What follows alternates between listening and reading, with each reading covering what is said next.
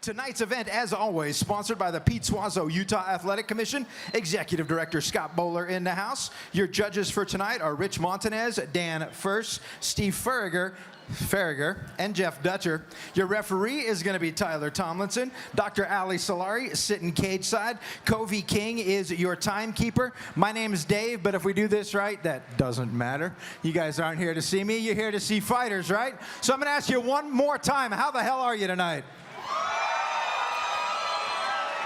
We're going to have some fun tonight. Remember, we got 13 fights on the card. That means I've got 26 fighters in the back that have been working their ass off.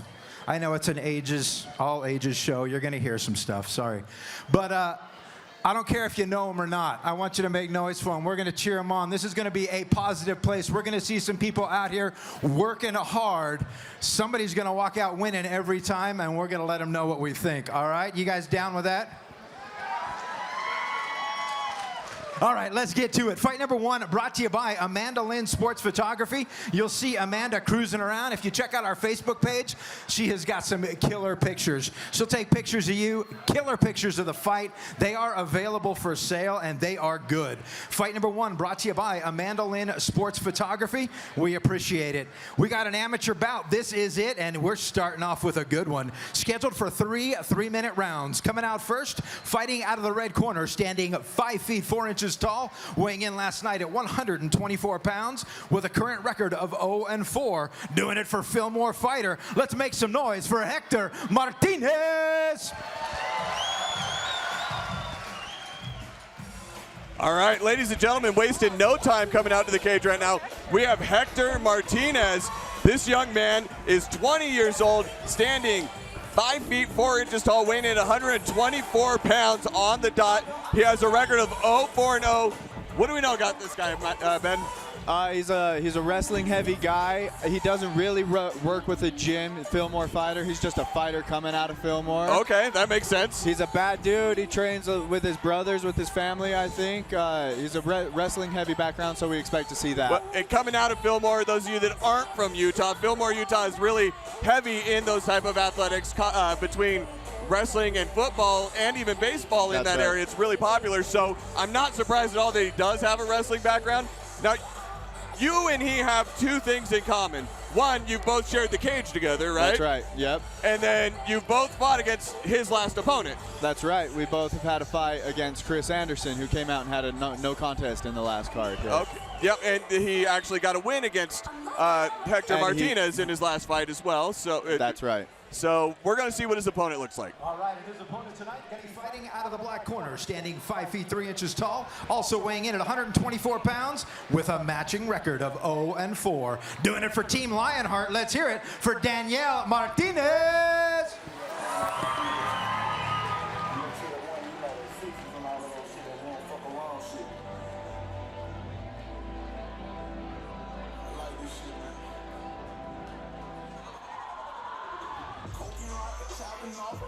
All right, and here he comes. His name is Daniel Martinez. He's coming out of Team Lionheart MMA, Coach Weston Barnes. He's also 0-4. These expect to see these guys hungry, right? Yeah, no, these guys match up so perfectly. It's a great way to start the night is with a couple of guys that have never gotten a win. One of them is finally going to come in and get their hand raised for the first time. Now, talking about Daniel Martinez, his last fight was, again, against the same guy that his opponent fought last and against someone that you fought before. That's right, and all three of them are grapplers, so we kind of expect to see that. He's coming off a loss in last July, actually, pardon me, and it was a submission to Chris Anderson. These guys have both been submitted by the same guy in their last two fights. Well, and neither of those are a bad loss because Chris Anderson's a really tough guy and he's a really good grappler. That's right. On the submission side, as opposed to the wrestling side that these guys bring to the table. That's right. We should see a good match. We should see some good grappling. They're about the same height, so it should be a dogfight here. We got some hungry guys. Well, I'm excited to see this thing get underway and see who can come out on top. These are the kind of fights that I love. When you got guys, they're tough. Neither one of these guys are a slouch, but their records don't reflect that. So they're both coming in here hungry for that win. And ultimately, one of these guys is going to get their first win tonight. That's right. And Yeah, I mean, that's all you can say. You got a couple of young guys. They both have some serious cage experience. Four fights is no small thing. So. Oh, no, not at all. Not at all. 8 fights between them, and that's more than the average person on the street's ever going to get. So. Oh, for sure. All right, so Tyler Tomlinson, our referee this evening, gives some last-minute instructions, and we're about to get this thing underway. Hector Martinez in the red corner wearing the Venom trunks, and Daniel Martinez in the black corner wearing the black tights. Yes, sir. And these guys are not related, in case you were wondering, folks. That's a common last name. Common last name. Ooh, nice hands by Hector. Seeing some boxing. There's good hands by Daniel. Hector did a good job closing that distance real quick, though. Yep, and these guys are both looking composed. You can tell they've been in there before. They're not too edgy, not too energetic. Good takedown by Hector. Very good timing by Hector on that takedown too. He waited for Daniel to load up that right, came right underneath it and got that takedown. That's tying it together and making it mixed martial arts. Right, and he's doing a great job of trying to trap up the legs, but Daniel does a great job. He's doing the right things. He's pushing that knee that's against the cage up so they can start trying to stand, and he's doing a good job, but man, Hector's putting on some pressure. Yep, it looks like he might get out here. He needs to dig these underhooks. He needs to dig an underhook on both sides. He has it right there with his right. There he goes. Yep, nice up knee the to middle. the body. Very good, turn him around. Good turn on the fence. Let's see if he can make anything out of it. Daniel's got some good pressure on him. He's getting little pot shots in there. And I don't think that Daniel's going to be going for a takedown. I think Daniel's, and right as I say that, you see a whizzer. You look for the hip toss. Yep. Good job by Hector, kind of making that hip toss or the whizzer not work so well and kind of rushed in off of a single leg. That's right. And it looks like he's actually getting a warning right now for, I think he's getting a warning for grabbing onto the fence. Oh, to avoid the takedown. Yes. Correct. Yeah, and that's exactly what's going on. Tyler Tomlinson is telling him, you got that takedown, but he was holding on to the fence, which completely stopped it. So if you don't know much about MMA at home, you cannot interlace your fingers through the fence to create an advantage in any way, shape, or form. That was a good stick, good jab by Hector. Let's see if he can put some combos together. I'm liking those. Kind of looping one, too, you got coming from Daniel. Ooh, there's a good nice 5-6-piece combo from Daniel. Level change from Hector. Hey, that's a knee to the face. He just paid him back for the... I started getting into the exchange, and instead of talking about it, I just said, whoa! So for anybody listening at home, you can kick to the head in amateur MMA, but you may not knee to the head. And that's a Utah rule. And up until a few months ago, you actually couldn't even kick to the head in an amateur fight. That's correct. So now you can kick, but you cannot knee.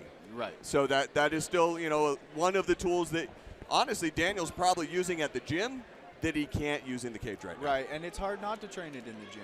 You're trying to put your instincts together. Your ultimate goal is to be a pro fighter. Too, so. Yes. Well, most of the time in a gym, you're training not just MMA as its own sport or its own style. You're training Muay Thai or kickboxing as well as whatever ground game you're training. Correct. So it does become a natural instinct to go to that because, again, you train it.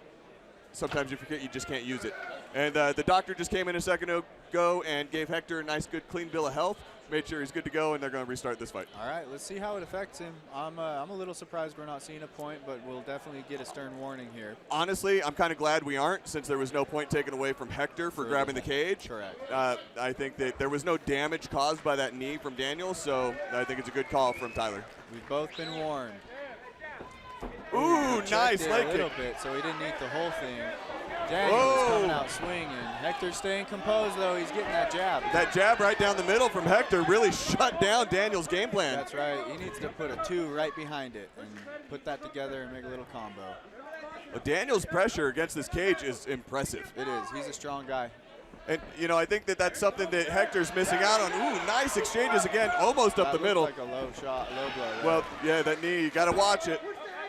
So I was going to say, when you talked about Hector not training out of a specific gym, that is one thing that you really miss out on is these cage tactics that you get to train. Absolutely. And part of that is dispersing your weight and changing your angle to get someone off of you when they're pressuring on the cage like that. Yep. And, luckily, Hector's a tough guy, and he's able to scramble, get that takedown. He took a lot of shots. Yeah, tough guy for sure. Daniel was holding him to that position and landing some big shots.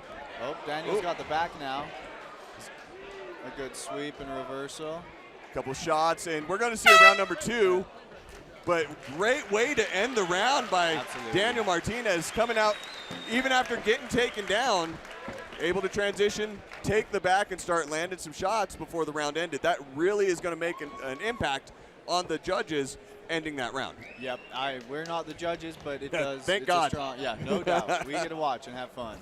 I mean, you could pay me enough to be a judge, but at the same time, I don't think that you could pay me enough to be a judge. It might blow up the budget. Yeah. Yep. It's definitely not something I would want to do. You know, the bad calls from the judges that everybody talks about, especially on the championship fights and stuff like that. Oh, yeah. I would not want to be one of those guys. Plus, the judges would always disagree with me, so we'd have dissenting opinions, you know? Right. I'd always be the odd man Because out. every time I say who won a fight, I'm wrong, so I don't like it. Or you'll say something like, we won't see him wrestle, and then they throw for a hip toss right away. Right. Yes. Yeah, Daniel. Man, making me a liar. All right, so what are your takeaways from that first round? I think Hector needs to be more busy. I think if he puts combos together and he doesn't just take one shot at a time, he'll find more success, because that jab is finding a home. So if he can follow that up with something, I think he can put the combos together. And I think the biggest thing you're seeing difference in is his jab is coming right down the middle, while Daniel's kind of swinging from the outside, trying to get more power into those punches instead of being clean and timing them perfect. That's right, and we'll see how that drags on his arms. We'll see if he's got the conditioning for that, because that is a way to burn yourself out too, throwing 100% on every shot. You know, it is, but luckily he hasn't been just throwing nonstop for the entire round. He's getting, big uppercut there. Big uppercut. Nice scramble. Big shots. I'm telling you, I'm loving the flurries. Yes, the amount of energy. Yes, it's harder to throw that many shots consecutively, and I'm loving the pressure that Daniel is putting onto Hector. And he's opening up. He's opening up a spot to let that flurry lie, right? He's not just throwing it willy-nilly and into the wind. Yep, he's timing it really well, and once he gets Hector against the cage, again, something that Hector is missing out on the training side is being against the cage. Right there, you've seen Hector do a good job eventually closing that distance and pushing forward, but he really can't do anything to counter what's coming from Daniel. Right. He's leaning on it too. He needs to be moving a little bit more. He's kind of putting himself right in the corner. Daniel's really coming to fight, man. He's a dog. I wonder if Hector's just trying to time for a takedown. Yeah, it seems like it. Once again, there's that just one straight shot. Let's see if we can get a combo out of him. Ooh, that uppercut barely. He's swinging for the fences on these. Luckily, it doesn't look like Hector's taking too much injury from it, too much damage from it, but he is eating a lot of shots. He's holding a tight guard, so he's like keeping him off his face, but he's not getting any points with the judges. Ooh, that one made it home in the body. Right, but again, Hector's able to grab him up, and you're going to see that really good wrestling from Hector, and really takes away what impact Daniel is able to establish earlier in that round. And with that, Daniel's shown some great takedown defense right now, and looking to maybe even take a couple shots with him before he escapes here. But Hector's hands are locked, so he could, if he has the gumption to follow through this, he could have a takedown here. So another, again, I talk about the difference between training in a gym and having like the collegiate wrestling experience and everything else. And one big one is when you wrestle in high school and even in college, you drive forward for the most part on those takedowns, especially when you have the legs. You might kind of switch and go to the side a little bit, but you don't go backwards on those takedowns. And a big difference between that and in the cage, when your opponent's against the cage and you're going in on that single, you have to suck them out of the cage to get that takedown instead of driving forward. And now you got Daniel flattening him out and just in a great position right here. Well, and it's one of those things you see with wrestlers even when they're starting jiu-jitsu, right? They don't want to be on their back. They don't want to get pinned. They don't want to get pinned. Right? Well, they've been training it for so long, and honestly, I think we're going to see another round of this because Hector is doing a great enough job of staying in the fight. We only got a couple seconds left, and there you go. We're going to see a round number 3. Tough young kids. No, both of these guys are really tough. Oh, yeah. I mean, they're putting it all out there, and I got to say, for someone that's not training at a gym, I'm still impressed with Hector. His fight is in this game. Well, he took my fight. When I fought him, he took it short notice. He took it on 10 days. My original opponent got COVID. So he came out for his debut on 10 days, and I underestimated him. And he came out stronger than I ever expected. And he's got fight in him. I mean, that's absolutely undeniable. Those Southern Utah boys, man, they're tough. About him. that Millard High School, I think it was a Millard High School. Oh, Millard High School, okay, yeah. Forged that young man. That's outstanding. All right, man, so I'm going to say my takeaway out of this so far is Daniel Martinez is winning this fight 2 rounds to none. Right. Now, again, I'm not a judge. I can't make that determination official.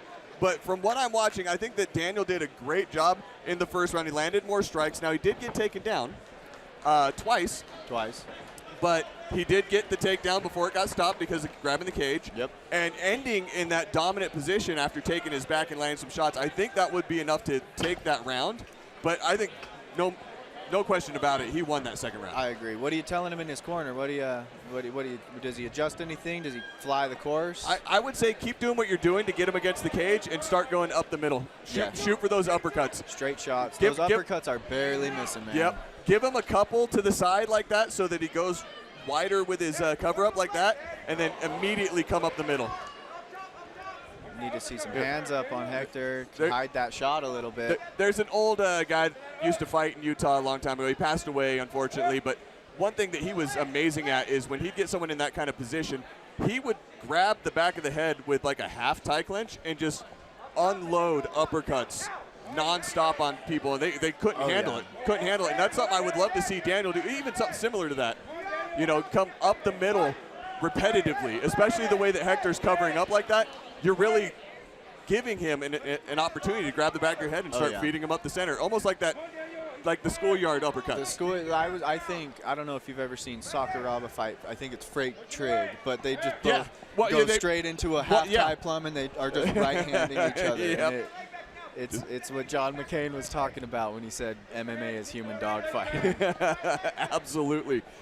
So far, again, Daniel is taking this round. He's trying for kind of a guillotine. Possibly he was going for a 10-finger, but I don't know if he knows how to do a 10-finger choke. So he's about to give his back up. Yeah. Oh, Hector's on the choke. He's in. He's under the neck. I think that's it. He's got to get those hooks in. Oh. Wow. Ladies and gentlemen, that is how you come back in a fight. That's grit. That is grit. That's determination. That's all heart on Hector Martinez coming out, getting his first win in the Still Fist cage. Absolutely. I've got chills. That was a comeback. That was an outstanding finish. Way to go, Hector Martinez, man. Daniel, keep up the work, man. Keep putting in the hours at the gym. You're looking good. You're doing great. But, man, Hector, you came out and pulled out that, I'm going to call it a surprise win tonight. Hey, that was a surprise win. It was a comeback. Daniel Martinez, if you hear this, you're 18 years old, man. You keep working. You keep fighting. You've got it, man. Keep it up. Head up. That was an excellent performance. Don't step out quite yet. You're doing a great job. Don't let it get you down, man. No, sir. Let's take this to the cage and make this thing official. Yes, sir. The cage, please. Both fighters to the center of the cage. And, gang, you know what to do. Make some noise.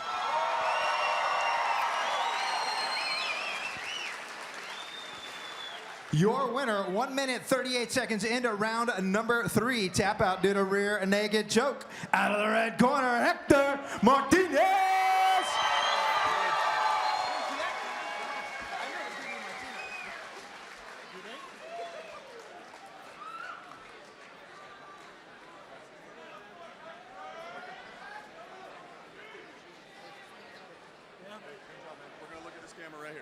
All right, everyone, I'm here with your winner, Hector Martinez. Dude, you finally came out and got a win. That was a hell of a fight. How are you feeling right now? Pretty good.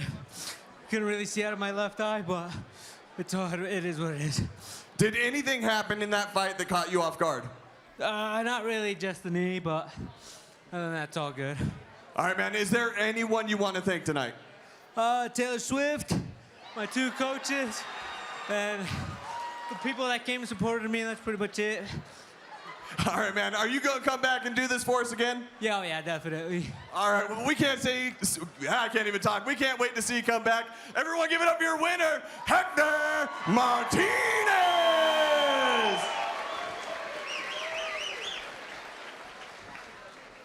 You ever have that coach that says it ain't over till it's over? They were right, weren't they? You don't give up, you don't quit, you keep fighting till the end. Walking out of here with his first win It's the hardest part of the night. You got to smile with the Bud Girls. Your winner, Hector Martinez. That kind of sets a tone for the night, doesn't it?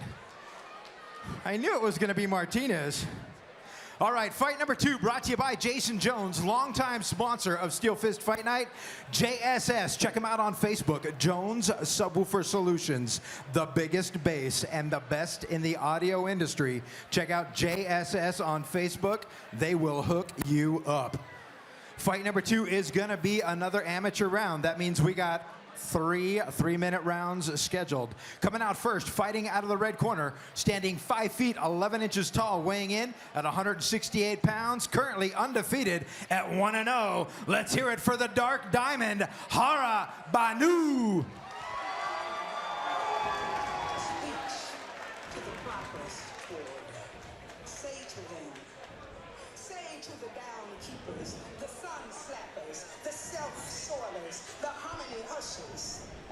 Even if you are not ready for the day, it cannot always be night. All right, ladies and gentlemen, coming out to the cage, standing 5 feet 11 inches tall, weighing in at 168 pounds, 27 years old, Hara Banu. They call him the Dark Diamond. The Dark Diamond. So he got this nickname because of his ability to fight under pressure and intensity. Now, this guy is coming out with a perfect record of 1-0. He's training out of Salt Lake Muay Thai in the Snake Pit. What do we know about this guy? Nah, we know a few things from him. He is actually born in Nigeria. Started learning how to fight when he was young to defend himself from bullies, him and his friends. All right. A few other things. I know he co-founded a nonprofit called Sable Gold Foundation to empower and educate children in West Africa. So that's awesome. He also does it for a similar cause, to empower people. And he actually donates all of the proceeds from his ticket sales. So he is an amateur, so he does not get paid to fight, but he does get a percentage of ticket sales if he sells the tickets. He actually donates all of the money from his ticket sales to a charitable organization such as Children's Society of Utah that helps provide crisis prevention for abuse and neglect for children in Utah. So I'm actually a pretty big fan of this guy outside of the cage, let alone what he's going to bring into it tonight. Yeah, that's right. I mean, he's an engineer too, so he's a smart guy with a heart of gold and hands of steel, man. So that's right. I'm excited to see him come in here. Now, he does train at Salt Lake Muay Thai and the Snake Pit. What do we know about those gyms? Or that gym, sorry. You would know more than me. I know they Salt Lake Muay Thai, obviously, they're going to have some strikers. Right, so Salt Lake Muay Thai is like the evolution of the old Muay Thai Institute here. Years ago, it was the Muay Thai Institute, became Punisher Muay Thai, and now it's Salt Lake Muay Thai. They've been around forever. Snake Pit MMA is actually inside of the Salt Lake Muay Thai. It's a different gym within the gym, if that makes sense. That's and right. That's head coach Jake Paul. Not the boxer, not the YouTuber. not the YouTuber turned boxer, but Jake the Snake Paul, professional MMA fighter, world champion, has over 100 fights throughout the world. So he's getting a lot of really good training out of that gym, and he's one of 2 of their guys that's actually fighting tonight. Yeah, he's coming in here. He's bringing a serious level of intensity. He's taking his time on the walk. He looks jacked, man. He looks like a real athlete. He's got his UFC shorts on. And this is a lean 168 pounds. Oh, yeah. Like, he probably walks at 170 and cuts weight just naturally the week of the fight, like 2 pounds. He jogs to weigh in. The opponent tonight going to be coming out of the black corner, standing 5 feet 11 inches tall, weighing in at 167.5 pounds, making his amateur debut, doing it for Empire MMA. Let's hear it for Matthew Beasley.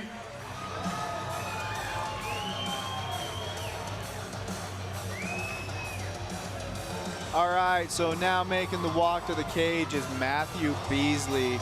He's 19 years old. He weighed 167.5 pounds. He's coming in here with a record of 0-0-0, so you know what that means. One of those O's has It's gotta go. That's right. We know he's coming out of Empire MMA down in Cedar City, Utah. Do you know anything about these guys, Matt? They've been around for a while and pretty good gym. I know like Talon Torres, a few other people out there that have been training for a while out of that gym. So it's an established gym down there in southern Utah. They put out a lot of good fighters that come in and put on a really good show. Now, don't let the 0-0-0 fool you. I believe he actually had a fight previously that was ruled a no contest. Okay.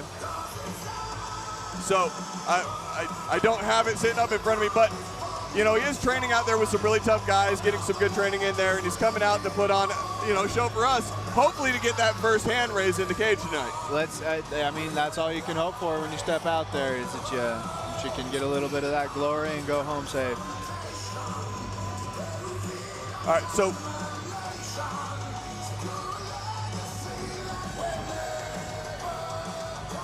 he definitely looks calm and composed right now. He's getting that last minute check by the athletic commission, and on top of that, this is where they're able to put Vaseline on the fighter. So right there, you see him tell him to wipe off a little bit of the Vaseline got on his shoulder.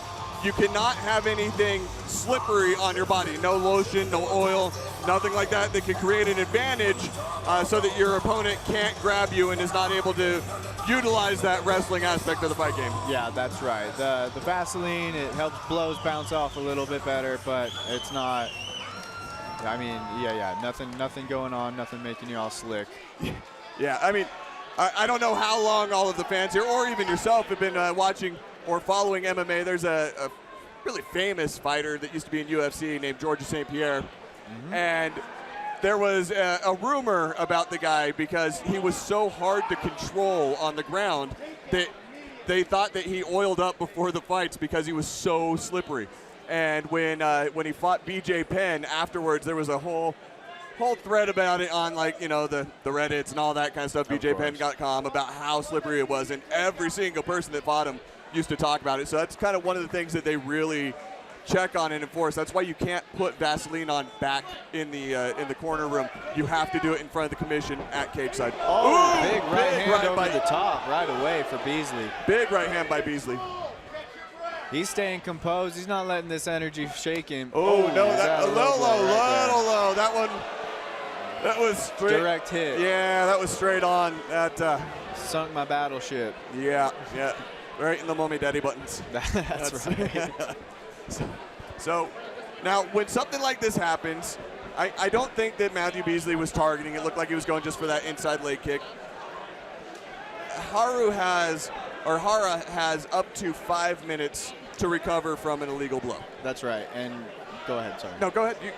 No, I mean, sometimes when it's a little later in the fight, you'll see somebody take a little more time. Yes. They're pretty fresh, so we'll see if he's ready to bounce back in or if he needs a minute. Because you don't want sometimes you want your opponent to cool down, but you don't want to cool down, That's right? right? So you don't want to get your muscles cold. You've been loading them up with blood and oxygen and everything coming out to the fight. You don't want to dump, especially an adrenaline dump early on in the round. So we're probably going to see this thing get started here really quick. He seems okay. Seems like it hit him right in the cup. All right. Let's see how it goes. All right. Nice touch of the glove. Show respect. I like it. Sportsmanship. We saw a little bow. He's heavy. He's heavy. Got him coming in a southpaw, so we're working an open stance. Both fighters need to aim to have their foot on the outside of the other fighter's front foot. I'm liking that switch kick with the right leg of Hara. Oh, he's fast, but he needs to keep them hands back. Yes. Beasley's ready to counter. Beasley's pretty accurate in his strikes so far. Ooh, cheap kick. At least right with his in the hands. guts. Ooh, whoa. Oh, stumble. Definitely take advantage. Oh, good right hand from Beasley. He's got him up against the cage now. On his wheels, going backwards, and landed that big right as Hara was coming in. Let's see if Banu can recover. He's taking some big deep breaths. He's trying to work him off. He needs to work that into an underhook and get off that fence. Unhooking that leg too. That's a big part of, takes a lot of practice. You have to learn how to turn your hips and your legs against the cage to get someone off you like that. But it looked like Beasley just wanted to throw a punch. Yeah, he looked for that overhand right on the break, and he almost got it. Nice. He is down again. Big hands by Beasley. That right hand is finding home for Beasley. And honestly, it looked like he caught Banu right at the perfect time. It didn't look like a knockout, but it was as he was coming back onto his feet from throwing that kick. Yep. And just he lost all balance and went all the way back into the cage. I'd love to see Hara set that kick up. It looks athletic, it looks great. If he can put it behind a 1-2, it might find a home. You're seeing a little bit more of a traditional martial arts stance too. Right. Like that outside hook kick that he just did too. Yep. You know, you don't see that as much from the Muay Thai fighters and everything else. They generally set up their kicks. Yep. With the strikes and everything else, but he's throwing a lot more of the traditional style where he's just launching the kick up there. Yep, kind of like a taekwondo Yes. kick-centric sort of thing going on. Beasley's not phased, man. Look at him. No, He's cool. He's staying home. He's waiting for that. Right. He's timing it too Oh, so man, well. He's going to get a couple more. Mouthpiece. Ladies and gentlemen, Matthew Beasley just knocked Haru Banu out. He is out cold. He is out cold. That right hand is deadly. He's right in front of us. He's trying to stand up. They're going to keep him on the ground. He's actually still out of it. He's just barely coming to consciousness right now. Holy moly. Wow, that was a big knockout by Matthew Beasley. Wow, that will put a win on that record. Yes, with an exclamation point. Yeah, no kidding. Wow. Exclamation point 0-0. Yeah, no, Hara is still out of it. He's conscious, but he is loopy right now. He doesn't know what's going on. He doesn't know where he is. He thinks he's still fighting. This is He's starting to pay attention. He's starting to look at the dock now, finally. wow, he's awake now. Yep, there he is. Barely. Holy moly. And he just realized that he lost the fight. He's okay, folks. He's okay. Wow, hats off to Matthew Beasley. What a right hand. That was ferocious. That was amazing. Man, that's hard to see. That's heartbreaking. All right, Hara's starting to come back Here up. we go on the replay. Big right hand. Big right wow. to Wow. sleep. Look at us over here. Freaking out a little bit. All right. Wow. And now Hara's starting to have communication with the doc, and he's back on his feet. This is why I love the sport. Oh, man, that was, yeah, You know, you're right. Amen. whether you're cheering for him or against him, everybody's happy that he's back up on his feet. Yep. The doc's going to give him a little bit of a checkout right now, make sure there's no obvious concussion symptoms going on, and then he's going to look at him backstage after the fight to make sure he's he can good. get out of here on his own feet. Yeah. All right, Wow. well, let's take this thing to the cage and make it official. Absolutely.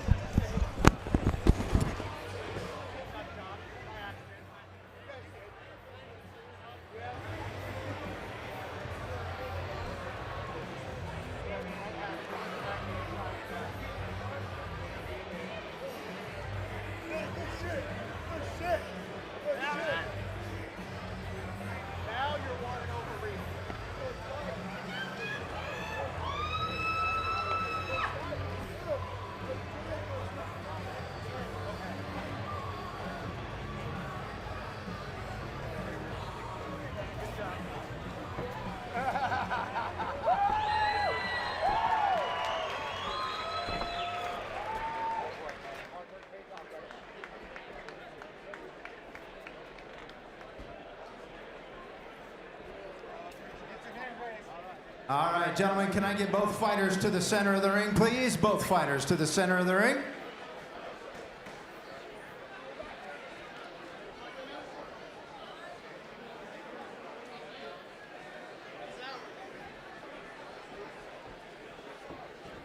Do me a favor, gang, make some noise for both these warriors, would you?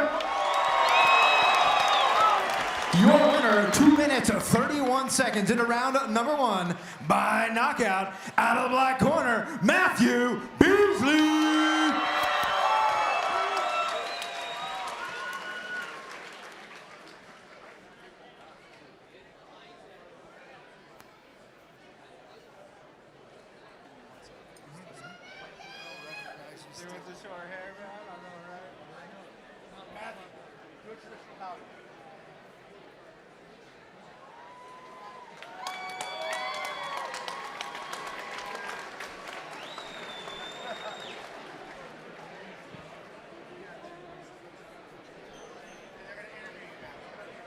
All right, y'all, I'm here with Matthew Beasley.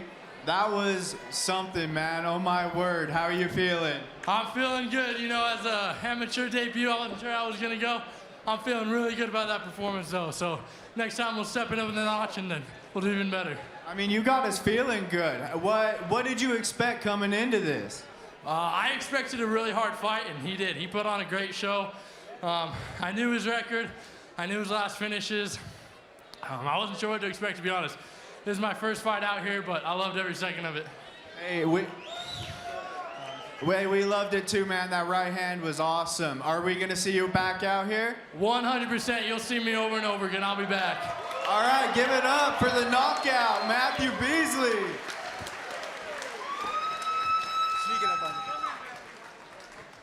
Left out one very important point. The undefeated Matthew Beasley. Yeah, it's my first MMA fight. I knocked him out. Didn't even mess up his hair. Nice job, Matthew. We'll see you next time.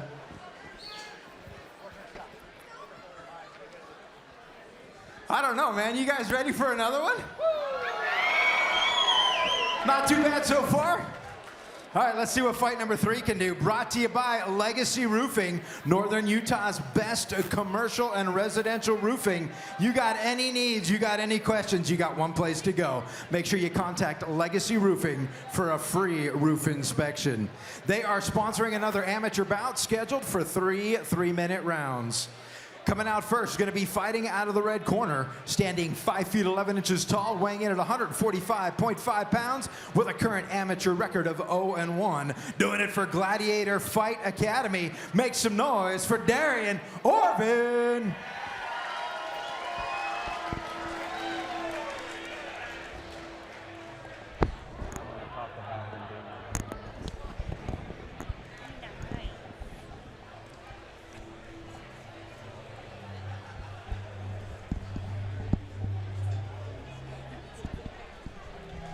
All right, ladies and gentlemen, coming out to the cage, we have Darian Orvin. Now, Darian stands 5 feet 11 inches tall, weighed in at 145.5 pounds at 25 years old with a record of 0-1-0. What do we know about this guy, Ben? We watched him fight last time. We called it together. He fought a long fight, 3-rounder. He lost the decision. Yes. He's striking heavy. That guy standing next to him is Julian Ruiz. He's a local fighter, just went pro. He's a serious striker, good striking coach. Yes. So that's what I would expect to see out of Darian tonight. All right, and so he's training out of Eastman Fitness. Do you know anything about Eastman Fitness? A little bit. I mean, they've always got fighters out here, and they're always putting out a hard-hitting guy. I can't tell you right off my head who the coach is, but Rob Eastman. Rob Eastman. So, there you go. It's not only a gym, it's also a recovery center. Now, it's both. So, you know, people that are not in recovery can go there and train. It's not exclusive in that manner. But it also serves as a recovery center to help people that are recovering from addiction get back on track with their lives. And they utilize fitness as a big part of that recovery process. I love that, man. Yeah. I love that. Tie them into the community. Exactly. Tie everybody together. Let's do it. So, now he is coming in that 0-1. You said his last fight that we commentated back in December was a unanimous decision loss, but it was 3 rounds, and it was him going and putting it all in the cage. A very striker heavy like you were talking about. It was against Jake Conzel. So it was both of their first fights, and he just didn't come out with the win. And Jake Conzel is a Division I wrestler as well. That needs to be said. Right. So Darian obviously didn't go in against a slouch, and he's coming in looking very calm and composed. Oh, yeah. He's got the orchestra going. Right. All right, let's see what his opponent looks like. All right, his opponent tonight going to be fighting out of the black corner, standing 5 feet 9 inches tall, weighing in at 147 pounds, making his amateur debut, doing it for One Hit MMA. Let's hear it for Norberto Ortiz.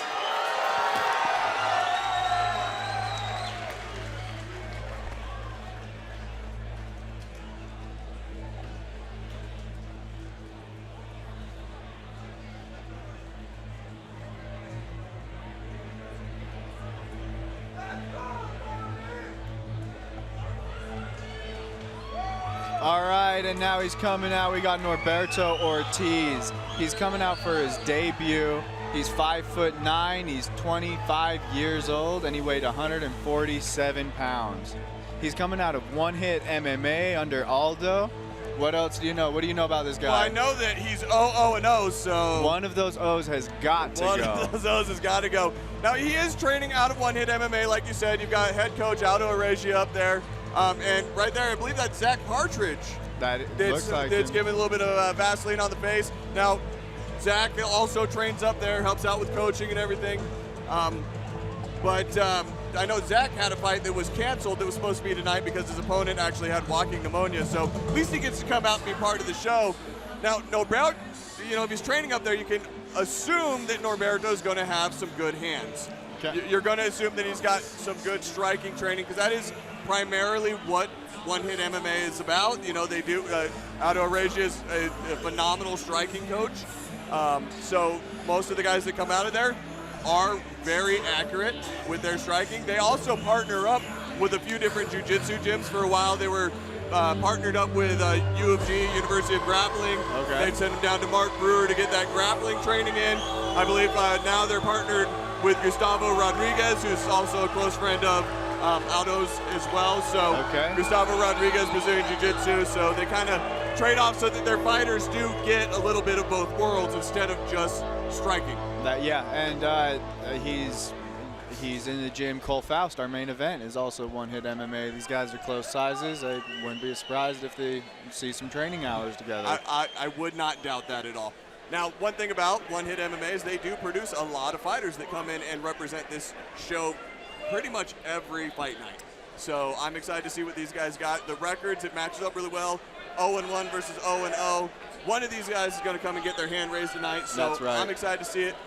We've got referee Tyler Thomas who gives some last minute instructions. If you're just tuning in, Darian Orvin in the red corner with the, I'm going to say tighter white trunks. The tighter white trunks, the soccer shorts on. Yes, the soccer shorts on. And then Norberto in the with a big leg kick right away. He caught a right hand on the way out, though. I would have liked to have seen him not pull that uppercut, but he is going after it. He's swinging with everything he's got. Let's see how long he can keep that going. Great job by Darian grabbing that leg up. He's able to put Norberto against the cage. He's digging his overhooks. He took a mean shot to the body there. Yeah, no, Norberto's landing some good shots with that knee for a minute now. See if he's able to capitalize on this cage. So kind of an interesting personal point is back in January, I lost 2 of my dogs, both in the same day, like within a day of each other. And I just kind of posted on Instagram randomly if anybody knew someone with a 3D printer or who could do that. And Darian not only jumped on it, but completely for free, he came through, made 2 busts of both my dogs with like a lithograph that is backlit. So he's also just a phenomenal guy. So nice. It's fun to see him out here. He just ate another big knee and big takedown. Big takedown.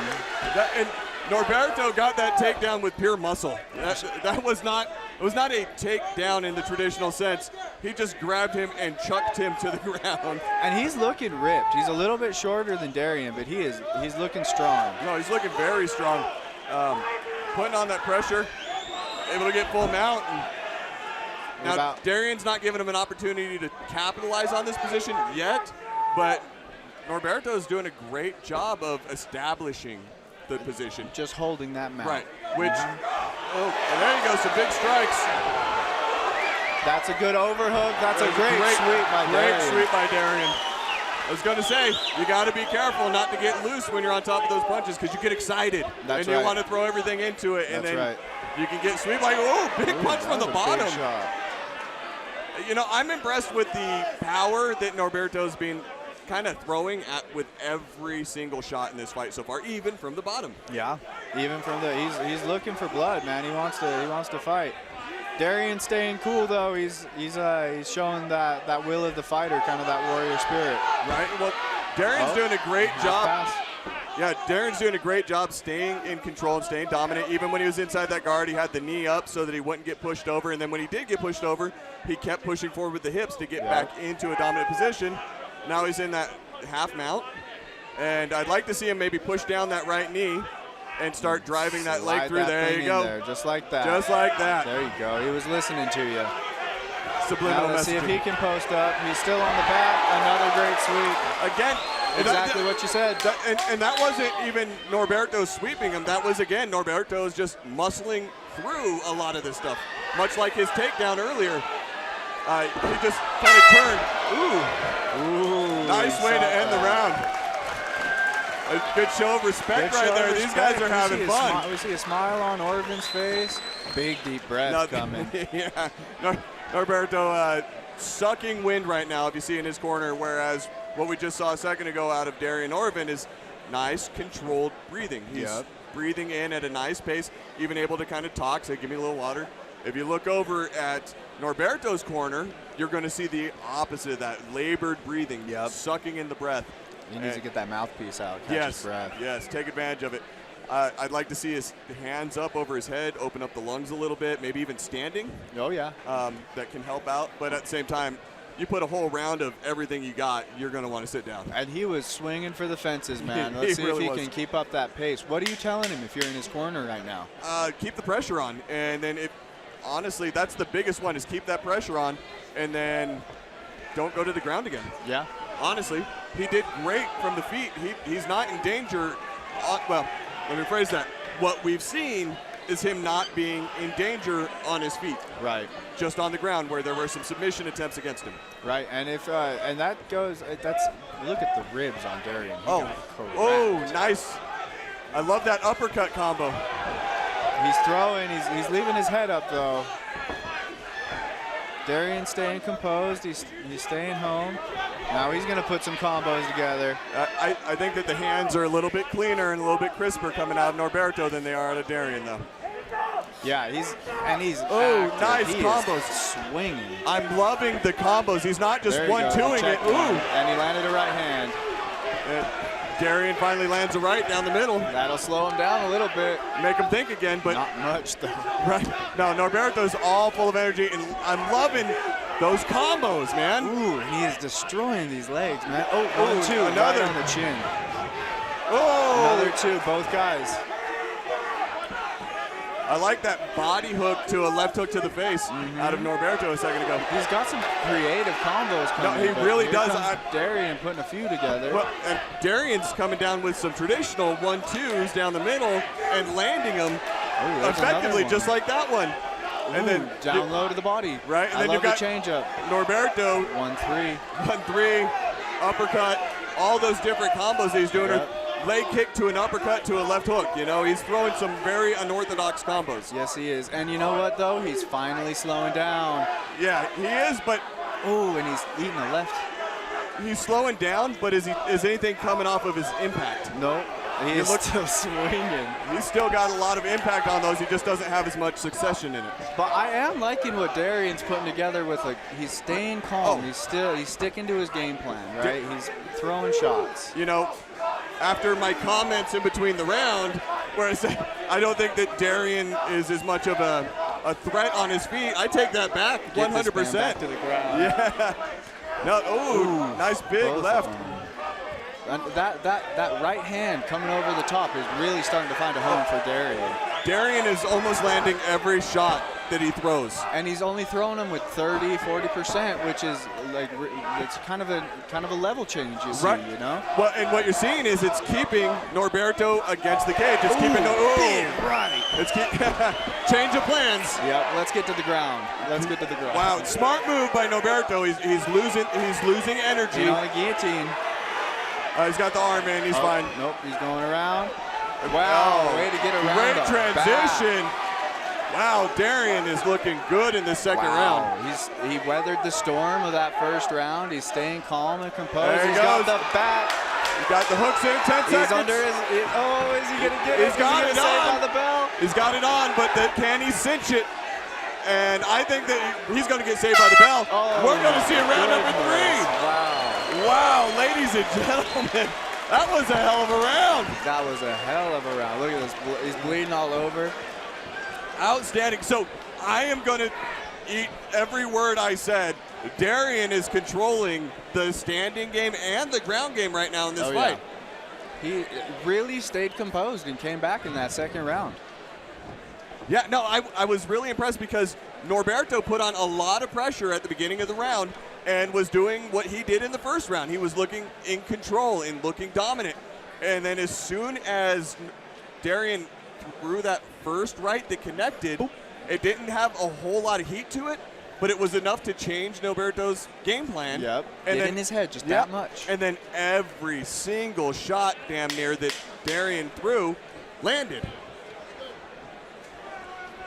So, all right, we're going to see round number 3. This is the final round. This is, in my opinion, this is the round that's going to make the difference. I agree. I really think that first round could have gone either way. Second round, there's no way Darian didn't come out with a win on that second round. I agree. We're coming into this 1-1, 100%. Yeah, and so I think that, you know, Darian knows that he's kind of in control. If he can keep up that same pace, he's got this fight. Yeah, and you see it when you got a strong guy like this, a strong build, coming out and swinging for the fences. That a lot of the time is their downfall if they can't put it away in that first round. Yeah, because you're trying to end the fight as soon as possible. Oh yeah, those big muscles take a lot of blood. They I don't know. Ooh, slick jab there, slick two. Again, I'm loving those combos by Norberto. I would love to see him land those combos. Yeah. But I like them. Oh man. Darian is staying cool as anything, isn't he? You know, Darian's body is taking damage while Norberto's face is taking damage. That's true. And Darian is really letting his legs take some shots. He's red all over, welted all over. Especially in that first round and probably the first 20 seconds of the second round. Yep. He ate a lot. Yep, he just ate another one, gave a smile, a little bit of showmanship. But he's chasing him around the cage still. His legs are still moving, so stronger than I am. 3 jabs right in a row. He's keeping Norberto from being able to do much. Ouch. Big nice right. Hand. Right on the chin. Oh, 1-2. 2-2. He's keeping Norberto on his wheels right now. And this is what I was talking about with Hector. If Hector could have put 1 or 2 following those successful jabs, you know? Boop, boop, boop. Another one right on his chin. I love the way that Darian's throwing those too. After Norberto throws that big looper, he just comes in soft with a 1-2. Yep. Look at him go. He's like, even if it's not going to knock him out, it still is enough to mess with him. It doesn't feel great. No, it doesn't. A 30% punch still sucks. It stops your motion more than anything. It stops you dead in your tracks. It makes you question what you're doing too. Yep. Like, okay, I need to change something. I keep getting shot. Yep. Look at them. They're working like dogs and they're doing a great job. A smart move by by Norberto to pull him in like that and just grab him behind the head. Yep. You close off that range. Yes. You know, Darian's really making effective use of his range here. He really is. Feet. And there he goes. If he can break out of this. Ooh, 1-2. The look on Darian's face as that left came through. He just slowly looked and smiled and then went in for a punch. I love it. I love it. Again, you got a lot of aggression coming out of Norberto, but just not the gas that he had in the tank earlier in this fight. And it's the same couple of shots coming every time, right? And so just the same combo to block. Up top, left hook. It's not as hard to see it coming either. Yep. Oh! Big right by Darian. Darian is really last 10 some money in the seconds. bank. This is the scramble you want to see at the end of a fight, too. It's the last few seconds of the fight, and these guys just went for blood. Wow, that was a hell of a fight. You know, if I had to guess, I'm going to say I guess that Darian won that fight. I do as well. We have no skin in the game. We don't get to decide, folks. But I'm going 2-1 Orvin on that. On my unofficial scorecard, I agree 100%. I think it's going to be 29-28. But I could be wrong. That's right. We're here to have fun, you know, not judge. Yeah. I enjoy where I'm at and what my seat is, so I'm good with it. So no far doubt. tonight we've had a tap out. All right, let's take it to the cage and find out who won this thing. Just watched you guys beat the snot out of each other for 3 rounds. What do you guys think so far? This one going all the way to the judges, so what do you guys think? Make some noise for the red corner, Darian Orvin!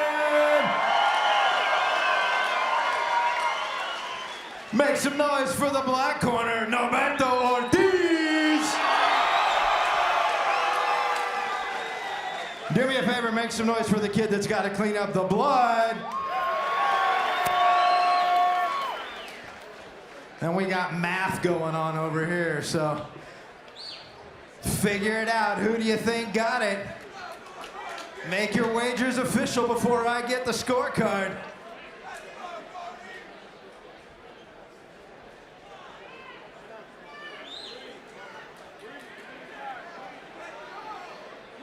Talk amongst yourselves for a minute. We're figuring it out.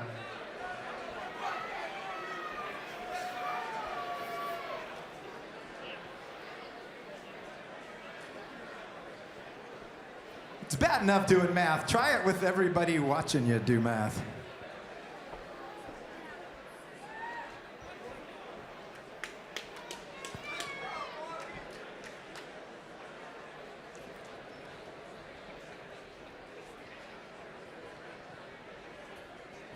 All right, I know the answer. You guys want to know? First of all, both fighters to the center of the ring and do me a favor, make some noise. This one going all the way to the judges. Jeff Dutcher with a score of 29-28. Dan First with a score of 29-28. Steve Farragher with a score of 28-29. Your winner by split decision. Out of the red corner, Darian Orban!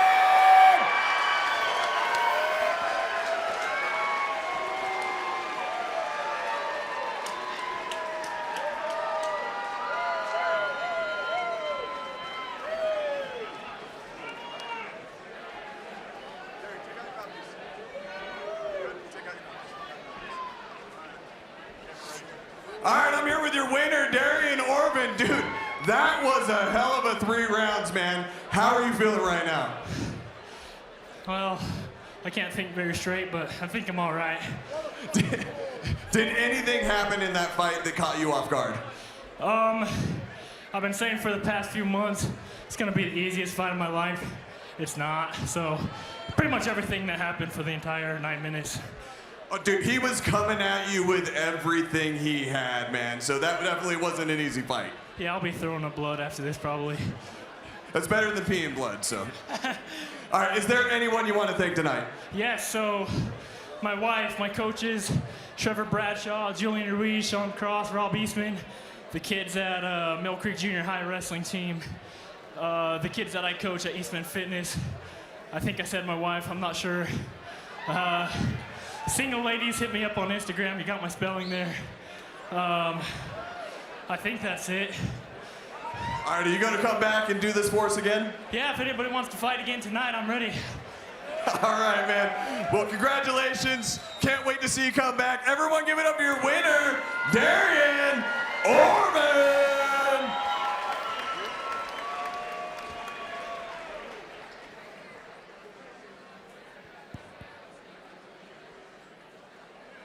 Please.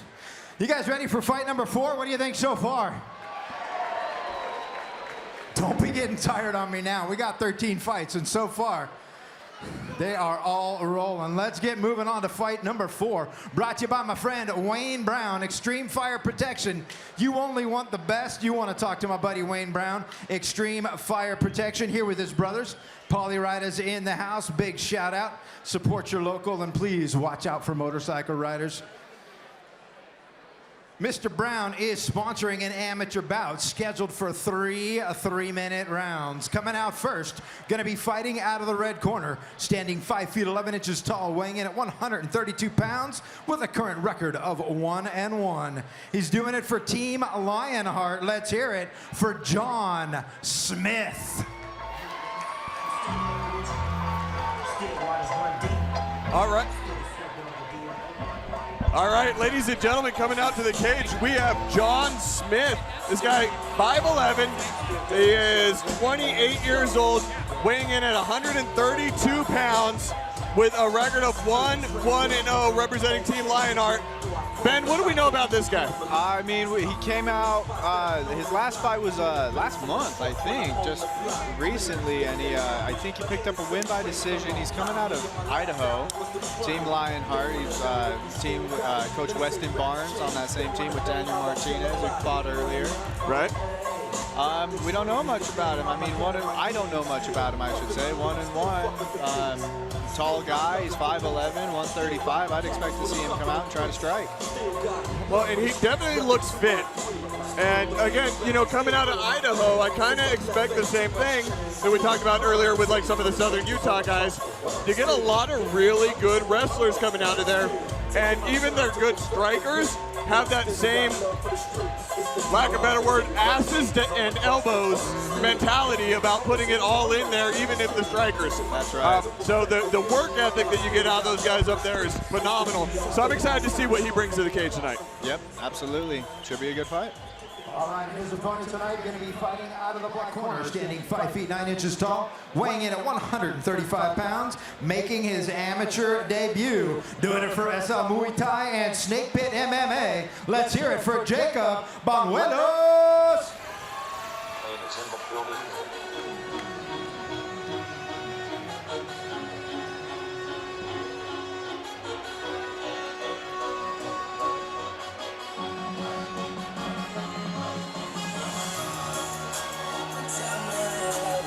And here he comes. We've got Jacob Banuelos making the walk to the cage right now. He's 2-1 and 2. Oh, he's 1-2 and 0, not 0-0 and 0. So we've thanks for Matt to getting that out to me. So we gave him the credit for the win that he has. Right, he actually has a few fights before. He's actually fought for Stillfist before.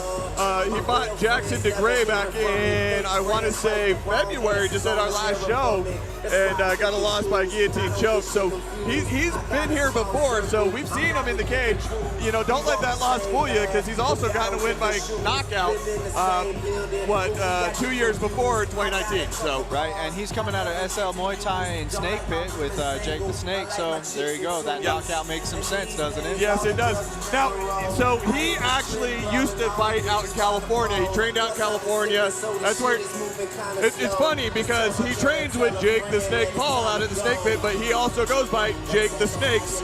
So Jake the Snakes is coming out here from California first, and then he moved out to Utah and started training at the Snake Pit because, you know, it just felt like home. It just felt like home. It's hard not to. Hey, sorry, Jake the Snake. I didn't mean to give you Jacob.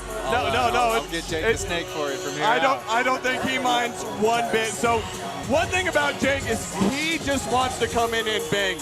You know, talking to him, his last fight, he just wanted to come in and get some fights under his belt. He got the loss and immediately signed for another fight the following month. So this guy is a warrior. Win or lose, he's here to put on a show. Yeah, and we're thankful to him for that. He seems like he's getting himself gathered, getting ready to get in the cage. Oh yeah, got this coming in. Yeah. All right. Yeah, he definitely looks ready to go tonight. Oh yeah, he's rocking the Dagestani beard and the rat tail too. He's ready to roll. Snake tail. Snake tail. He's got the snake tail. He's got the snake tail. Hey, sorry again, Jake. All right, so you got Tyler Tomlinson doing some last-minute checks, talking to him a little bit, making sure everything's good to go. And he's going to bring them both to the center of the cage and give a little last-minute reminder. Now, before the show, fighters are given a fighter brief by the Athletic Commission and by Tyler. And they go over the rules, talk about like no strikes to the back of the head. He identifies what the back of the head actually means, because a lot of people come out and they're like, he hit me in the ear. That's not the back of the head. No, sir. That's the side of your head, right? It's about a 2-inch strip like a mohawk that starts at the crown and goes down. So he just kind of reminds him, hey, remember what I talked about? Nothing, you know, no dirty moves. Keep it a nice, clean fight. Let's get it on. And I like that. Oh, my God. Jake comes in with a big right. He's done. He's done. Oh, no. He's still in the fight, but all on instinct. Wow. Wow. Wow. Jake landed that big shot, and there is some blood coming from the, I want to say the right eyebrow of John Smith right now. Jake's going for that guillotine. He's trying to weasel that arm in and get it nice and tight. Almost under, too. I'd like to see him close that guard, and there you go. He's going to get that. Nice. Yeah, he points right at you. That was phenomenal. That was great, man. He just came over to give me a little crap about his last fight. So Way to go, Jake. He was looking at you before he even tapped. He was ready to talk before he even got that one. I called his fight that he lost. He wanted to give me a little bit of crap about it. Well, so you know what? Way to go, Jake Manuelos coming out and getting a win. And that was a hell of a fight. Hell of a fight, but that was a great show of sportsmanship right now. You know what? Let's take it to the cage and make this thing official. Yes, sir.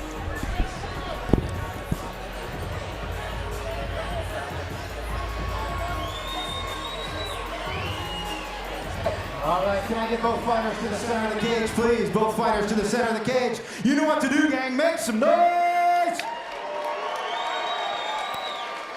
Your winner, 37 seconds into round number 1. A tap out due to guillotine. Out of the black corner, Jacob Banuelos!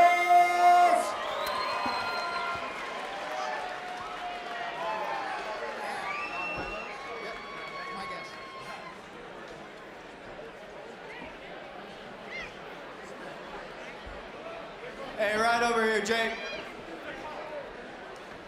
Let me get you over here. Hey, I'm with Jake Banuelos, our winner by submission. Who you got to thank?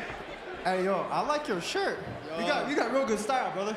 Hey, thank you very much. That was a stylish shot, man. Now, I'd like to thank my coaches, SLCT Multi, Snake Pit. But all glory to God. Without him, I wouldn't be here. So I just want to thank him first. But thanks to all my teammates, my coaches. You guys would put me through the ringer every now and then, and I appreciate it so much. Hey, I'm sure we're gonna see you back, yeah? Oh, yes, sir. If you didn't watch the last one, I did the same thing, but I didn't get the same victory. But we good now. Hey, give it up to him for the early win. You know it's a good night when your interview lasts longer than your fight. Do me a favor, walking out of here now, 1-0. Let's hear it for Jacob Banuelos. Gotta smile with the Bud girls, pretend like you're having fun.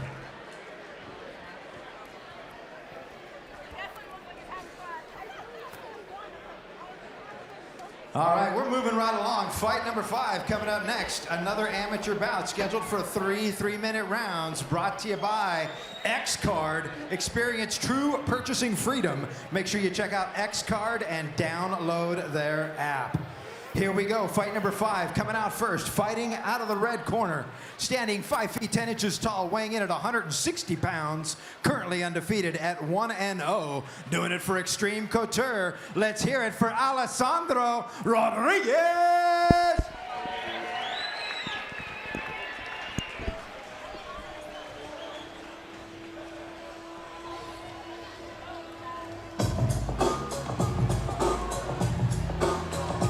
All right, ladies and gentlemen, coming out to the cage right now, we have Alessandro Rodriguez. This man is 26 years old, stands 5 feet 10 inches tall, weighing in at 160 pounds, with a record of 1-0-0, representing Team Extreme Couture. What do we know about him? What do we know about Extreme Couture? So he's coming in here undefeated, of course, won his debut. He's coming out of Extreme Couture, I'm assuming Las Vegas. There's a bunch of them. We get a lot of the Vegas guys up here. We got a lot of serious fighters coming out of Extreme Couture. A lot of guys on a lot of levels of the pro circuit, and obviously all the way down here to amateur. Well, and what's beautiful, Rough is one of the shows out there in Las Vegas that Extreme Couture uses a lot as a platform for their fighters, but kind of a beautiful thing about Salt Lake City being one of the neighboring states that has an amazing pool of MMA fighters and shows is that they feed a lot of guys out here to Stillfist Fight Night to start building their amateur record. And he's another one of those guys, Extreme Couture out of Las Vegas. They're a phenomenal gym. They've got a lot of really good coaching out there. Usually you're going to see really high level of jiu-jitsu and good striking as well. So I'm excited to see what he brings to the cage, especially being undefeated. I know his last fight was against Lamont Jordan in Rough, and he actually won that one with a head kick. So I'm excited to see what he can do out here. Let's see. I hope he gives us something His exciting. opponent tonight going to be fighting out of the black corner, standing 5 feet 10 inches tall, weighing in at 161 pounds with a current record of 1-1. Doing it for One Hit MMA. Let's hear it for Amanda Garcia.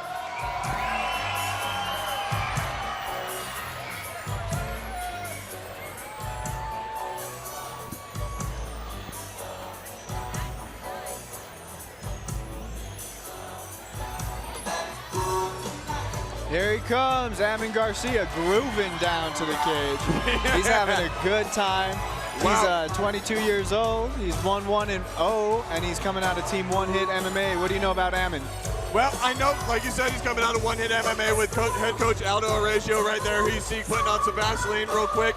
That last minute checks that he's going to get from the Athletic Commission. We talked a little bit earlier in the night that Vaseline and any of that kind of lubricant that you put on the forehead of your fighters has to happen cage side instead of in the back to make sure that you're not doing anything wrong. Now, Amin is coming off of a win against Eusebio Salas here in Stilpus. I want to say back in December when you and I were commentating together. And then before that, he did have a loss to a fighter earlier tonight, Harabanu, where he lost a rear naked choke. So he's coming in here with a perfectly even record to see what he can do against Alessandro Rodriguez. Yeah, I mean, I'm sure he's coming in the win column, and that helps. Both guys are coming in with a win, so they're both going to be coming in hot, hungry for another win, looking to keep rolling. So it should be another really good, really exciting fight. Right. Well, one thing that we talked about with guys coming out of Extreme Couture, they generally have good striking, but also high level of jiu-jitsu. Whereas when they come from One Hit MMA, they usually have really high level striking and pretty good jiu-jitsu. So now I'm not saying these guys are in that specific category each, but that is a lot of what we see. So I'm excited to see how these two gyms match up against each other tonight. Oh yeah, they both look cool. They both look like they're ready to go. Alessandro back pacing. You couldn't see him. He's off camera. He was pacing for a second. Now he's ready to go. And then you got last minute instructions from Tyler Tomlinson going over with Amin Garcia. And he definitely looks calm and ready to go. So. Oh yeah, he looks like a caged animal. Neither one of these guys are making eye contact. Nope, and I get that. I don't do it in the middle of the ring either. I think it kind of helps you stay in your game. You see a lot of guys. You see a lot of guys use it as an intimidation tactic to do the direct eye contact, stare them down. Neither one of these guys doing that, so I think they're just ready to come in and do their thing. You love it. They're coming in to fight their own game plan, and they're going to come in and fight their own fight. And they're not feeding into the other. Exactly. Staying calm so far. Great level change. Again, kind of what you expect to see out of that gym of Extreme Couture. Beautiful timing by Alessandro Rodriguez coming in off of that strike to get that takedown. Oh yeah, and I think that's something you see when you're talking about an MMA gym, right? You've got to time that combo, time to shot under that combo. Again, got to be careful. Both these guys just threw knees right upward towards the head. They got to be careful with these amateur fights. Right. Losing a point is deadly, man. Right. That's a fight changer. Right, and we talked about that earlier tonight, that in the amateur division here in Utah, now head kicks are legal. You can kick to the head of your opponent. You cannot throw the knee or the elbow to the head of your opponent. That's right. Yeah, no elbows, no knees. Yeah. Hands in. Good right hand. Heavy body shot right there with the right leg of Amin Garcia. And he's starting to pour some on. Alessandro stays calm, stays cool, gets out of dodge. He's going to survive for another minute. Did great job closing the distance, drops a knee. Right in front of us. But beautiful transition by Amin Garcia. Takedown defense. He stuffed the head, he got around. No, he did a great job sprawling, scrambling, but see if he's able to. He's got that shoulder choking nice and tight. I'd love to see him walk away. It's tight. Now, he's going for that Darce, and on the Darce, you want to go to the outside like that. But I would still like to see him walk his body off to the side while he's got that locked in to try and tighten it up. But take that angle away and put him away. Beautiful job, though, grabbing it up. You can tell he's been doing a little bit of work over there at Gustavo Rodriguez Brazilian Jiu-Jitsu. That's right. These guys are just looking to make you wrong tonight, man. No, for real. That was. You don't expect that level of jiu-jitsu out of guys that are in a primarily striking heavy gym. Right, and now you can see Alessandro's really working from the guard. He's really comfortable in that guard. He's not looking to stay there, though. No, Alessandro did a great job shrimping through to get that guard nice and easy. Right. And then you saw him for a second trying to lock up that arm and go for a Kimura, the way that he was trapping and going all the way to the side to trap it in. But Amin saw it coming and just did a great job of stopping it. Ooh, right to the body. Back up to the feet. Yep, that's a great job. Way to get up. Way to get out of that, Alessandro. Nice Good stick to the bottom. Superman. Oh!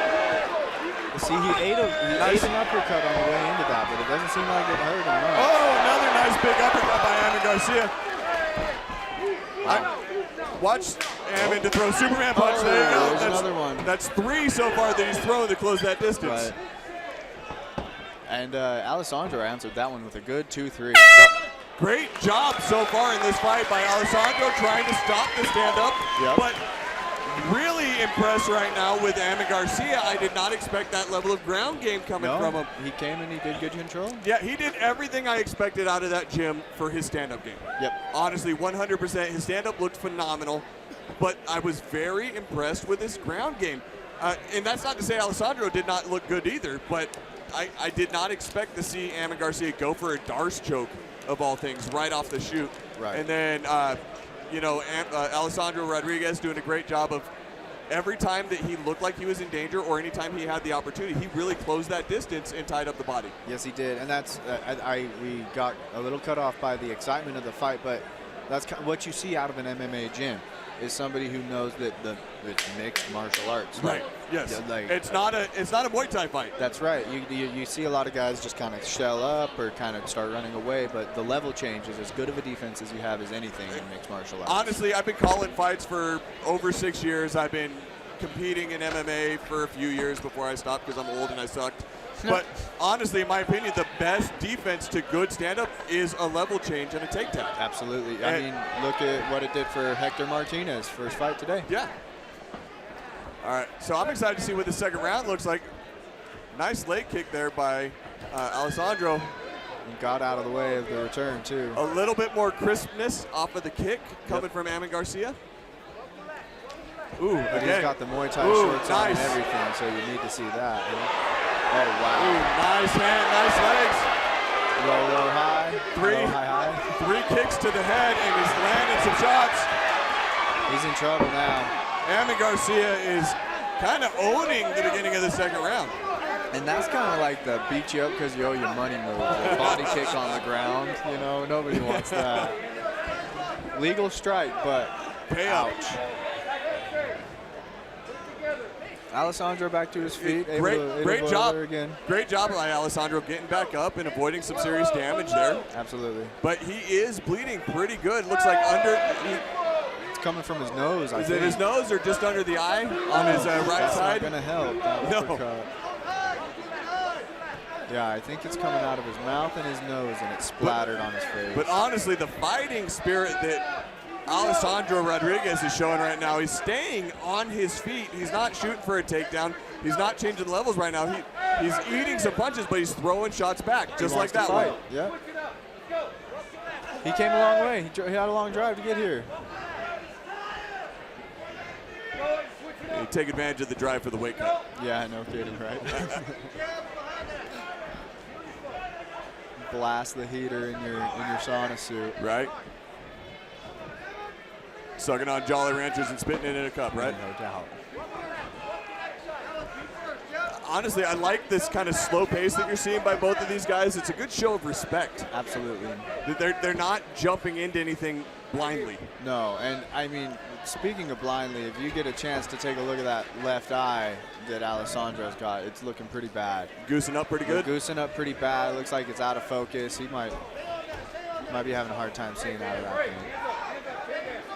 Yeah, and being a southpaw, that's not a good thing. Not great, no.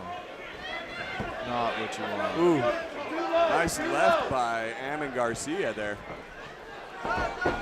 Good level change, but he didn't really commit to it. He kind of just dropped down. He needed to blast forward, which is easy to say from our chair. Right, yeah. You know? Yeah, it's easy to say, not exactly easy to do.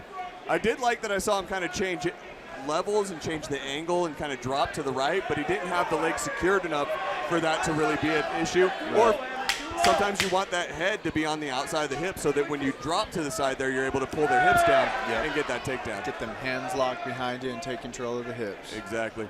But again, that's a dangerous tactic in MMA because when you shoot in like a wrestler and shoot in from the outside and have your head on the outside of the hips, you're in danger of getting choked out with a guillotine because your head and neck are exposed. Well, and especially when somebody's bringing the hands that Ammon's bringing. You know, he's looking for the uppercut. He knows that his opponent's trying to grapple. He's really doing a great fight. What are you telling Alessandro in his corner if you're there right now? If I'm in Alessandro's corner, I'm going to be telling him, keep your hands up, time it, and shoot in. Shoot deep. Don't go for like a light leg. You don't want to go for a high thigh. Go deep. Either drive through so it's almost like a spear, or go all the way down to the ankle and pick it in and drive. Yep. Because the takedown defense of Amon, it's been pretty good so far, but at the same time, every time that Alessandro shot in, it's been high. Right. He shot in high on the thighs. So I'd like to see him shoot in low and shoot in deep because, you know, Amon is staying nice and calm on his feet. Make him regret it. Yep. Make him regret it. Yeah, and get it to the ground, though. Yes. You need it on the ground. Yeah. Like, you're right. You're right about that. Time that shot. Get this fight to the ground. I'd say watch his jab and go in. Either shoot on the recoil or shoot as it comes in and go under. Yeah. See Alessandro with that left hand real high. He's trying to protect that. Ooh. That's exactly what I was about to say. There you go. Protect that eye, but he's opening his body wide open. You know, he didn't get the takedown, but he did get a tie-up, which is going to take away those shots that Ammon was throwing. Yep. That's right. And like we've seen a couple times tonight, they don't need to be knockout shots every time. If you can just start putting some offense together, you're going to put money in the bank, and somebody's going to go down eventually, or you're going to take it home on points. Exactly. Now, one thing I just saw was a little combat jiu-jitsu from Ammon Garcia with a nice slap to the ear. As soon as he was put against the cage by Alessandro, he kind of gave that little slap and, nice head kick. And he's snapping that. He means it. Yep. He's not playing. You know, he's not throwing 3 in a row like he was earlier. Nope. But he's still able to whip that thing up there with a lot of force and a lot of speed. Well, when he's not throwing 3 in a row, that means he can time it. Look at that eye. It's nasty, man. Oh, yeah. He's got some little mouse coming up under that eyebrow. You were using the right word. He's got the hematoma coming right under the eyebrow, so it's dropping down instead of filling up underneath where it usually does, where you see the swelling normally is underneath. Now, if this was a boxing match, you would have a cut guy in your corner. They just cut underneath the eyebrow, throw a lot of Vaseline in there, usually a little bit of aluminum sulfate, and it'll stop any bleeding, and it lets all of that blood out that's swelling it up so that they can keep going for another however many rounds they've got. But in MMA, you can't do that. If you get cut, that puts you in danger of getting cut really bad. Right. You throw the end swell on it and you put your guard up. There's not much you can do. Exactly. Oh, wow. I like that uppercut.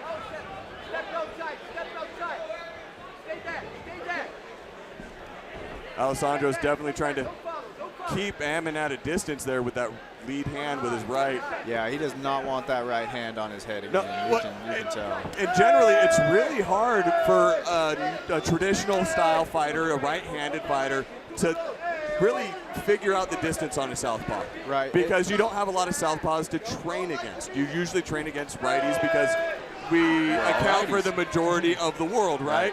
But when you're going against a lefty, that distance changes, and it's really hard. So what Alessandro's doing there by leaving that right hand a little bit extended is it changes the depth perception of Ammon Garcia, and it makes it a little bit harder to identify where your actual target is. Right. I'd like to see him start circling the other way. You see he's circling right into that power hand. Yeah, so both men, in fact, are circling right. Yeah, there you go. That's what you need from Ammon, to try to take the outside from him. Oh! There you go. Puts your power in your house. Nice knee to the midsection by Ammon. Ooh, great teep. Ooh, there's that Superman punch. All right, ladies and gentlemen, this thing's going to the decision. That was a hell of a 3-round fight. Now, I'm glad I'm not a judge, but I feel pretty confident in saying that I think that Ammon Garcia won all 3 of those rounds. Yeah, I would be surprised if we don't see all 3 rounds, all 3 judged. Yeah, I'll be surprised if any judges are dissenting on that one. I will be surprised if it's a split decision. I think you're going to see a 30-27 fight all the way around on this thing. But, you know, great job by Alessandro Rodriguez. Win or lose, he came in and showed a lot of heart going all 3 rounds in that fight, even, you know, when he was getting worked really heavily in some of those rounds, and he just stayed in it the whole time. Yeah, he stayed. Beating the snot out of each other. So let's get in. What do you think? Let's take it to the cage and make this thing official. Yes, sir. Alessandro Rodriguez. And out of the black corner, Amin Garcia. And the kid in the middle mopping up the blood. I got the easiest job of the night. I sit next to Misty and the Bud Girls, and it's a rough life. I already got the report card. All right, gentlemen, both fighters to the center of the ring, and gang, you know what to do. Make some noise! This one going all the way to the judges. Rich Montanez with a score of 27-30. Jeff Dutcher with a score of 27-30. Steve Farragher with a score of 27-30. Your winner by unanimous decision. Out of black corner, Amin Garcia!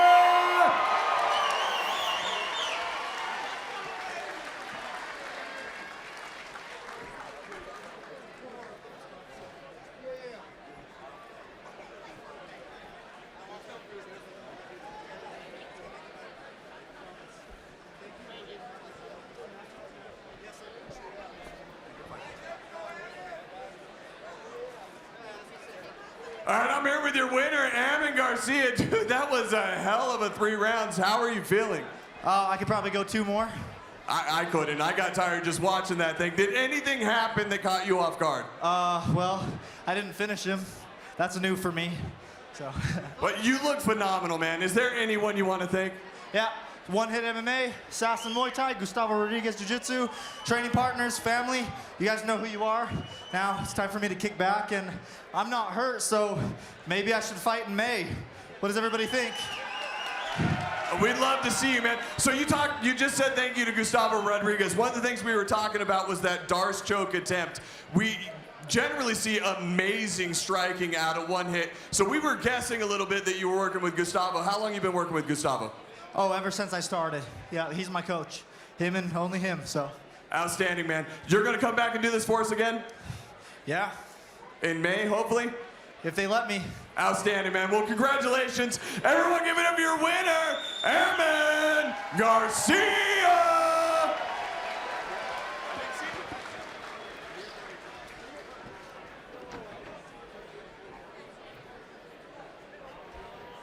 Walking out of here 2-1. One more picture with the Bud Girls. You have to do it. Nobody wants to, but you got to. You'll check out all the pictures on our Facebook page. The lovely Amanda Lynn, sports photography, making everybody look good. One more time for your winner. Let's hear it. Amin Garcia. It's getting kind of messy in here. You guys ready for fight number 6? Stay with me, man. Stay with me. Fight number 6 is sponsored by Jessica Kruger, your undisputed champion of real estate. Make sure you check out homesforSaleUtah.com. Get Jessica Kruger on your side. She is sponsoring another amateur bout scheduled for 3 3-minute rounds. Coming out first, fighting out of the red corner, standing 5'7" tall, weighing in at 145 pounds, currently undefeated at 2-0, doing it for Fight City. Let's hear it for Russell Sousa.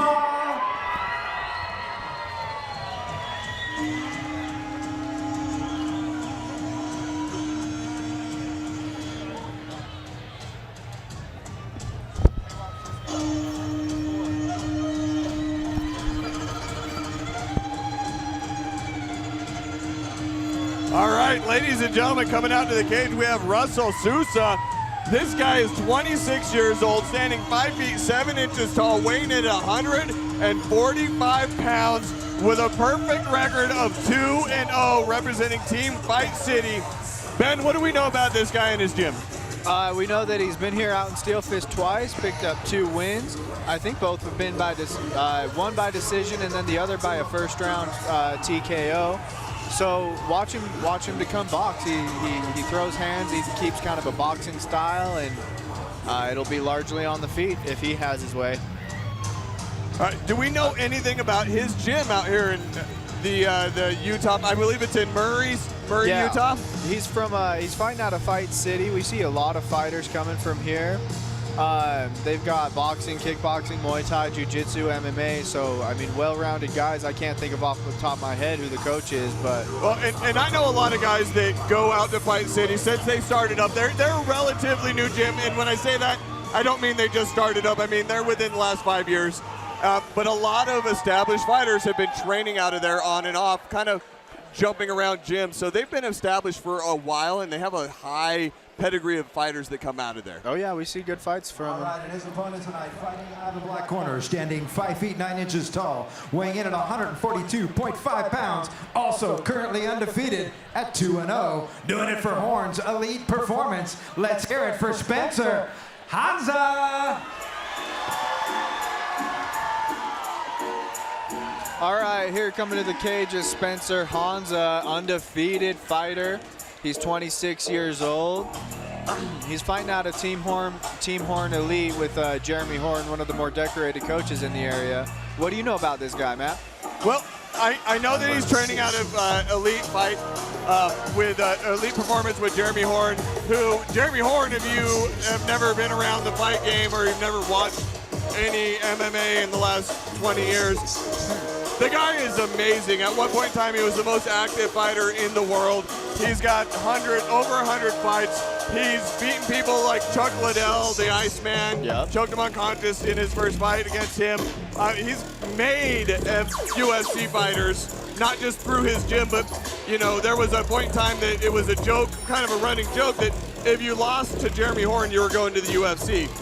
Court McGee lost to Jeremy Horn, all of a sudden he's in the Ultimate Fighter. You got Josh Berkman, lost to Jeremy Horn, all of a sudden he's in the Ultimate Fighter. So this man has made people's careers, and he's out there training this next generation of fighters, and one of those next generation of fighters is Spencer Hansa. Now, I know his last fight was here at Stillfist back in October, and he actually went all 3 rounds. He won a decision, a split decision, against Kyle Evans.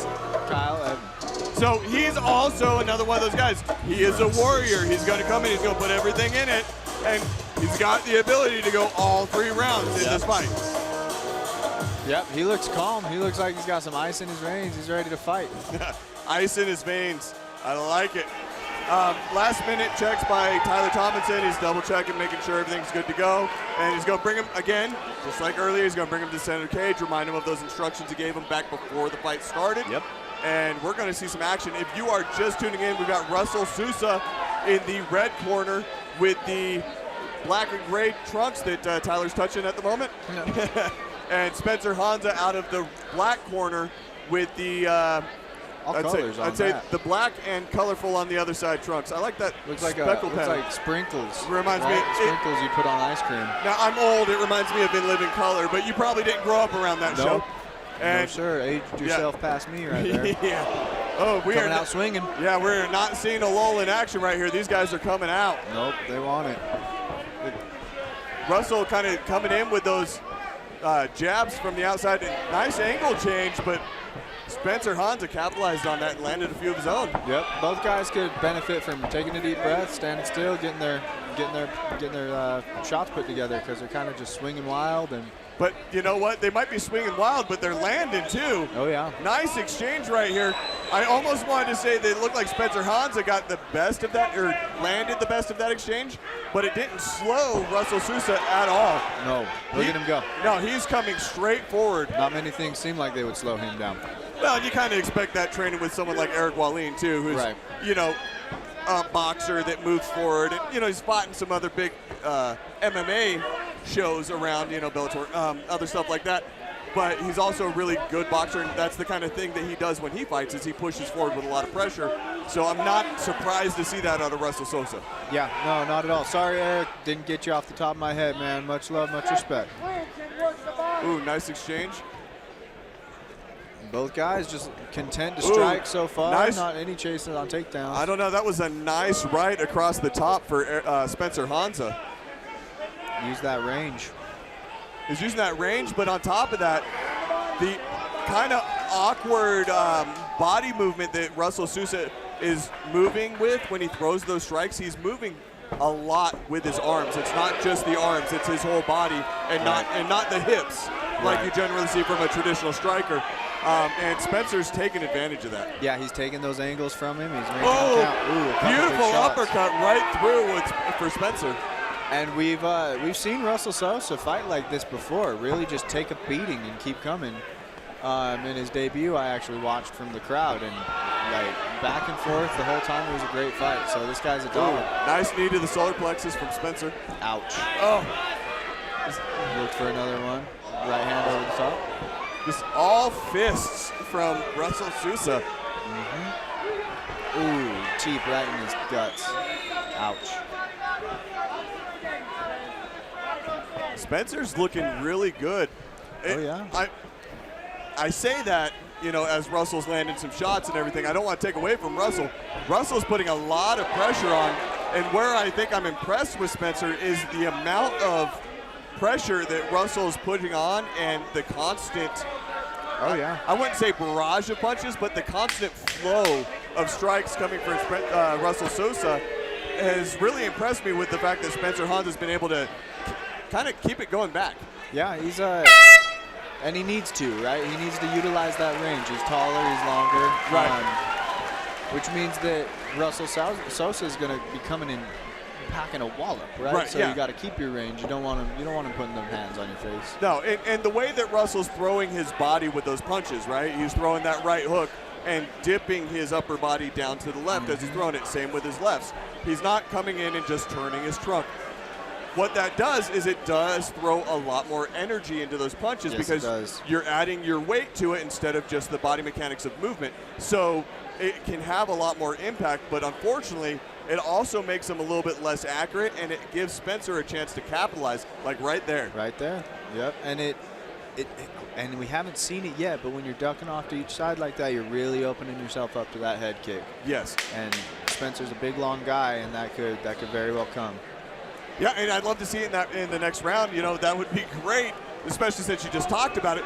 But what are your takeaways from that first round? Who do you think won that, and what do you think that the person that didn't needs to really do to capitalize in the second round? I think it was a close round for sure. I think Spencer took it.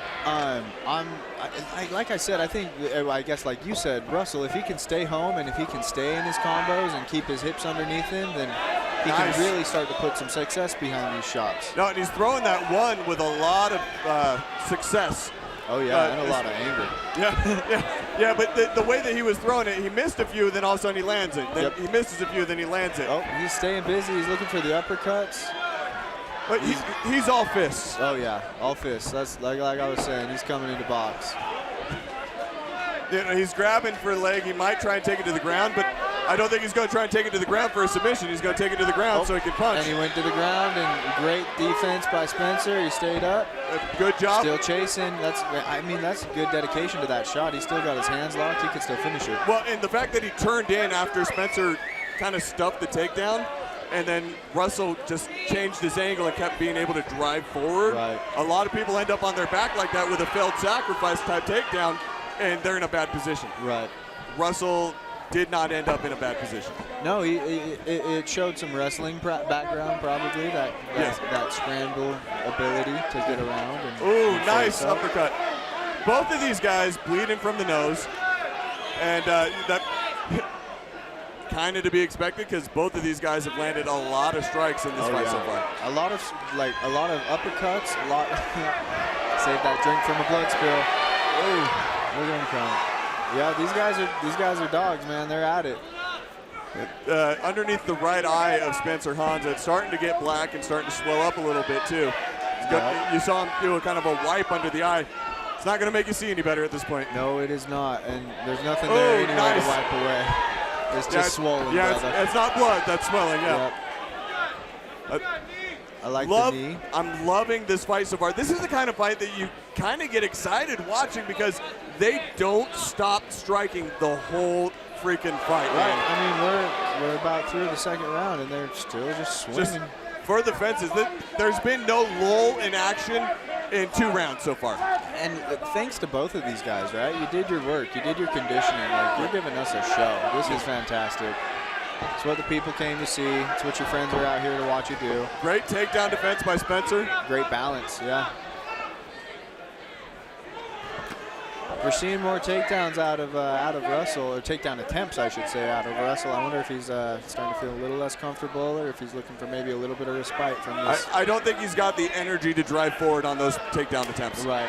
Oh, nice, nice. I love that. Spencer nearly lands a head kick, and Russell throws one right back in response. Right. That head kick, I mean, he's got to be careful. It's there. No, it's definitely there, but I don't know if Spencer's got the energy to really whip a head kick up with enough speed to catch Russell right at this point. Right, yeah. Not gonna. First round, yes. Early in the second round, yes. Right now, these guys are rolling entirely on heart. Yep, it looked great and the crowd go crazy, but Russell would eat it and keep coming, I think. Yeah, more than likely not. We could both be wrong and there could be a knockout in this third round, and that would be beautiful because we all love knockouts. But what are your takeaways from that round? So me personally, I'll give mine and then I'll ask for yours. I think that was a dead even round. I couldn't even tell you who I think won it, and I feel bad for the judges because either way we're going to tell them they were wrong. And I think that it's a hard one to tell because they were both so back and forth in that round. Right. It's hard to say, right? I mean, Russell was active with these takedowns, but was he in the takedowns because he wasn't feeling the striking, right? Like, was he forced to attempt a takedown because he was getting beat with strikes, or did he just attempt the takedown because he thought that was the next logical move? And then on top of that, he didn't get the takedown. Right. So that's points in the bank for Spencer. Yeah, you know, I'm not even going to guess who's winning this fight so far. I'm just enjoying watching it. Ooh. All right, that's so getting a warning for a low blow.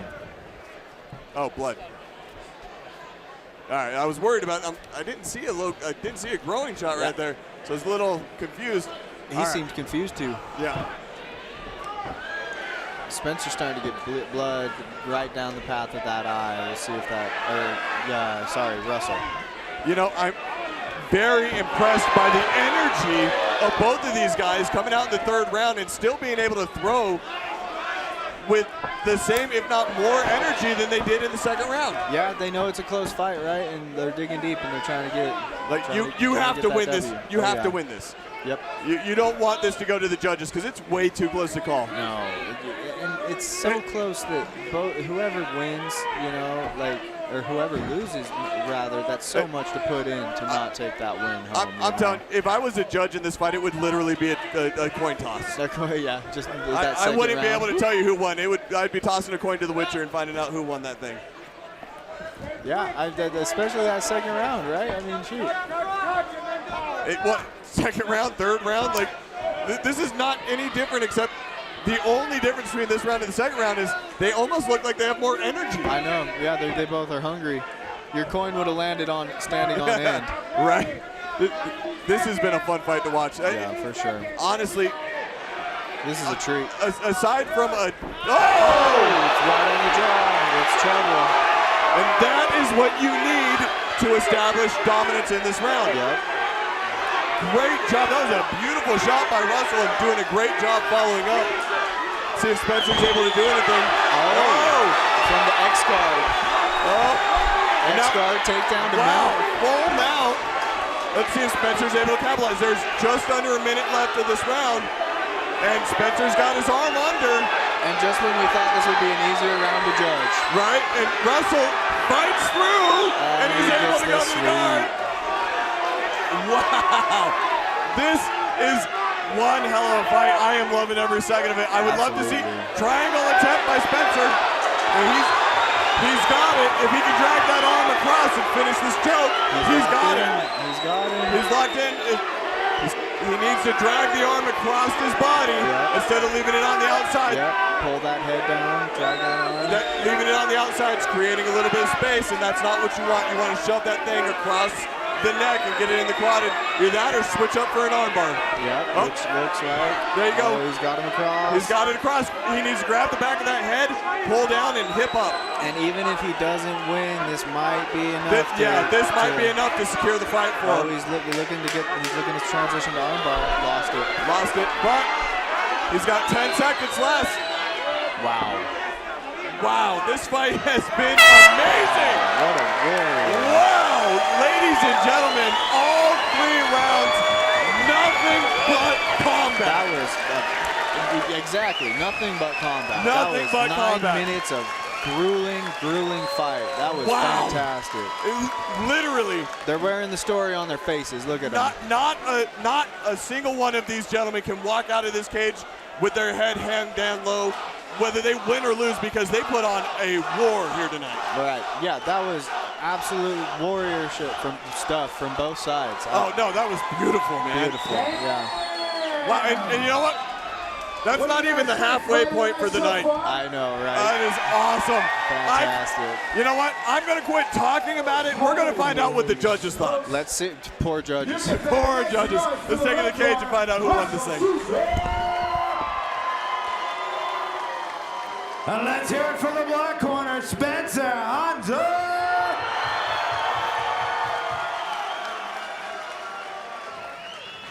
And give a shout out to the kid cleaning up yet another mess. All right, who do you think got it? Talk it over.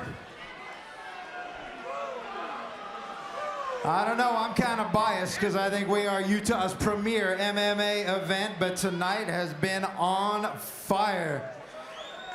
Dang. Smoke coming off the computer while they total the scores.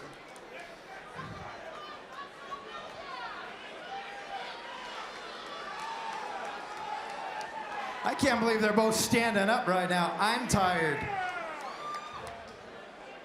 Got to give a shout out to the guys that build the cage too. They come right at you and bounce right off.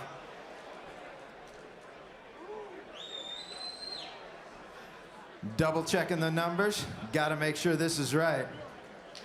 Who do you think? Last chance.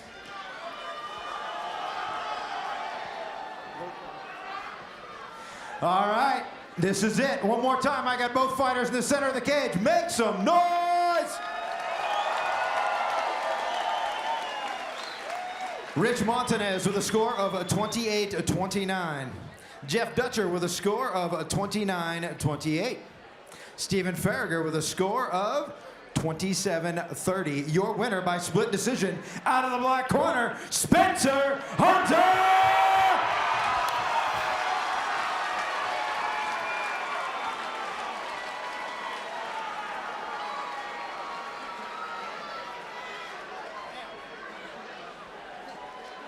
All right, y'all. I'm here with Spencer Hansa. Man, that was a brawl. That was grueling, man. How do you feel? I'm a little tired. Yeah, what'd you expect coming into this? We expected that. We know Russell. He's, the type to come forward, swing, so I was ready for that. Hey, that was fantastic. You really weathered the storm. That was a non-stop action fight. Anybody you want to thank? Thank you to everyone at Elite Performance, my training partners, my friends that came out here. Everyone watching, thank you. All right, everybody, give him a hand. Spencer Hansa.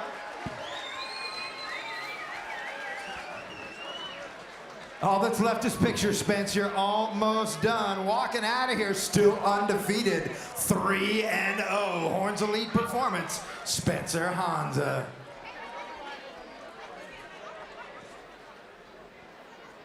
They both look like they were in a car wreck, except Spencer's smiling. Damn. Here.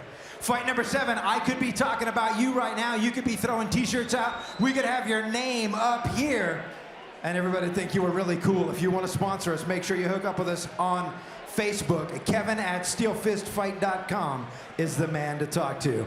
I got another 3-round, 3-minute amateur fight. Coming out first, fighting out of the red corner, standing 6 feet 1 inch tall, weighing in at 184.5 pounds with a current amateur record of 2-1. Doing it for the Pit, Salt Lake City. Let's hear it for the choo-choo train, Chris 2.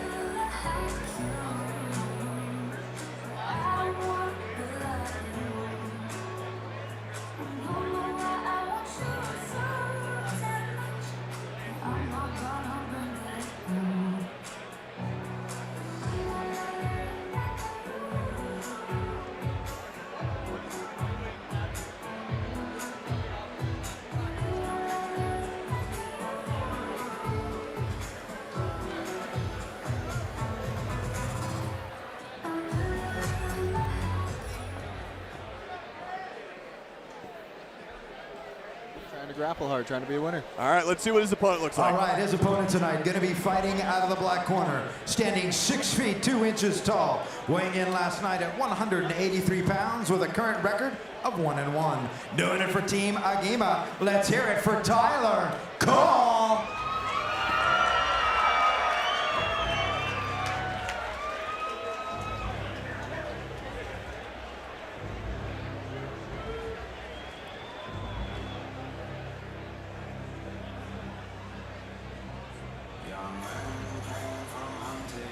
Okay, making the walk for us now is Tyler Call. He's 183 pounds at weigh-ins, 27 years old. He's walking down with his Agima Jiu-Jitsu guys. We can see Court McGee there in his corner. What do you expect out of this? Well, I expect usually guys that train with Court are going to have a pretty good wrestling game. That's right. First of all, but Agima is putting out a lot of good guys, a lot of solid fighters that have been coming out and training. I know his last fight, he did get caught with a loss due to strikes in the first round back almost about 9 months ago, back in June of last year. Okay. Against Shaden Polson. But before that, he did get a win off a unanimous decision. So you know he's got the gas in the tank to go all 3 rounds. That's right. He does, and I mean, it's kind of interesting because we know that Court McGee and Ramsey Najim both come from the Pit Elevated. They're both Pit fighters, so yes, there could be a really good stylistic matchup in this fight. Well, in the Pit Elevated, what, about 7 years ago, dissolved and split into a few different factions, starting off with 4-7 Jiu-Jitsu, and then Team Agima, and now you've got the Pit Salt Lake City with Ramsey and everything else. So you do have a lot of really good guys there. I know Coach Dane Artizabal is up there at Agima as well. So they've got a really good camp of coaches, and both of these teams actually have UFC fighters that are head coaches at that gym. That's right. A couple of Ultimate Fighter alumni. That's right. So these guys are definitely getting some high caliber training right now. Yep, that's right. All right, now Tyler Tomlinson, our referee this evening, about to bring him in. Go over those last minute instructions, reminding him of the stuff he talked about back before the fight started, and make sure that they keep it nice and clean. He expects a good show. Yeah, it should be a great fight. It's both guys are looking calm as eyes, man. They're just ready to fight. Yeah, they really do look nice, calm, and composed. Good sportsmanship. Chris Chu takes the center of the cage.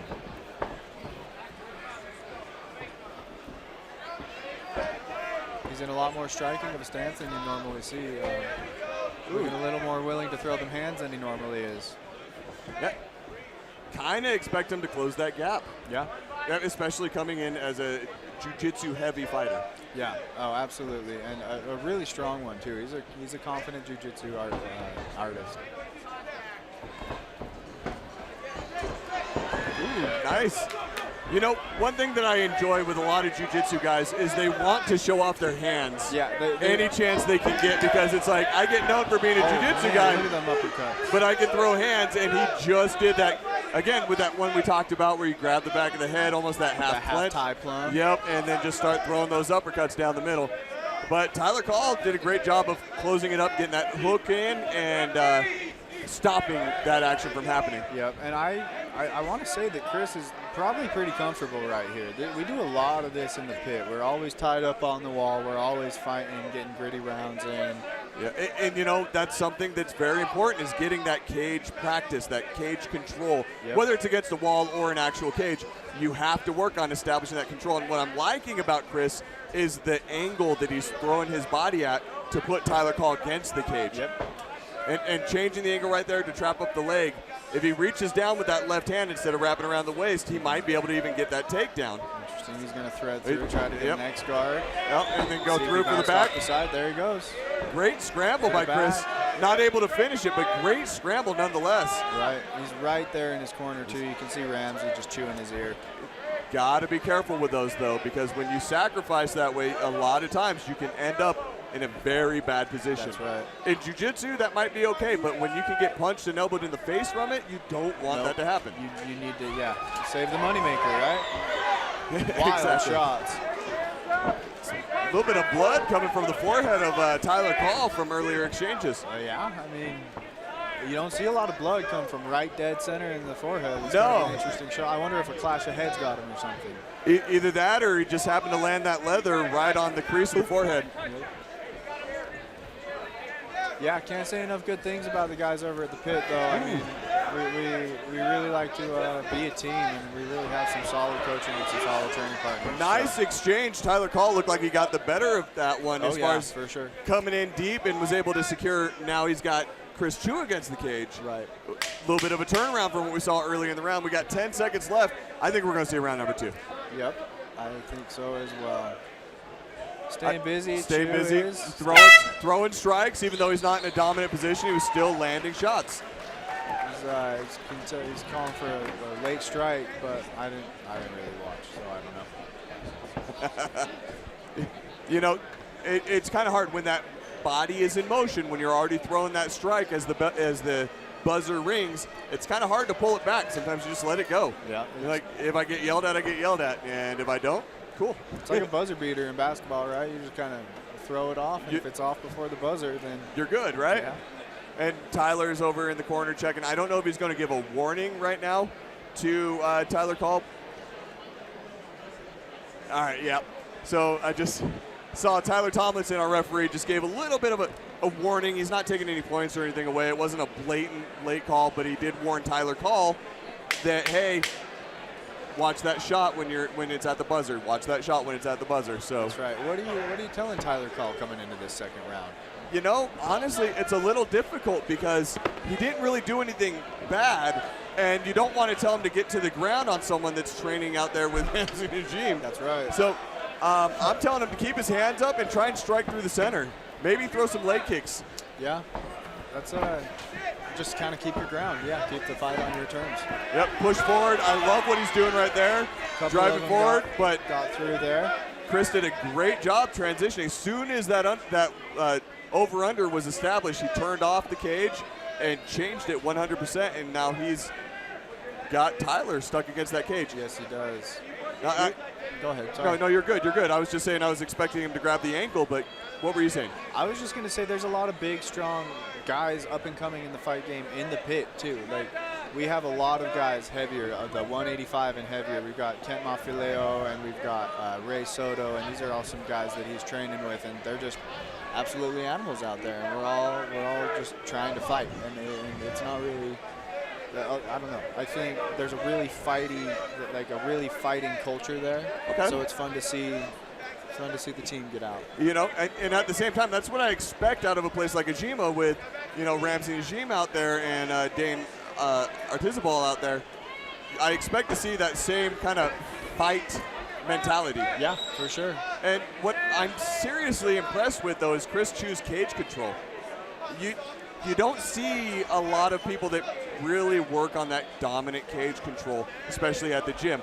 And if you got someone that's actually working it the right way and trains it and drills it, if the gym is drilling cage control, you can get a guy that's 150 pounds and feel like they're 200 putting you against that cage. And Chris Chu is looking like he probably weighs pretty close to 200 pounds right now, and he is a strong man. He is. I tell you, I don't want to be Tyler Call pushed up against the fence right now. No, not at all. Nice little rabbit punches by Tyler Call. Yeah, trying to just work anything, trying to get some space back. I'd love to see Chris kind of not necessarily break away, but come under with an uppercut or maybe a hook, something with that left hand. He's got control with, like that. There's a beautiful uppercut. Just like that, he listened. I wasn't trying to be loud enough for him to listen, but you know, when it happens, it happens. It's probably rare that you're louder than Ramsey. Ramsey's a great coach, man, and he's there for his guys. He's going to be loud in the corner. You're going to hear him. And when you train at a gym for an extended period of time, you tune into the voice of your coaching staff. Oh yeah. So I know from experience that you will literally tune out the crowd and be able to tune in on your coach. Absolutely. When you're fighting. Now it doesn't happen for everybody, especially the guys that come in without a gym and they use the house coaches or house corners and everything. But when you've been training with someone, nice exchange by Tyler. Yeah, you get familiar. You know, it's a voice you recognize. Yeah, you tune in on it. You know, like it's very similar to being a parent. You tune into your kid's voice. Right. I think there's like a zebra thing like Yeah. that. Every zebra knows the other zebra. Right, another even though they zebra's all look the call. same because of the stripes, right? All right, so coming into this third round that we're going to be seeing here in a second, which, by the way, how many third round fights have we seen tonight? This is Definitely ridiculous. a few of them. This is awesome. This is a great matchup. Pat Patton, our matchmaker for Still Fist, is doing a great job of setting these fights up because this has been phenomenal. I'm looking over, I'm seeing Court telling Tyler Call about backing up, jab, jab, back away, jab, jab, back away, so that he can land something and utilize that distance. Now, if you're Ramsey and you're over in Chris Chu's corner, what are you telling Chris to do right now? You got to keep your hands up. These wild swinging punches aren't going to do it for you. These big hooks. You got to stay in your zone. Try to time a combo, get him to the ground, and get to work. Yeah, I agree completely. I would say the only thing that I might be saying different is, hey man, keep that cage control. Oh yeah. Force that pressure. Anytime that you can get him shoved up against the cage, do it, but be busy. That hand that is not underhooked through, you need to use that and start landing some shots so that you can win points. Yep, constant movement, constantly winning points. You know, that's one of the things we train at the pit is get through the first 30 seconds of the fight, get your adrenaline rush, then get through the first round, then get through the fight. Like get through the fight, because if you're not there to be fighting the whole time, then you're going to get knocked out, and you're going to lose anyway. So. Which, you know, personally for me didn't really work out. I was a 30 seconds or less. A 30 seconds guy. You know, if I didn't win in the first 30 seconds, there's a chance I was losing in the next 30 seconds. Oh, and I've gone 2 long 3-round fights, and but I wouldn't mind a 30 second. Right. But you know what? Looking at these guys, they're definitely not one of those. They have enough gas in the tank. They could probably be doing a championship fight right now. They probably got 5 rounds each in them. Yep, and if Court trains anything like Ramsey does, then he's here. Then Call's here in this fight. Tyler is here in this fight. Well, and you're watching the amount of energy and explosiveness between both of these fighters. Both of them being able to explode in for shots put against the cage. Right now, there's no loss of energy in this third round. Right. I'd like to see a little more movement out of Chu, a little more motion, a little more activity. He's letting Tyler run this round, and that's gonna. What you're seeing Tyler change angles a lot more right now with a little bit more fluidity behind it. I would love to see him come in with a 1-2 and then slip to the side and go in for a hook, just because it's something that he hasn't seen, and the amount of energy that he has in sliding side to side right now. I'd love to see that unorthodox level change or angle change. Yep, absolutely, and it really opens that right hand. If you can step him forward, get out to the outside, boom, light him up with that right hand. And he's landing shots right now very effectively against Chris. And you know, Chris going back to that tie plum. Oh, he needs to be careful going to the knee. Yeah. He was in a full plum. And threw that knee. Now, it didn't land to the head, but you got to be careful. You're still in the amateur division. You cannot knee to the head of your opponent. Yeah. And you can kick it, but you can't knee it. Right. Yep, no knees. So, yeah, it's something that can happen so, like, accidentally and just so fast. You know? And then next thing you know, you lose a point in a close fight, and you just worked so hard for nothing. Again, it's one of those things that's hard because when you're at the gym and you're training, you're not training for an amateur fight. You're training mixed martial arts, which means you're training MMA as a sport itself, but on top of that, you're training the Muay Thai, the Jiu-Jitsu, the wrestling, the kickboxing.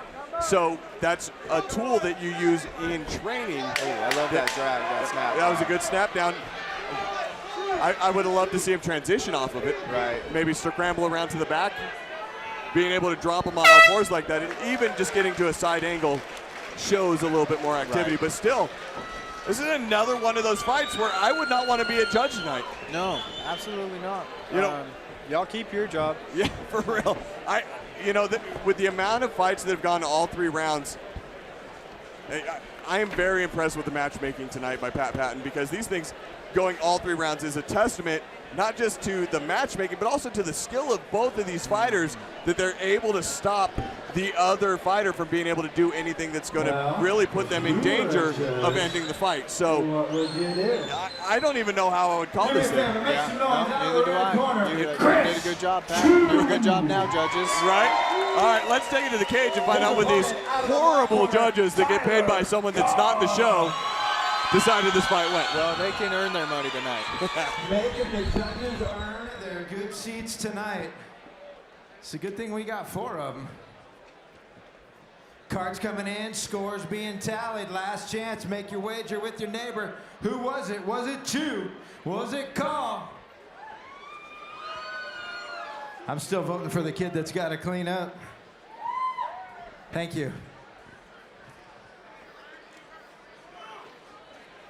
All right, here it is. Again, I got both fighters in the center of the ring. Do me a favor, gang. Make some noise.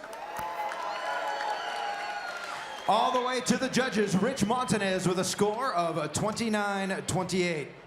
Dan First with a score of 29-28. Jeff Dutcher with a score of 28-29. Your winner by split decision, out of the red corner, the choo-choo train, Chris Chew.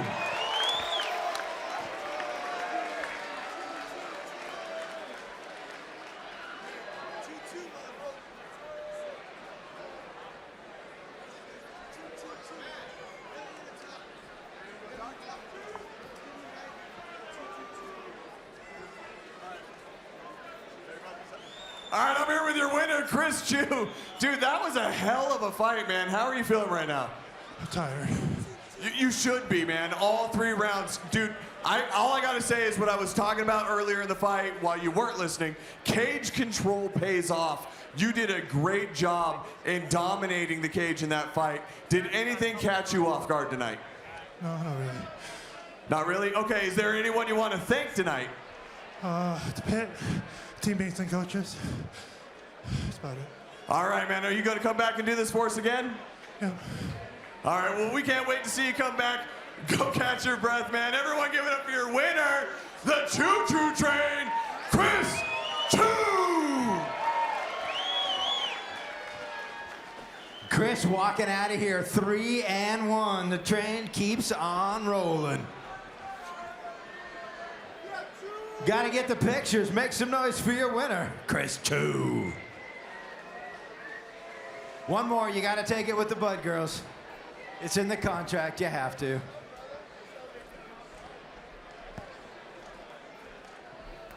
All right, you guys ready for another fight?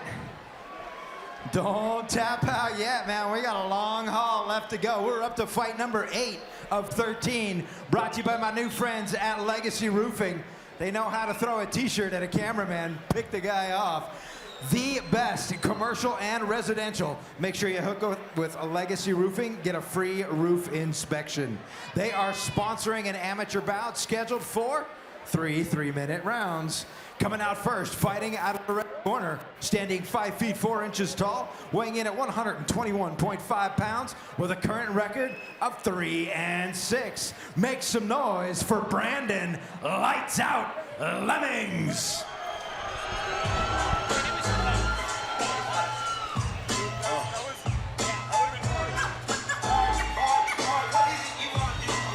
All right, ladies and gentlemen, coming out to the cage right now, we got Brandon Lemmings.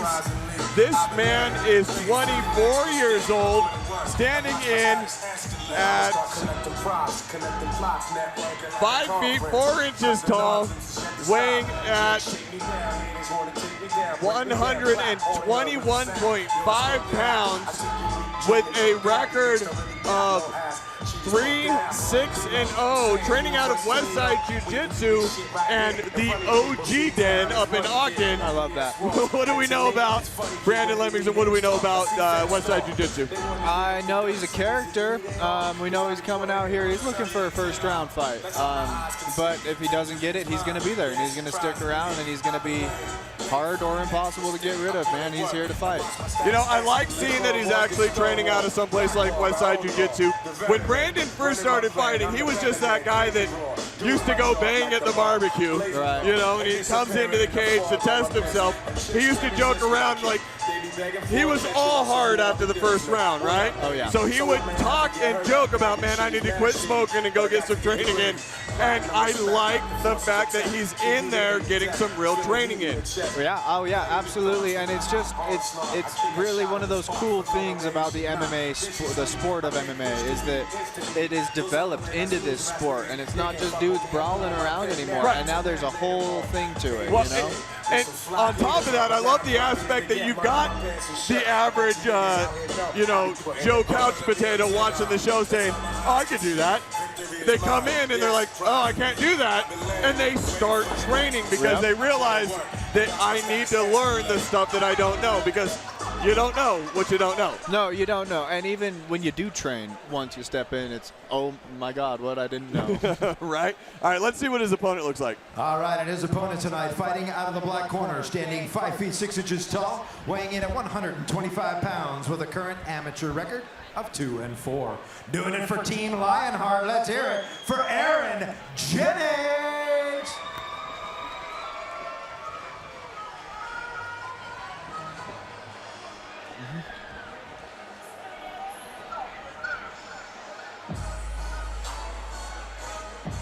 All right, he's coming down now. Aaron Jennings, he's 26 years old. He weighed in at the limit of 125 pounds.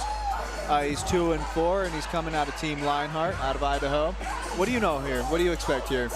You know, honestly, the guys that I'm seeing out of Team Lionheart tonight are just, I said it earlier, I'm going to probably, you know, S&P problems here, but asses and elbows, right? These guys are all in, as aggressive as they can be. You see a lot of really good striking out of good wrestling. So I'm excited to see what he brings to it. I know that he has a record, like you said, of 2-4, but he's coming off of a knockout over Sean Cook back in 2018. It has been a while since he got in the cage.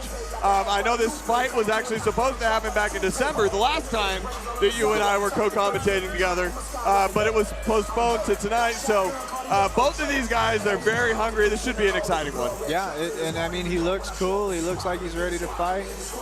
We can only assume that him and Daniel Martinez from earlier have gotten plenty of rounds in the room together. So, right, and again, Daniel Martinez, another one of those guys. Just so much aggressive energy in the fight, bringing everything forward the entire time until there was no gas in the tank. Yep, exactly. So, and even then, he was still pushing forward. Even then, he lost on like a crazy comeback. He was doing a great job in that fight, and he was controlling it. And he would have won it had it gone to the judges. Exactly, and that's what you expect out of those guys out Team Lionheart, is all heart. Well, so I'm excited to see this fight tonight. Yeah, absolutely. Me too. Especially at this weight class. This is a fun weight class. If you haven't watched these lighter guys, because you know you just sit and watch UFC where they're the 155 and up kind of thing, you're missing a lot, because these smaller guys have energy for days. They're explosive and they just keep on going. Output. You know I have a special place in my heart for the 125s of steel fist. I wonder why. All right, so Tyler Thompson just gave us some last minute instructions. If you're just tuning in, we have Brandon Lemmings in the red corner with the black trunks, and we have Aaron Jennings in the red corner with the red trunk, or black corner with the red trunks. That's confusing. Yeah, just polar opposites. Yep.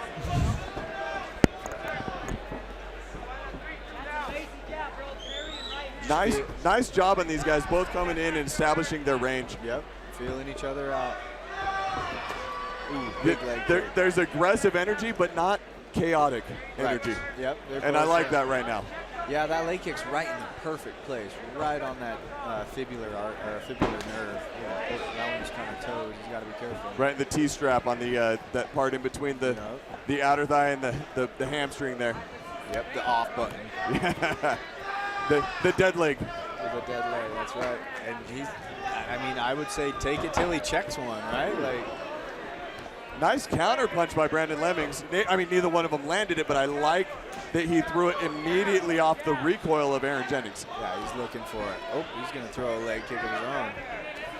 Ooh, nice 1-2 down the. A lot of head movement out of both guys. Ooh, nice shots by Jennings landing a lot, and then you got Brandon loading one up, but man, Aaron Jennings, oh, knocked him out. He's out. Wow. You know, Brandon Lemmings is a tough SOB, but all it takes is one good shot. You don't expose the chin like that. Aaron Jennings, great job, landed that beautifully and got that KO on Brandon Lemmings. Yeah, you just wrote a check that your ass couldn't cash, I think. I'll be there with the PR guys. You know, I like the cockiness. I like that level of belief in yourself that you can take those shots, but you need to protect yourself. Absolutely. It does not do well for you to put your chin out there and say, give me what you got, when someone is hitting as hard as they can. Well, yeah, when he's got that. He's got that, you don't want him. No, way to go, Aaron Jennings coming out getting that win. Let's take it to Cage and make this thing official.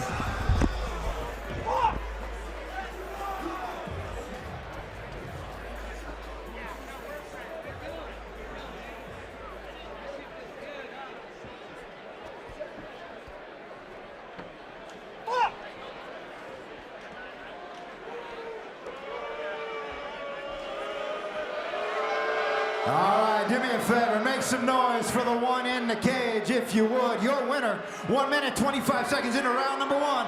TKO due to strikes out of the black corner, Aaron Jennings.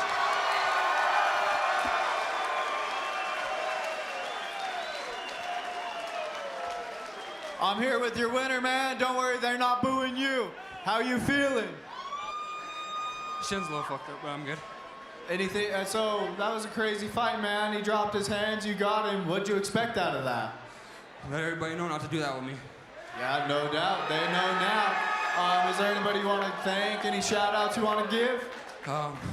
Gabe Palaio, Weston Barnes, Luis Cortez, my teammates Daniel Martinez, Team Lionheart, Aaron Mays coming, and my family, Joe Older from Idaho, and this fight's from my aunt. She passed away in December.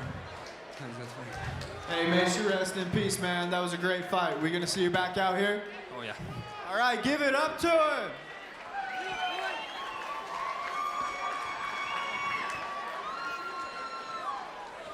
Almost done, man. Get your picture with your corner, get your picture with the Bud girls, and call it a day.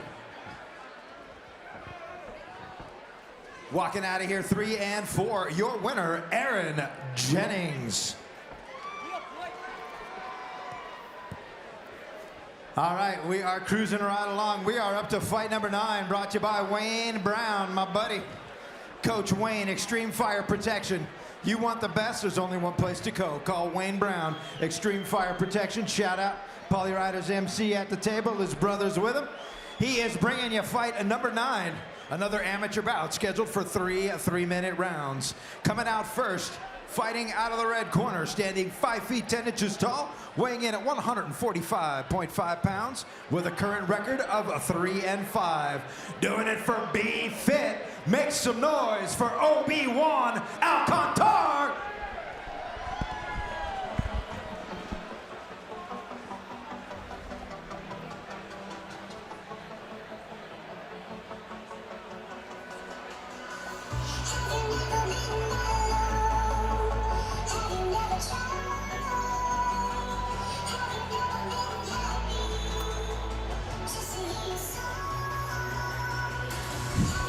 All right, ladies and gentlemen, we got Juan Alcantara coming out. He is 26, just had a birthday. 26 years old, standing 5 feet 10 inches tall, weighing in 145.5 pounds. He has a record of 3-5-0. He is no longer actually out of BFit. He's actually training out of 4-7 with coaches Arnold Anderton and Rad Martinez. What else do we know about this guy? We know that he's been kind of jumping around weight classes. He's coming off of a couple L's, but he's been busy. He came off of a decision loss in his last fight, and he actually got submitted in his fight before that. But he has 5 years in between those two fights as well. And he has been pretty busy, so I'm excited to see what he has coming in here. He's an energetic fighter. I know that he was training with Jeremy Horn at first. He's a tough guy. He's completed, like you said, 3 different weight classes. 145 is a little bit more of his natural weight class. So I'm excited to see what he does here. He's got a 3. He's got that record, so he's exciting to watch, but he's an entertaining fighter, and you can see that he really likes to compete. So again, man, I can't say it enough. I'm excited about this fight. Yeah, it's going to be a good fight. I know he moves around a lot, so let's expect to see some output. All right, and again, we talked about this before. The Vaseline that they put on the face of the fighter, they can only put it on around the eyes and the nose, the cheekbones, the forehead, that area. They have to do that cage side. They can't do that back in the fighter's corners, but in the corner rooms. They have to do it cage side in front of the athletic commission to make sure they're not putting any Vaseline or anything on the body. You're going to get some last-minute inspection by the athletic commission here in a second. They're telling them to wipe off the excess. Yeah, that was a lot. That was a lot of Vaseline. So the purpose of that Vaseline is to help prevent cuts. Yep. So that's why you're allowed to do it on the cheeks and around the forehead and eyebrows, because that's the most likely place for someone to get cut open because the leather catches on the skin. Yeah, and I think that's an important thing to point out, because I think a lot of people would misunderstand just watching that happen. It's not to make you harder to grab onto, and it doesn't. It's just to keep those blows glancing off of you instead of leather to leather, just ripping you over. Because leather does catch skin and pull really hard. Yep. All right, his opponent tonight going to be fighting out of the black corner, standing 5 feet 11 inches tall, weighing in at 145 pounds, with a current amateur record of 3-1. Doing it for Team Agima. Let's hear it for Zach Heavy Hands Hamilton. All right, coming to the cage, we got Zach Heavy Hands Hamilton. He's from here in Utah. He's 27 years old. He's 5'11". He's 3-1, and he lost his last fight, but it was for a title, and that's important to point out here. Right. He's coming out of Agima. He's training under Dane Artzabal, and I mean, imagine Court he's got McGee. some rounds with Court as well. So. Well, and Court McGee is one of the head coaches out there. It's not just Dane. Dane is the head coach, but you know, Court McGee is also one of their head coaches. He does train these guys, get them ready for their fights, and just a plethora of experience coming out of these men.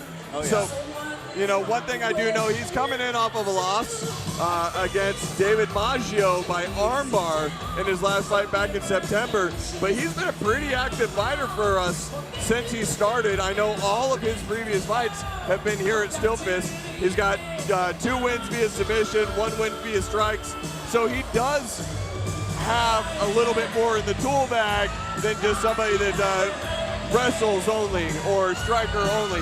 He's got the submission game, he's got the striking game. Right, and like we just said, once you're training with these MMA-centric guys who are MMA fighters who have been doing it, that's where you're gonna gravitate to, is you're gonna be a well-rounded, strong fighter in multiple facets. Exactly, and his one loss actually was a title fight for the amateur title, and he did lose to David Maggio. So, you know, when you look at it that way, he's got a pretty good record. Not just that he's 3-1, but that he's undefeated against pretty much everybody he's gone up against until he was at a title fight against somebody that was at that caliber with him. Yeah, and that's strength of schedule. I mean, that's a big thing, and that's an L doesn't mean everything on your record. No, right? no. Not all losses are created equal. No, it's who you lose to or who you win against that really matters. That is right. All right, we're about to get this thing started. Juan Alcantar comes right to the center of the cage, starts circling around.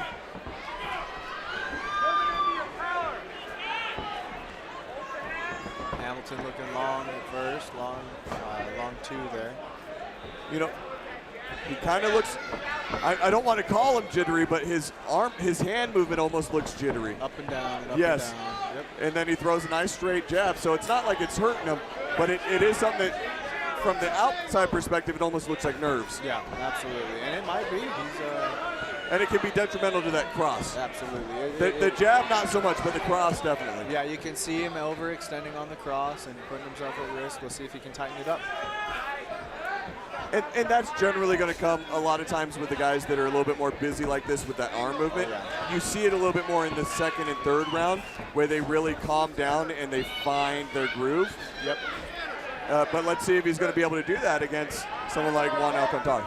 Yeah, I'd like to see Juan Alcantara start these with the jab. He's coming in, he's showing good aggression, he's showing good movement, he's getting the most of the cage that he can. No, he's circling out and circling in. He's doing a really good job of changing his angles.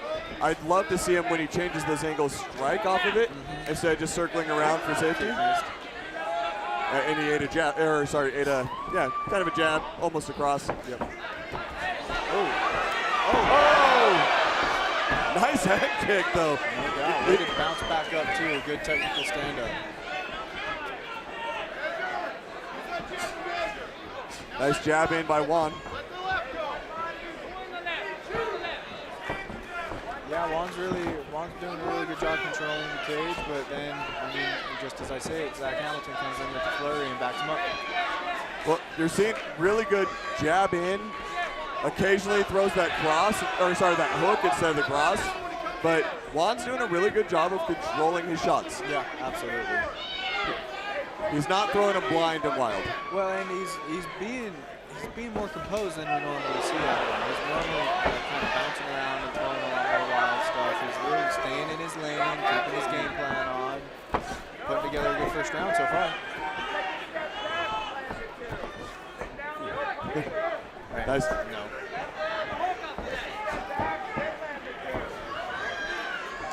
The one thing I'm noticing with Zach is he's not allowing the recoil for that cross. Oh, yeah. That's a good point. He's throwing that cross while his body's already extended on that jab, so it's not getting the same oomph it would have if he was recoiling back and rotating the hips. Yeah. It's putting him way off balance on that right foot, too, on that lead leg. Now again, it's not every single time he throws it, but I've seen it quite a few times, especially in the later part of that round. Yep, absolutely. All right, so what are your takeaways from that round? I mean, close round again. We're seeing a lot of good close fights today.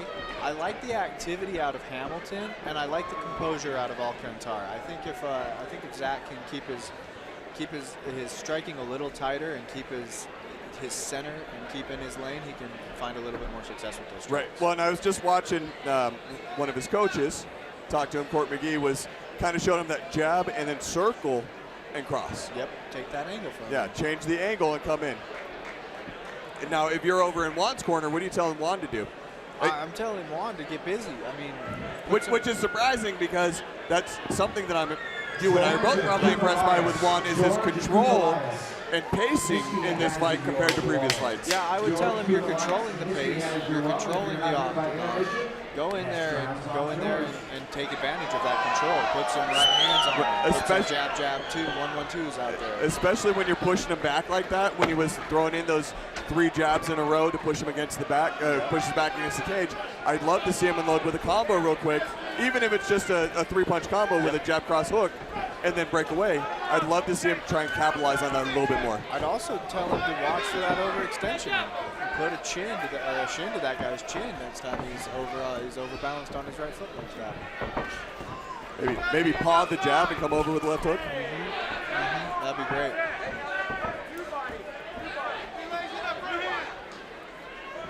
Yeah, you jump right into it. Ooh, nice head kick attempt. Anyway, yeah. he had Good it. He had it up there. He just wasn't able to whip it. Ooh.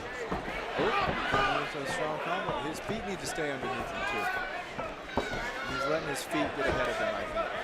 Hamilton, that is. Yeah.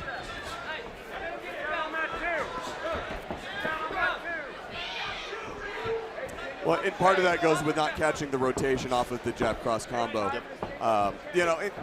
Again, it's not that he's doing it wrong necessarily. No. It's just that he would have more impact off of that cross if he waited until the jab was recoiling before he throws it. I agree. I mean, I'm not going to go in there and tell him he's doing something wrong now, right? I wouldn't want to get punched by it. So, he's doing great, and he's definitely not in a bad position from it. No, he's not. I don't know. Both guys are fighting great. I think from this outside perspective, right, where we're calling on it, I think the biggest detriment off of it isn't even the lack of impact. It's the fact that it takes away his opportunity to throw a hook or a third shot off of that combo. Yes, I agree. Yeah, because it needs to be the combo, because now you can see him getting to 1-2 and then he's stuck. But exactly. yeah, because the hand's still on its way back as he's coming through with that cross, so he's not able to reset to throw that hook and really land something effectively. So he's kind of stuck with that 1-2 as his primary combo. Right, that's correct. Not able to integrate the hook, not able to integrate that. That one actually looked a lot better. It sure did. And again, goes to what I was saying in the first round. You see a lot of these guys start really finding that groove in the second and third round. And I think we're going to start seeing that out of Zach Hamilton as long as this fight continues on. Well, it's easy. Oh! That was a beautiful two, and it was timed perfectly. Yeah. I'd love to see Zach go knee on belly. Exactly. Knee on belly, try to slide into the mount. Just putting that pressure on, almost going for a Von Flue choke. Now you see the knee on belly. There you go. That was working. Great job. I like seeing that out of Juan too. He turned in towards the body instead of away from the body. You see a lot of people make that mistake. It's very difficult to stop anybody from coming over or attacking when you turn away. Turning towards the body is actually the way you want to do it, so you can start flipping that guard. Exactly, and it gets you off of your back. You're not flat on your back, which is a lot of things. It's saying something to the judge, it's saying something to your opponent, and it tells the referee that you haven't given up. Absolutely, yeah. And great job by Alcantara getting that incremental movement that kind of kept him alive at the end of that round. Yep, but let's not take away from that left hand, man. Dropped him and stole around for him for sure. That was a perfectly timed cross by Zach Hamilton. Yeah, absolutely. And I'd love to see him do a little bit more of that, because that hand has power if he can just land it with the right rotation like he just did. I agree. Yeah, it was paid off for him that time. Oh, definitely. All right, so my little subtle takeaways, I would love to be in Alcantara's corner and listen to what his coaches are saying to him right now. But, you know, if I was also in his corner, I'd be telling him, hey, man, keep your hands up. Stand in your stance. You know, quit. The movement's not bad, but stop moving so much. Stand in your stance, because you can really capitalize on those counter punches. The way that Zach Hamilton's throwing his shots, you have a very good opportunity to counter punch. Yeah, I agree. Ooh, nice kick. Nice low.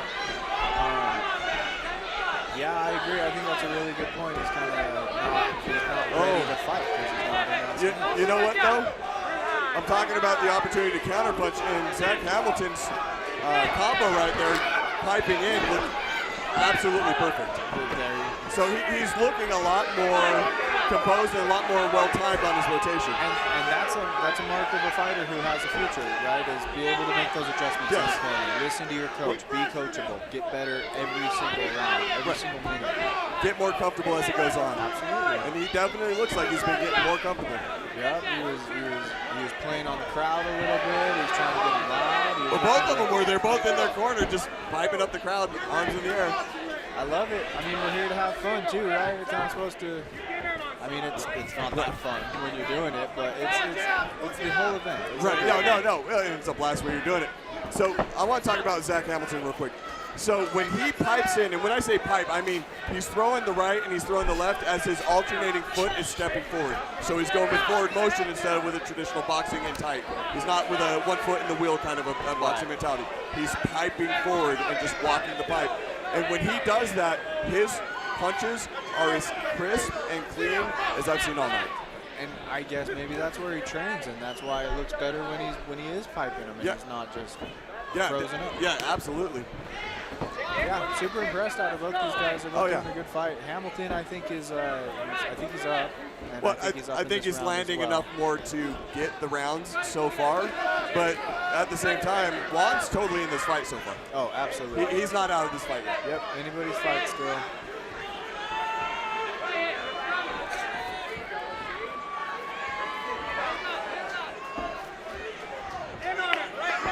Would love to see him throw a punch off of that. Yeah.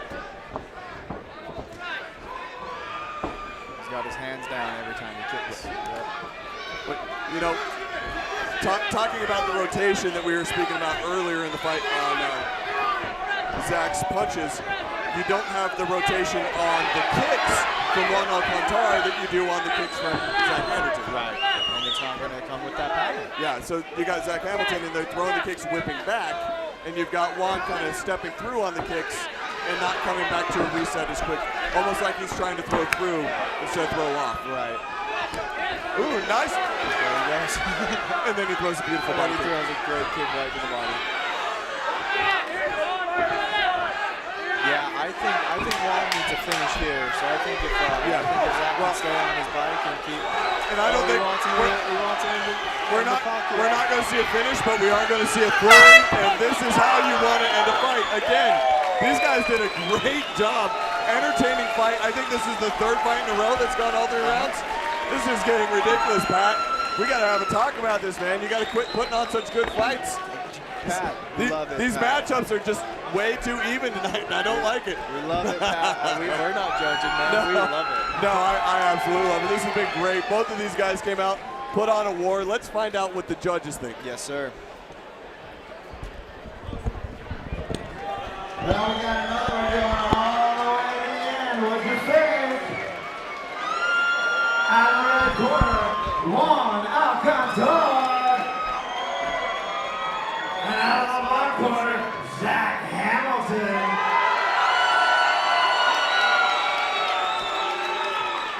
We are making the judges work tonight.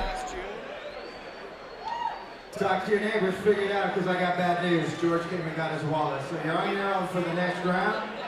I tried, sorry.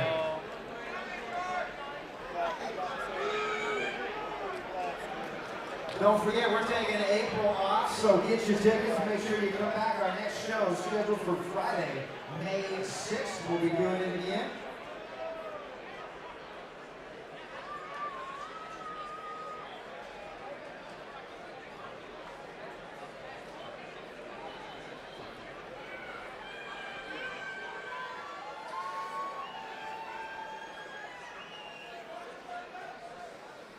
All right, I got both fighters in the center of the ring. Do me a favor, gang. One more time, make some noise for both of these fighters.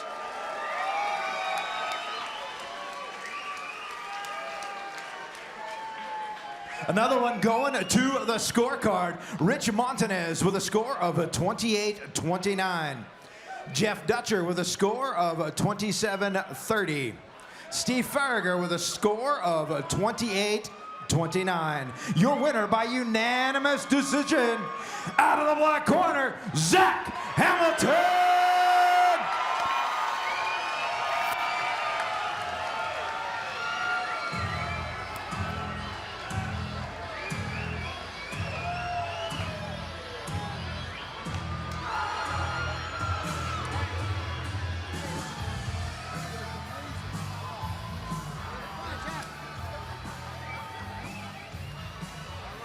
All right, I'm here with your winner, Zach Hamilton. Man, that was a war. How are you feeling right now? Awesome. Feel good. Hey, did anything catch you in that fight that caught you off guard? No. I mean, it's a fight. Anything can happen. Juan's a tough guy. I look forward to training with him in the future. All right, man. Is there anyone you want to thank tonight? Of course, friends, family, everyone at Agima. All my fans, if I have any, I don't know, but thank you guys. All right, are you going to come do this for us again? Of course, yeah. All right, man, we can't wait to see you come. I'm going to go throw up. Good night. All right, man, good luck with that. We can't wait to see you again. Everyone give it up for your winner, Zach Hamilton. He's going to go throw up now. Guys, take the pictures quick. He told you what he's going to do, so give the boy a chance to get out of here. Walking out 4-1 for Team Agima, Zach Hamilton. The Bud girls are like, go, go, go. We're going to bring out the professionals for a little while. Fight number 10, brought to you by my buddies. I'm telling you, Legacy Roofing, only one place to go. Commercial, residential, they don't care. They say, bring it on, man. We'll come give you a free estimate. Make sure you check out Legacy Roofing. They are sponsoring a professional bout. That is 3 5-minute rounds. That's a long time. Coming out first, fighting out of the red corner. standing 5 feet 6 inches tall, weighing in at 168.5 pounds with a current record of 11-20. Doing it for Fight City, let's hear it for Leatherface, Kevin Allred.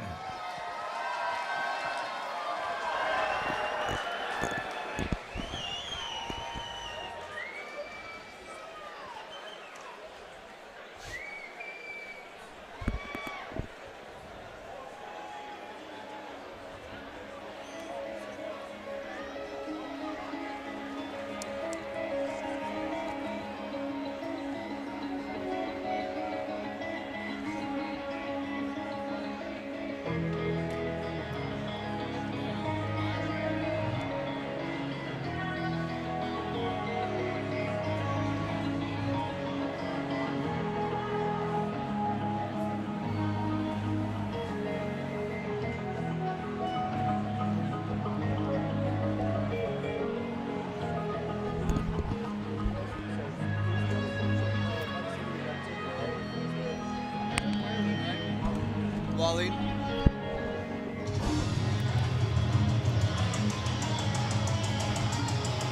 Wait for that moment.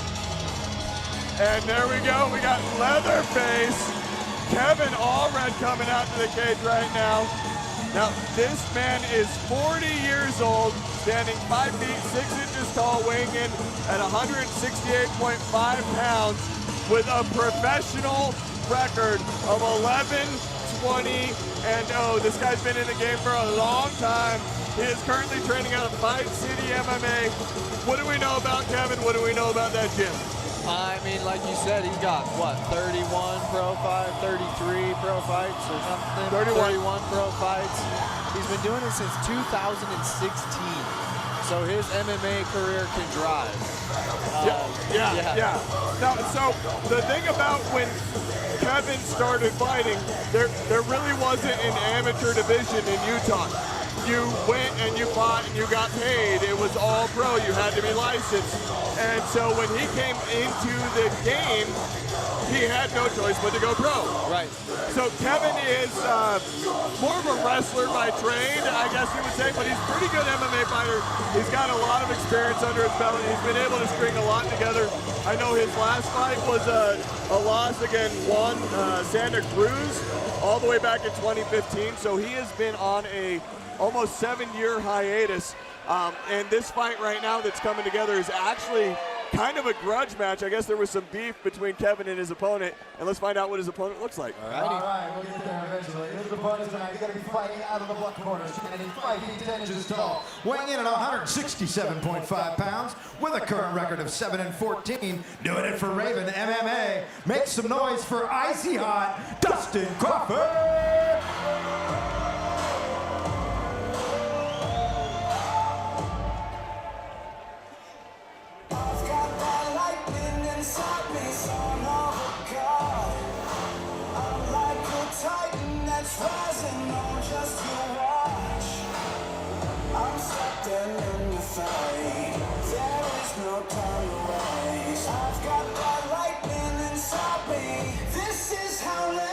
All right, here he comes, Dustin Icy Hot Crawford, a Salt Lake native. He's living in St. George. He's training out of Team Raven MMA. What do you know about that? Well, I know that for a while he was training out of Empire down there in St. George and switched over to Raven after his last fight. And I believe he was actually training with Raven first, switched over to Empire to go join a crew out there. And then after his last fight, went back to Raven.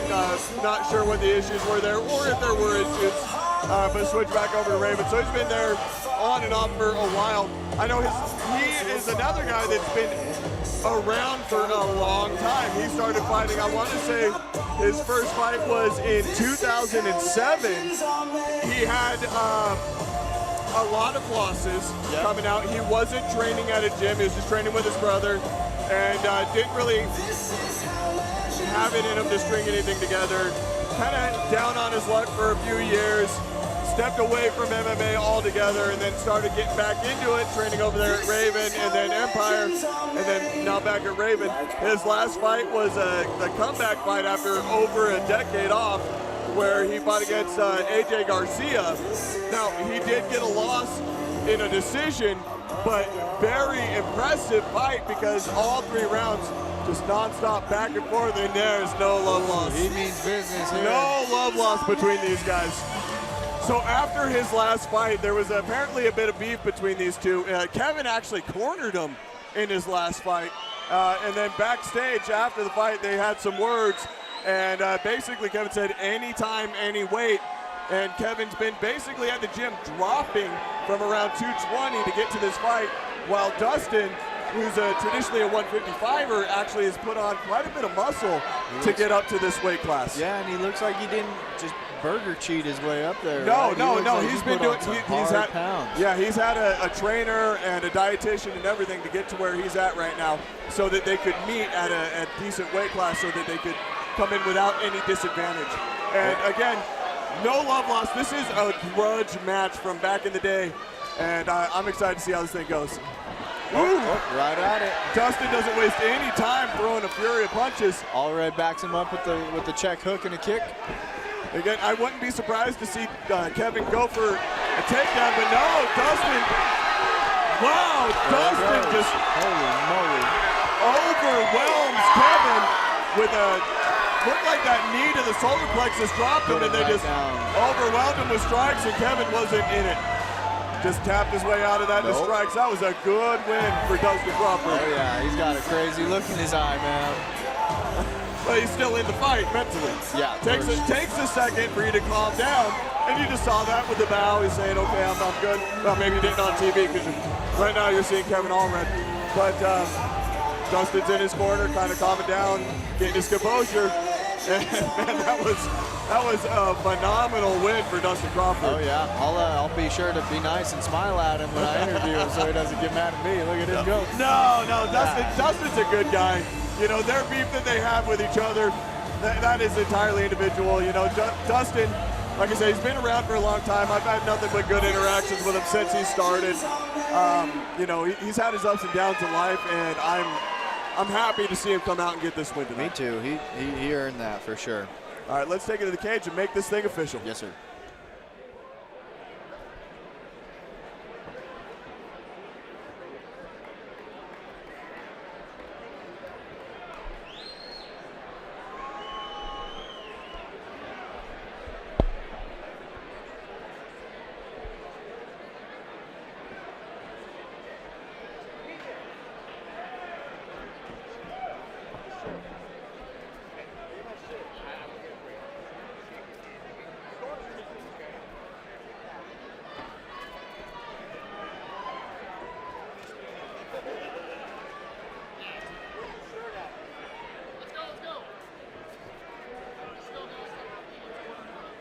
All right, we'll get both fighters to the center of the ring, please. Both fighters to the center of the ring.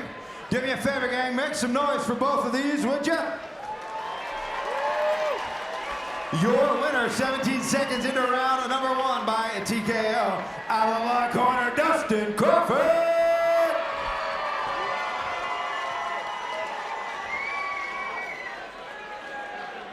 All right, I'm here with your winner, Dustin Crawford. Over here, brother.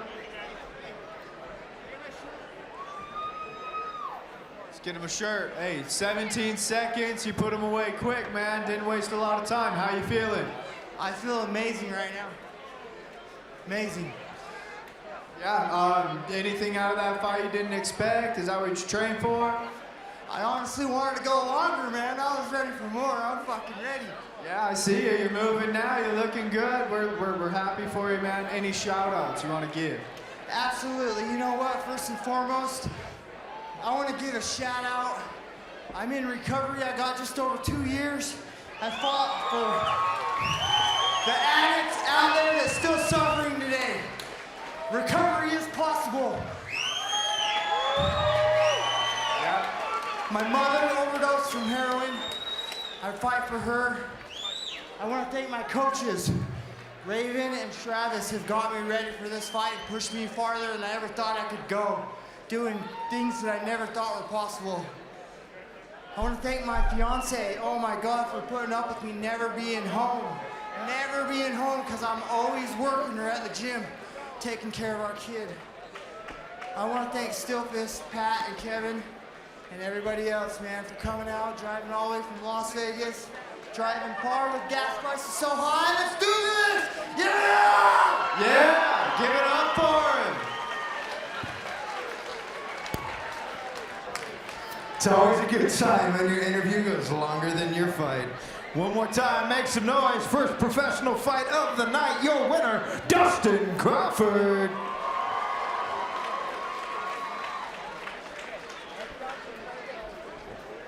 Again, for the fiance, he has to take a picture with the Bud girls. He didn't want to. Forced.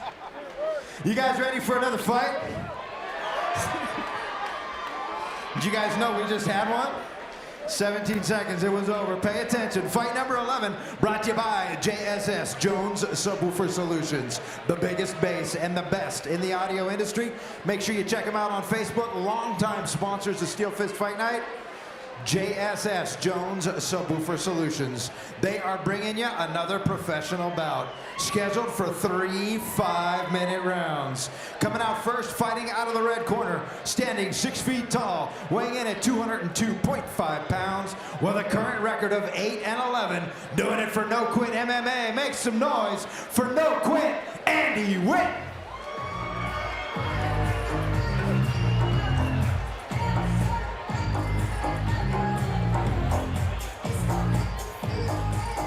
All right, ladies and gentlemen, coming out to the cage, we've got Andy Witt. This young man is 35 years old, standing 6 feet tall, weighed in at 205.5 pounds, representing Team No Quit with a record of 8-11-0. What do we know about this guy, Ben?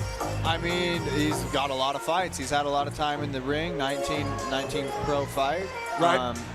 And those, like you said, pro fights, so those are all professional level. So that's right. All the tools in the tool bag are open. And he's fought in how many different weight classes? He's been here, he's fought in 4 different weight classes, and he also holds, he's also been here since 2009, so he's been around. And when he says, you know, representing Team No Quit, that's literally because he's Andy No Quit Witt. He actually jumps around gyms and trains kind of wherever and whenever. He gets as much training in as he can, but no specific gym. So when he says Team No Quit, that's him, because he is a wit and they don't quit. I was over here searching Team No Quit so I could tell some people about the gym and give it a plug, but that's good to know. It's just that play on words, because that's that mentality that they have as a family. Well, I love it, man. I'm excited to see him fight. Let's see what he's got. All right, let's see what his opponent looks like. All right, his opponent tonight is going to be fighting out of the black corner, standing 5 feet 11 inches tall, weighing in at 205.5 pounds, with a current record of 4-6. Doing it for Team Link. Let's hear it for El Diablo, Eric Munoz.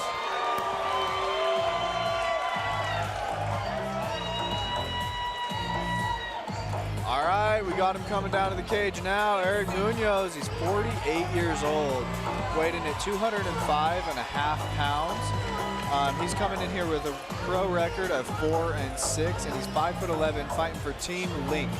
I know we've seen him in here a couple times. What else do we know? What do we expect? Well, I mean, he's actually fighting. This is the 3rd fight night in a row that he has been on the card. His last fight, he did get the win. It was a great fight for him. Training out of Team Link, his head coach, Eric Iman, is the head striking coach. He's the big, giant silverback gorilla that you see right there with the brass knuckles on his back. And behind Eric Munoz, you have Fabio Sehal, who is their Brazilian Jiu-Jitsu instructor, and also a legitimate beast as an MMA fighter. So what you're telling me is look for a well-rounded guy with some pros in his corner. Yeah, I would say that, but also look for a guy that throws really heavy hands. Okay. Eric Munoz, you know, he's got a lot of power in those hands, and he will use it. He can wrestle, he can scramble, but his hands is where his money's at. That's right. And in his most recent bout, he was with Sepe Pua. Yeah, Sepe Pua. Who's a striking legend. decision, and he ended up getting the decision from him. Yep. So, you know, I believe his fight previous to that was the last show that you had commentated with me in December. That's right. He got the loss, but he actually took that fight on less than a week's notice. Right.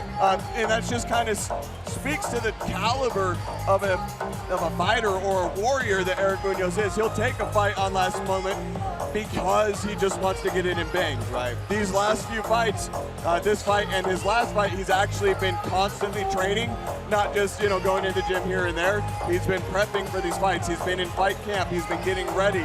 So I expect to see a very aggressive and I would say stamina-having man right now. Yeah. He definitely looks lean, especially for that weight class that he's in right now. So last-minute instructions by Tyler Tomlinson, our referee this evening, and then we're going to see this fight get underway. There we go. And I believe he was fighting in middleweight at the end of last year. He fought a middleweight fight against Marco Sanchez in October, and that was his last loss. But he looks great at 205. He looks strong. He looks athletic. He's ready to go. Marco Sanchez, by the way, an incredible athlete. While we're talking about it, incredible fighter. He's also one of the coaches over there at the pit. Look for him to be something. Yep. And so if you're just tuning in, we've got Andy Witt in the red corner with the black and white trunks with the Nike symbol, and you've got Eric Munoz in the black corner with the black and gold Team Link trunks on. Right away, they're coming out, throwing some jabs, feeling each other out. Ooh, good head movement.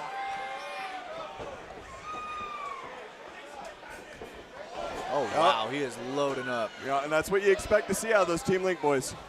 Yeah, El Diablo for sure.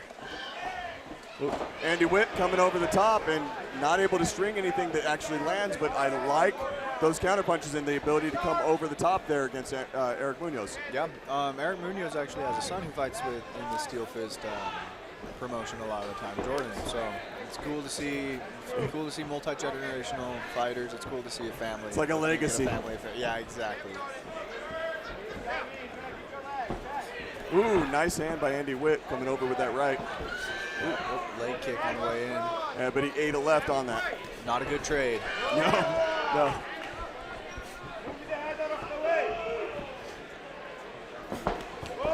I'm impressed with the head movement of Andy Witt. Felt the wind off of it. He did, but man, he is staying outside of those strikes very effectively with that head movement. Yeah, absolutely. Look at it. This is a good fight so far. These guys both know that the other guy standing across from him has some knockout power. You can see the respect.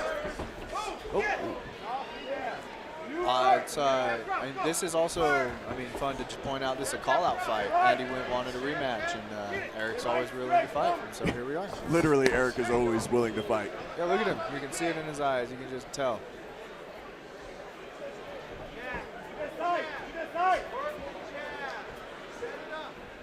I hope I grow up to be that cool.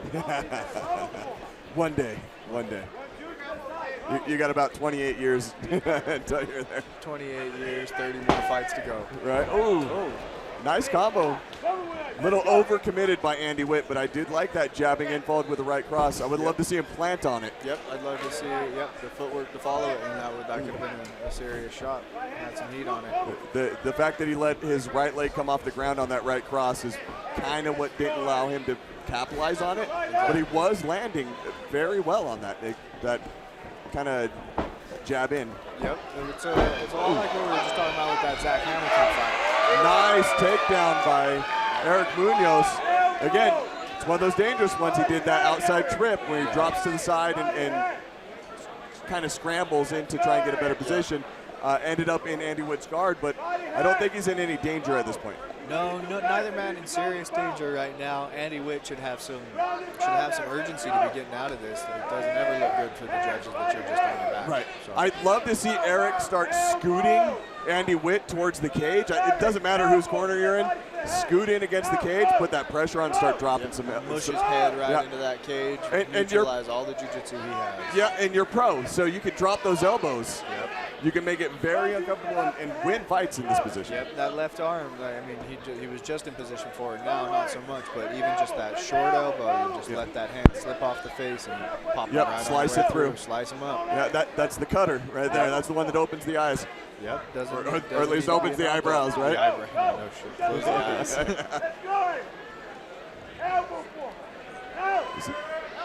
Eric starting to posture up with that cross face. Yep. There you go. There's that slicer. I'd like to see him post his hand instead of the forearm. Yeah. And try and get that hand on the forehead and just slice it Just through that way. Take the legs out from underneath the table. Yep. But either way, you know, he's staying busy. He's trying something. Yep, I think he's got enough activity for now that I don't think Tyler Tomlinson's going to stand us up.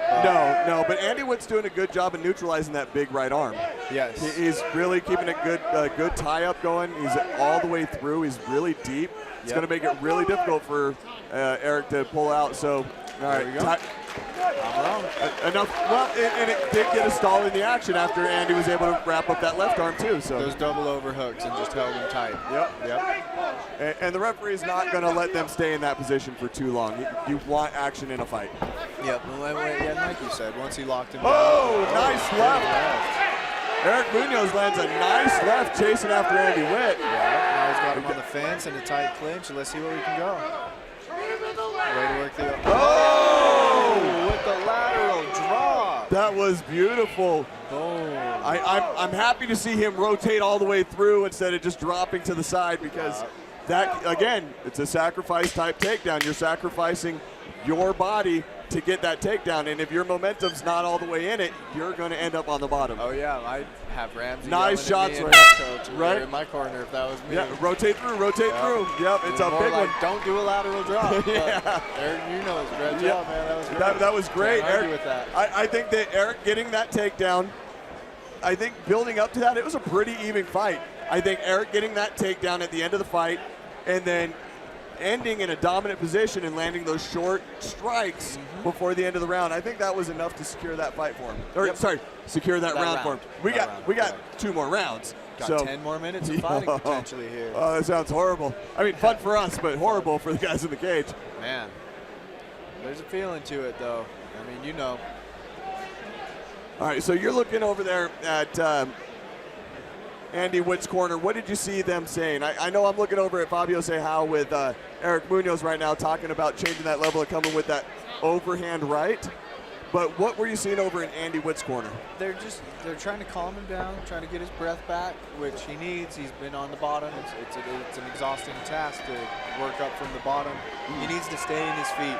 He needs to stay home, and he needs to strike with his whole body. Rotate his hips into his strikes, take some steps forward, don't be throwing his whole body. Plant that foot when you throw that right? Absolutely. Smiling, we got some sportsmanship, a little showmanship. Oh! Good counter left hook. Again, overcommitting on that right from Andy Witt. Yep, and that's going to... Now, you don't want it to land because it's going to hurt, but at the same time, when it doesn't land, it's not good for Andy. No, and it's... You can smile if you want, Eric just took a knee to the crotch. I saw him. Yeah, and he looked right up at Tyler to let him know. And I don't think Tyler saw it, so he's got to let this thing keep going. Yeah, it doesn't seem like it shook him too bad. No, and it's got to be obvious enough for the referee to see it before they stop it. They're not just going to take your word for it if they didn't see it. Right. Yep. Now, there have been the times when the offending fighter that threw the knee says, yeah, I got him, and they'll give him that opportunity. But if both people aren't saying that and the referee didn't see it, they're not going to stop. That's right. I'd like to see some pummeling on the fence here for Andy. Yes. Yeah. Well, he's got double unders. It's difficult, you know, when you're at that weight class. It's really hard to get someone that's leaned in. Even Andy Witt right now. Andy's in that great position. It's very difficult to turn that off the cage at 200 plus pounds. I mean, I'm sure there's somebody better at math than me who could tell you the added weight, you know, from the angle. Yeah, not me, but there's something about fulcrum and some other stuff. Yeah. Some engineer, I don't know. Ooh, nice over the top by Eric Munoz. Yeah, I like that Witt's able to keep him against the fence. And you're going to see that throw again. Oh, there he goes again, head and arm throw. Just muscled through the end of that one. And you're going to see Eric go for the shoulder choke. He's going for that catch-style shoulder choke. He's going to start sitting out and walking up the top. Walk up towards the head, and he's got this thing. That thing is tight. if you keep walking towards the head, you might see Andy go out. Yeah, Andy's that no quit kind of guy, so you might not see him tap, but you might see him go out. Yeah, we might see lights out on no quit, but no. Nope, he was able to goes. turn to the side, take that pressure off. That's good defensive wrestling from No Quit Wit. No, it really was. So one of the things, you know, getting that hand in and answering the phone can kind of create that separation of the shoulder, but ultimately you want to drive your shoulder to the mat so that you take that pressure off so he can't get at that angle coming from the side. Because the whole purpose of walking out to the side is to close that gap. Shoulder, and tighten. Exactly. So great job by Andy Witt. Yep. I'd love to see Munoz go knee on belly. Man, took the words out of my mouth. I think he's trying to pin that arm down with his left knee instead, but I would have loved to see knee on belly. He was in a great position for that. Yeah, I see what he's going for with that. You lock that arm down and just wail with that left hand. But it created too much separation, and Andy Witt's able to. Exactly.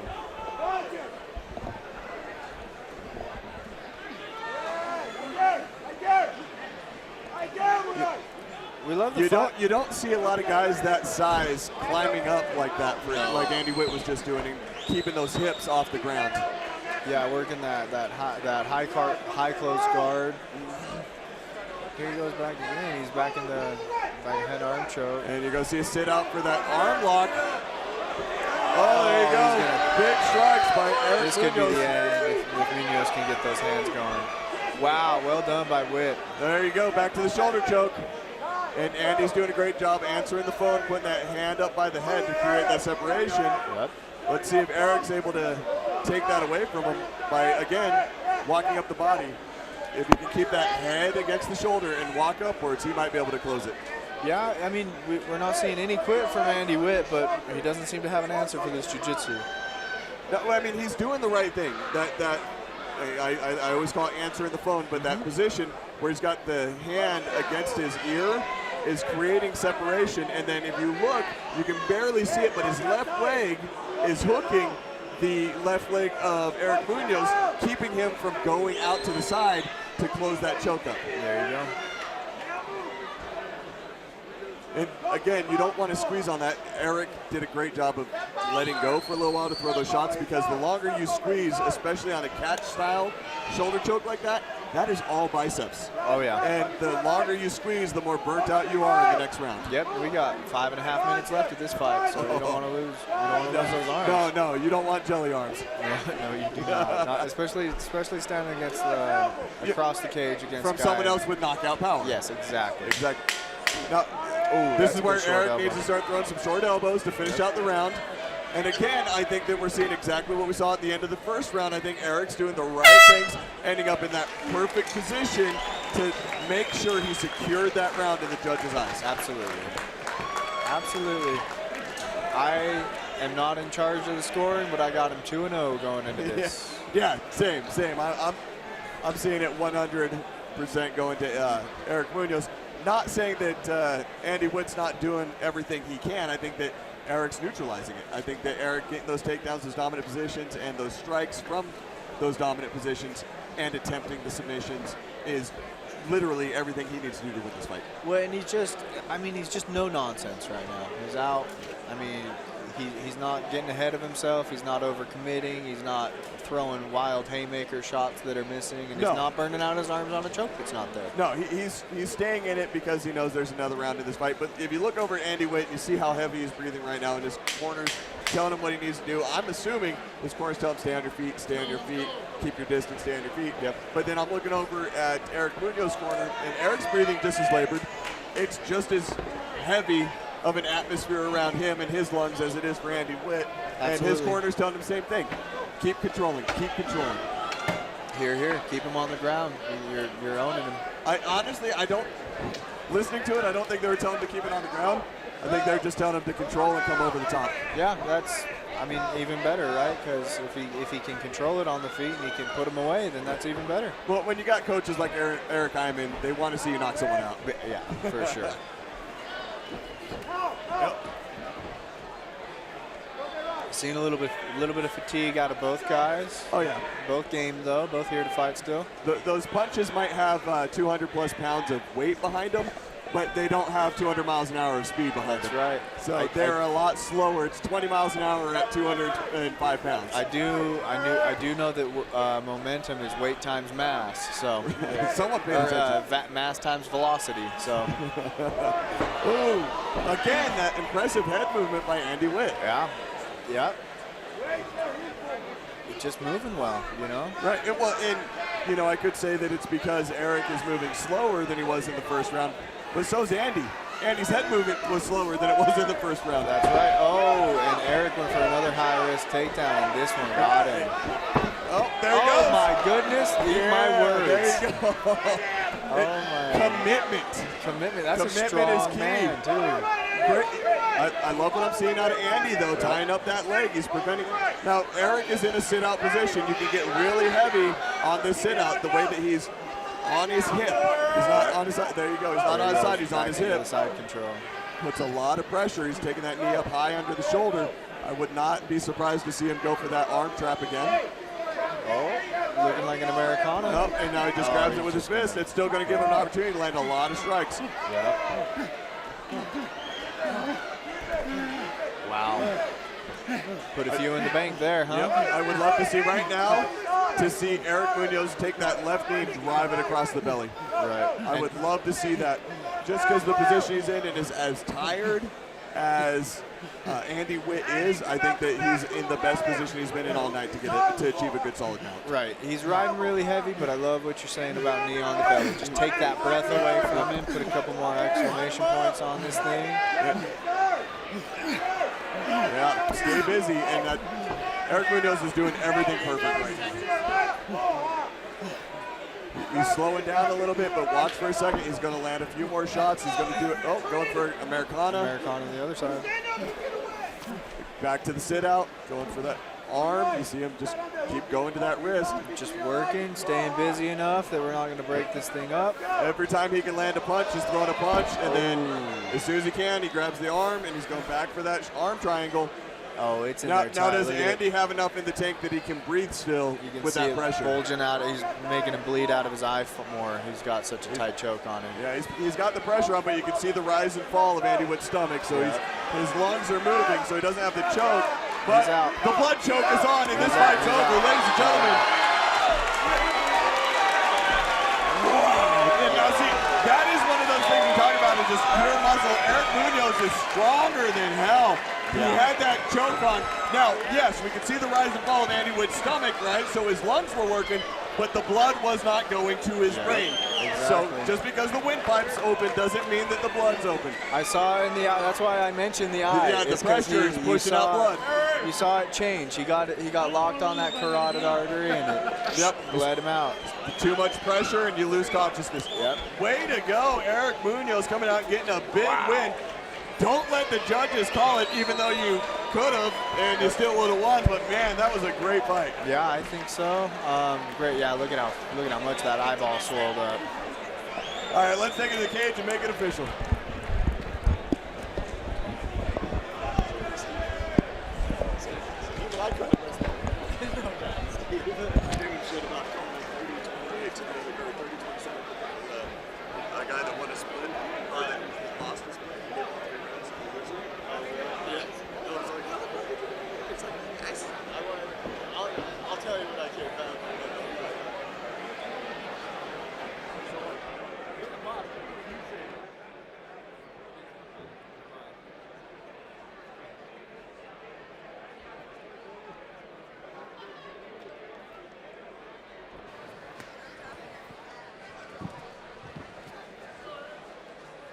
All right, gentlemen, can I get both fighters to the center of the ring, please? Both fighters to the center. You know what to do, gang. Make some noise! Your winner, 3 minutes, 10 seconds into round number 3 at TKO by shoulder choke. Out of the black corner, El Diablo, Eric Munoz.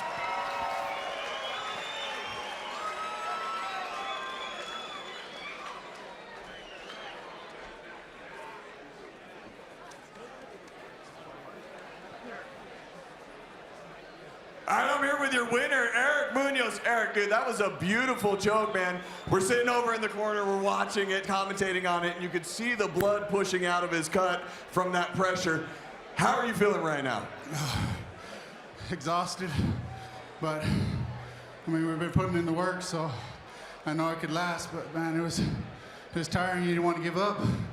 Well, you look great tonight, man. Did anything catch you off guard? No, I just need to stick to the game plan, and that's what we did. And got a couple other ideas of how I wanted to end it, but I'll take the win. Well, you kept going for that shoulder choke, and eventually it paid out, man. Is there anyone you want to thank tonight? My family. They're always my biggest supporters. My fiance's not here, but she's always got my back. My teammates, Eric Iman and Fabio, they beat me up so I can make these fights last. And then my team at Team Link, all my co-workers that came out to support me. And that's about it. All right, man, are you going to come back and do this for us again? I'm going to take a little break, but I'll be back. All right, we can't wait to see you come back. Congratulations. Everyone give it up to your winner, Eric Munoz.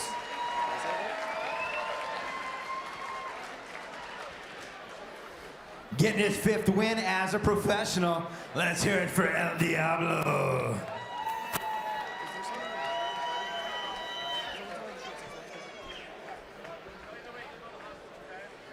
El Diablo taking it, but you know why they call Andy Witt no quit? He didn't tap out. He went to sleep. Oh, 2 more fights left. How many of you are waiting for the main event? How'd I know the girls were gonna squeal about the main event? I don't know. All right, we got one more professional fight brought to you by our friends at Jones Subwoofer Solutions. This is your co-main event of the night, and if you need a new stereo, you want it fixed, go check out JSS, Jones Subwoofer Solutions, the biggest bass and the best in the audio industry. They are hooking you up with one more professional fight. That means 3 long 5-minute rounds. Coming out first, fighting out of the red corner, standing 6 feet tall, weighing in at 170 pounds, with a current professional record of 5-0. They call him the man-child. Let's hear it for Montel Williams!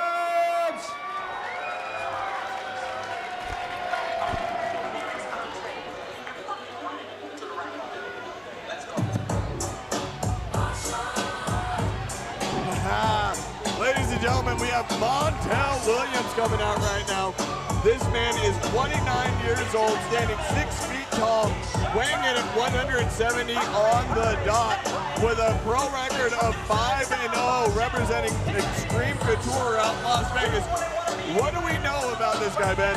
We know that he's 5-0, and he's coming in with 4 unanimous decision victories. That means he is coming to fight, and he is not afraid to stay in there the whole time. Each one of those fights is 15 minutes long. Before he went pro, he had 2 amateur fights that also he won. The first one with submission, second one with a decision. This guy spent plenty of time in the cage, more than your average fighter with the same record, because he has gone the distance so many times. He is undefeated. His last fight was against Eric Munoz, who just got done getting a good win, where he won again. You said a unanimous decision back in October of 2020. So he has been out of the cage for a while. So I'm excited to see what he's got tonight and what his opponent looks like. Absolutely. All right, his opponent tonight going to be fighting out of the black corner, standing 5 feet 11 inches tall, weighing in at 170 pounds, also currently undefeated as a professional with a record of 1-0. Doing it for Team 4-7. Let's hear it for Nino Henao.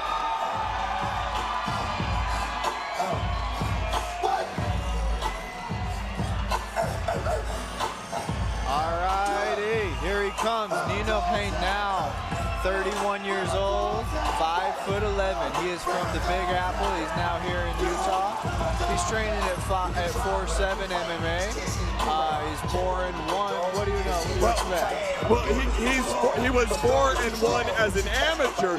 He is undefeated 1-0 as a pro. There we go. His last fight was against Calvin Parrington here in Still Fist Fight Night back in December, which you and I also called. Like you said, he's training out at 4'7" with Brad Martinez, and I'm not sure if Jason Mertlich is still there, but Jason Mertlich was one of the coaches after the pit elevated in Provo. Right. Kind of dissolved. It was the first gym with all of the majority of the group from that gym that had opened up, and they're still around. They're still putting out a crazy level of competitors.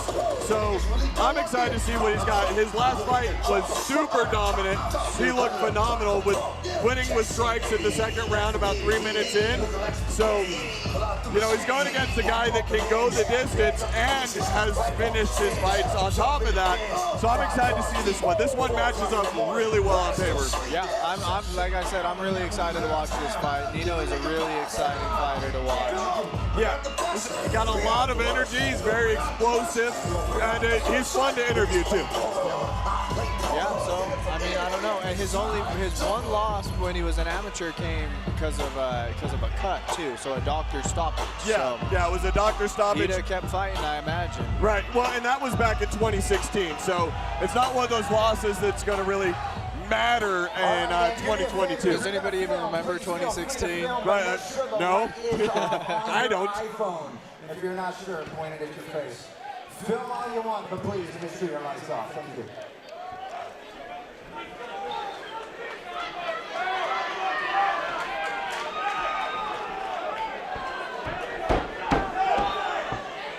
All right, referee Tyler Thompson bringing him in for this co-main event right now, and giving some last-minute instructions. Again, this is a professional fight. This can go up to 15 minutes, 3 5-minute rounds.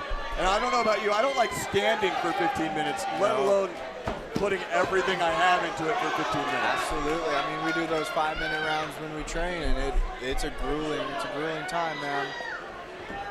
Something tells me this fight won't go 15 minutes, though. You know, we hope not because it's so entertaining, but at the same time, we hope so because it's so entertaining. Absolutely.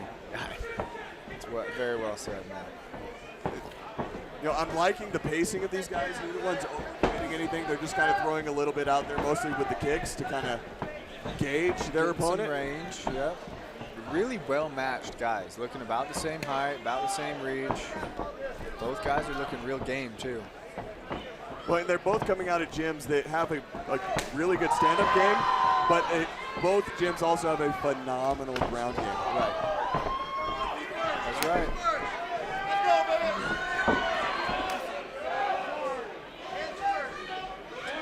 Yeah, it's great to have Nino in the community here. I mean, we know he's from New York, but he's here now. He's training in American Fork. Great addition to the community. Great addition to the Steel Fist card every single time he's out here. Absolutely. And again, entertaining to watch. But what we were talking about before earlier tonight when another member of Team Extreme Couture came out and fought, is we get a lot of really high caliber guys coming out of Las Vegas and Extreme Couture and putting on a great show. And this is exactly what you expect out of it. Well, I mean, up to and including the UFC World Heavyweight Champion.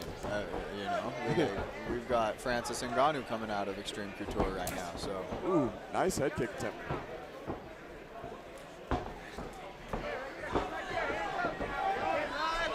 Oh yeah, I like Nino too. He's stalking. He's stalking. He's controlling the cage, but I don't like that the hands are going down low, a little bit cocky. Oh, just like that. And that's the danger of being cocky. Luckily, we didn't get any damage from it, but that makes you think twice about putting your hands down. Yes, it does. I mean, watching Brandon Lemmings should make you think twice about putting your hands down. A little bit different approach, but yes. No disrespect, Brandon, man. You're a warrior. That was a great fight, man. Love to see you. Very PC, but deep. Montel Williams did a great job, but man, that balance of Nino being able to stay on his feet and avoid the takedowns that Montel has been throwing at him. Even just a second ago, you saw that lateral that he was trying to do on that shoulder throw with the double underhooks. He's trying to toss him over with that. And Nino is able to stay on his feet and keep his hips under him. He says no, sir. Yeah, and that's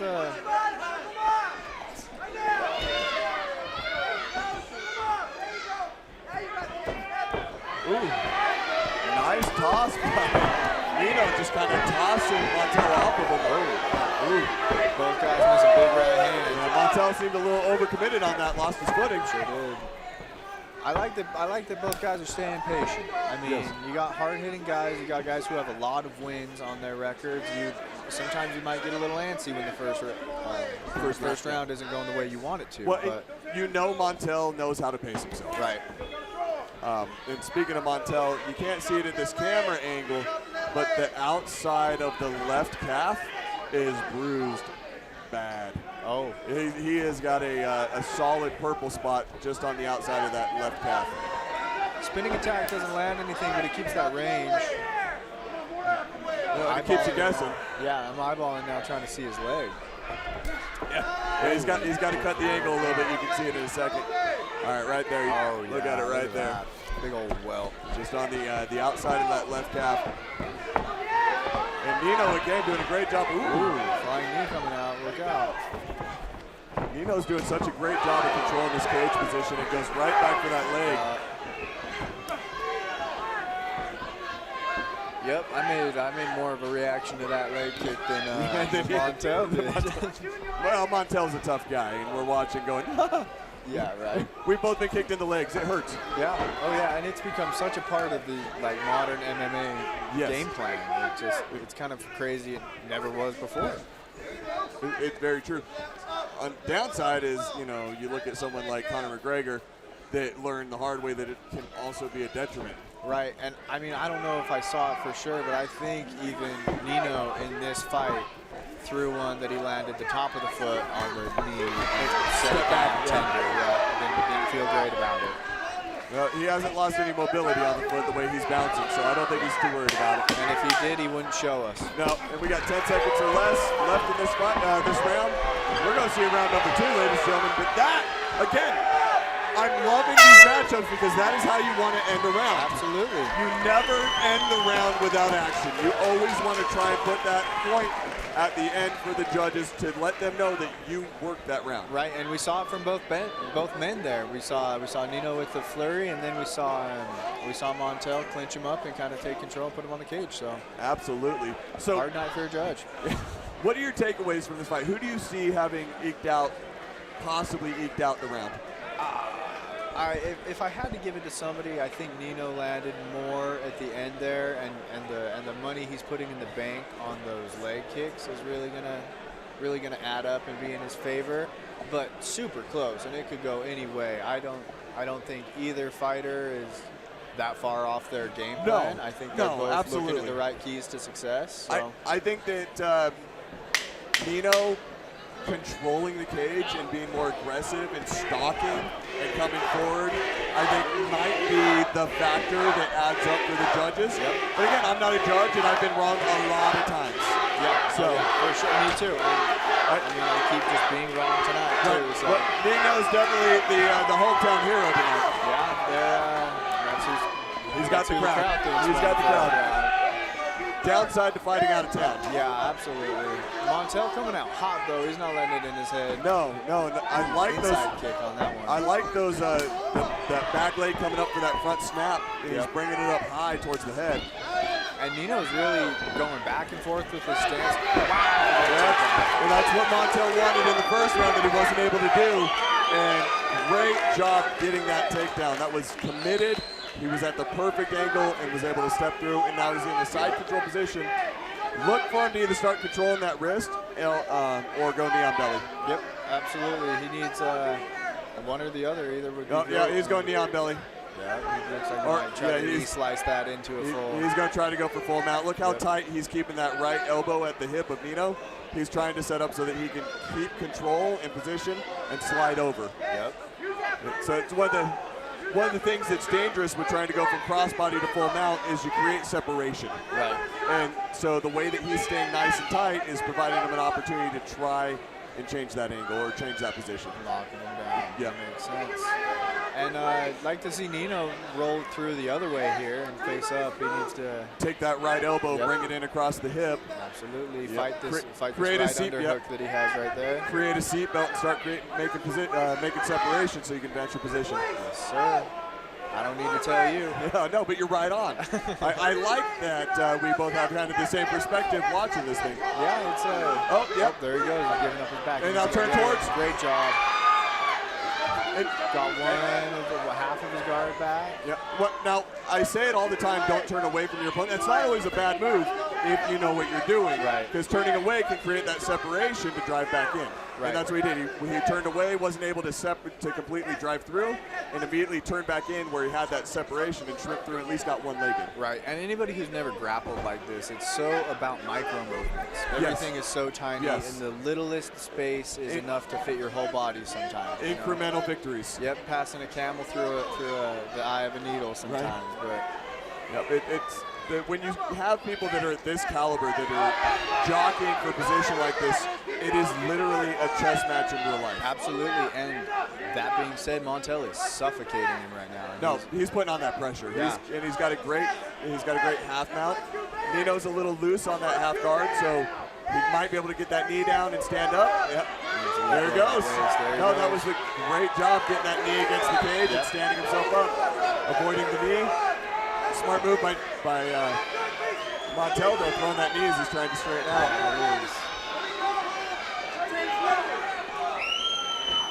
Good pressure by Montel. Yeah, we need to see some pummeling here. Find an underhook for Nino. There you go. Breakaway. Reset. Nino going back to what he's good at. Yep. He's moving. He's still looking fresh too. He doesn't look discouraged. A little overcommitted on that though. Yeah, he looked a little discouraged when he missed that one. Yeah, that's about it.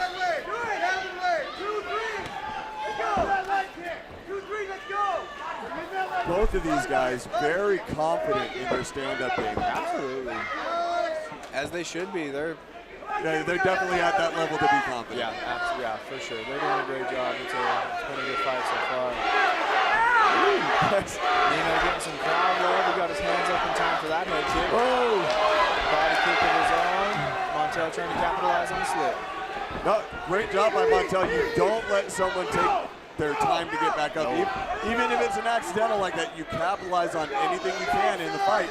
And Montel definitely did that. Nino was just very quick to get back up. Ooh, he wanted the question mark kick. Nino barely got out of the way. Just would have been toes even if it hit, but still.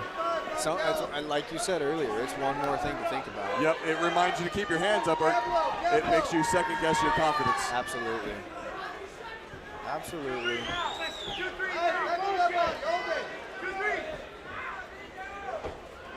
Nice little goose egg over the left temple area of Nino. Ooh, nice right.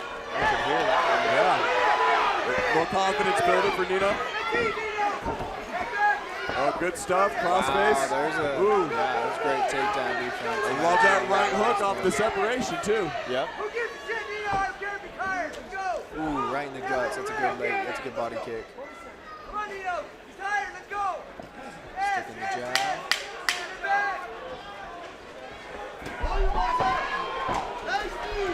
Nino's got a fire in his eyes right now, man. Nice. That was a beautiful end of the round. Yep. Nino definitely had that fire turned up a little bit in the last 10 seconds or more. I would say maybe the last minute of the fight. The fact that he was taken down and that he did spend a majority of that round on his back and defending, I don't think that Nino, now this is just me speaking because again, I am not a judge, but I don't think Nino won that round. I don't think so either. I think getting back up and getting his hands moving again got him out of 10-8 territory and like secured that it's a 10-9 and made it a close round. But I think Williams took that round with him, which is fun for us because that's 1-1 coming into it, and gonna have a couple guys who want to win this fight. Yeah, definitely, and it's very entertaining. This is a co-main event, and it lives up to what it's supposed to be. Yep. Professional fight. We've already seen 10 minutes of action with these guys so far, and it has been literally 10 minutes of action.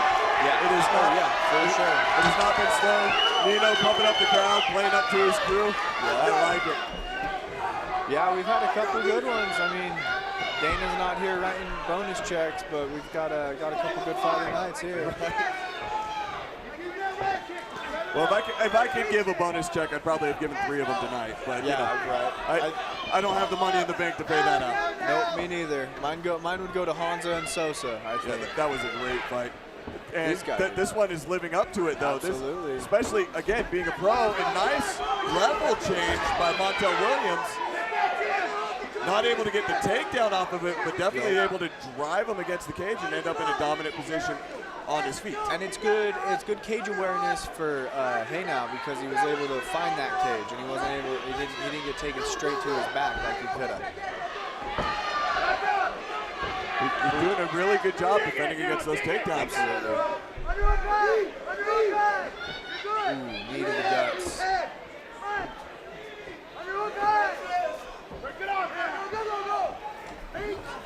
Oh, another great sprawl by Haynow. Let's see if he can get around. Williams is locked in. I'd love to see him still. I'd love to see him try and get that crossface in.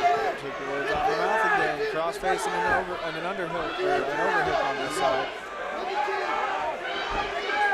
Montel changing levels, getting both legs. Oh, getting a warning there. There's an elbow to the spine. So again, that's illegal. He can elbow to the ribs in the back. He can elbow to the ribs, but not straight to the spine. The spine seemed inadvertent. I mean, yeah, it was aiming downward. It just happened to be that way. Oh yeah, for sure. Big looping strike. Now coming over the top, any way he can. Which he needs to do. Yeah. Honestly, not necessarily that Montel's winning the fight, but Montel's controlling this round. He's winning this round. Yeah, if Haynow is going to take that away, he needs to be aggressive from this position. And getting that left arm through, trying to slip it through for a crossface is probably the smartest thing that he could try right now. Yeah, absolutely. And you can definitely see how Montel Williams has amassed so many unanimous decision wins. Oh, yeah, no. Man, this guy's he knows how to fight, and he knows how to keep that fight going in a dominant position. And Nino's going to keep bringing it to him, though. These guys are great opponents. Good job, Pat. Yeah, again, another great matchup tonight. There you go. Now you're seeing that crossface. Yeah.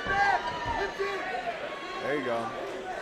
I'd love to see Haynow slip that arm through and try and push off with the forearm instead of with his hand. If you can get that separation, you can stack 2-on-1 and really create some separation. Get that classic, folk style wrestling, drag your wrist across your face, make you hate every second of being on my leg. Create some separation, but man, Montel is just he's a strong man. Yeah. He has got that on like a vice. He's not able to take him down off of it, but he is controlling every aspect of this stand-up game right now. Yeah, he is. He's kind of frustrating, Nino, it seems like, because he's just not letting go. He's like a leech. No, yeah, 100%.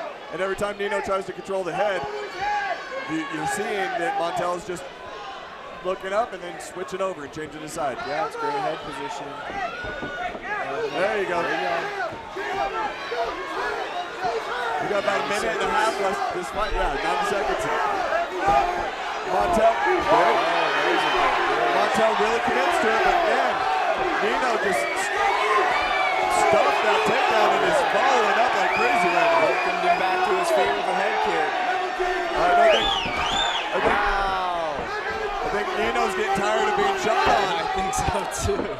He's getting frustrated. You see every time that there's a separation, he's throwing them in. Right. And Montel's doing a great job controlling right now. Right, and that's the sign of a good grappler, right? Is chain wrestling. You miss one, right back there with another, and right back there with another, and that'll get in your opponent's head. It's frustrating. Well, it'll piss him off. Right. It really will. And at the same time, it's keeping him out of danger. It's keeping Montel out of danger and in control. Yeah, I mean, his head's tight. His head's in the right place for a double leg. Not in any real risk of a guillotine. He's not in any real risk of any shots. Nino's smothering right now. Yeah. Oh, he didn't like that. No.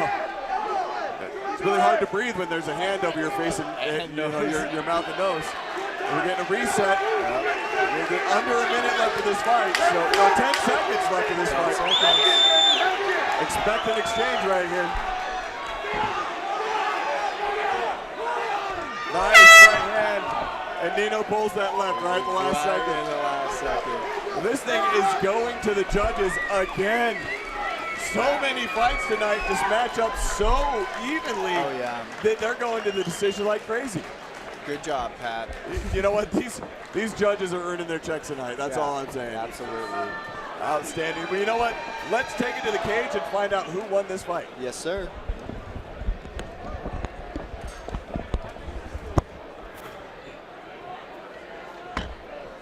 Well, we got another one going all the way to the end. What do you think?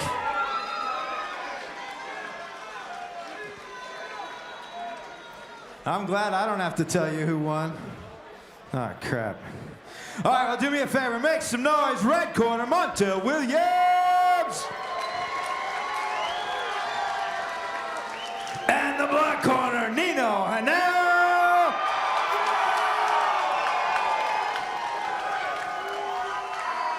And the judges having to figure it out.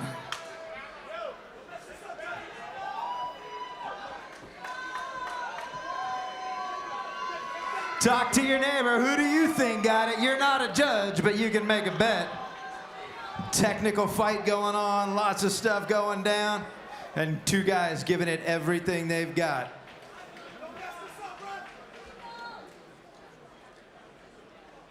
We're gonna double check everything one more time, just in case.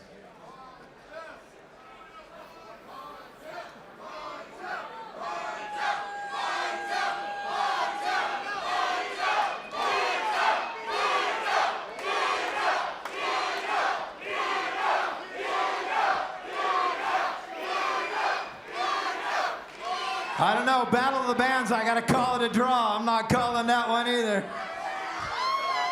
Everybody's supporting their fighter. Let's see what happens.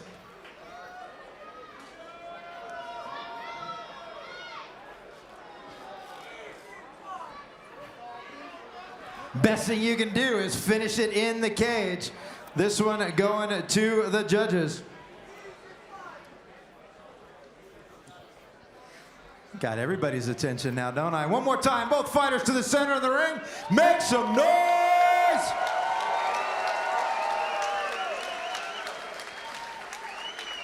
Rich Montanez with a score of 29-28. Dan First with a score of 29-28.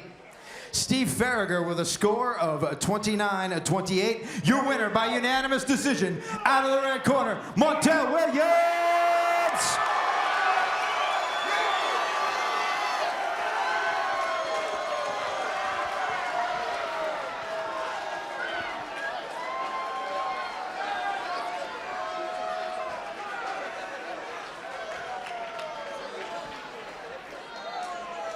All right, give it up for both these guys. That was an incredible fight.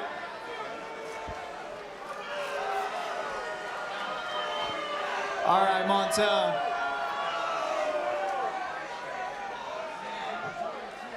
All right, I'm here with your winner, Montel Williams. Montel, how you feel? Tired. Yeah, no doubt.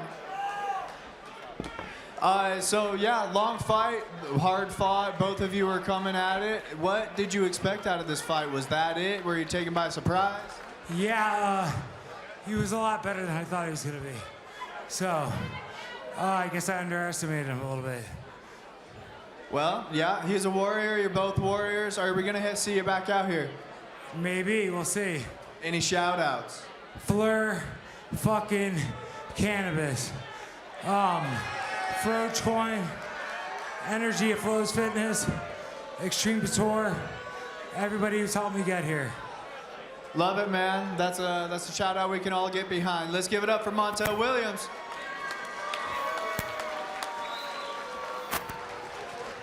Man, that was a fight. Great way to end the night, right? Was that our last one for the night? We done? No? Did I forget something? All right. We gotta let Montel get his pictures taken. Extreme Couture walking out here with a hard-fought battle, toe to toe. Both of those guys giving it everything they got.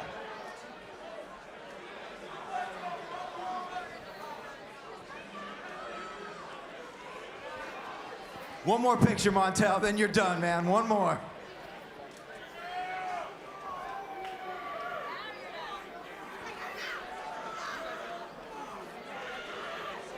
All right, call the babysitter. It's 1:45. We got some business to take care of. One more fight to go. You guys ready for the main event? Oh, come on, it's the last freaking time. One more time. Are you guys ready for the main event? I love you guys. Thank you so much. This is it. Lucky fight number 13. This is a big deal. Brought to you by JSS, Jones Subwoofer Solutions. They've been with us for a long time. We think they rock. You need anything audio on your car, there's only one place to go. JSS. Make sure you check them out on Facebook. We appreciate all their support. This is the battle of the undefeated. On the line, the Steel Fist Fight Night lightweight amateur title and belt. We ain't messing around tonight. Coming out first, your challenger in the red corner, standing 5 feet 5 inches tall, weighing in at 153 pounds, currently undefeated at 5-0, doing it for ultimate performance. Make some noise for Dangerous Isaiah Diggs.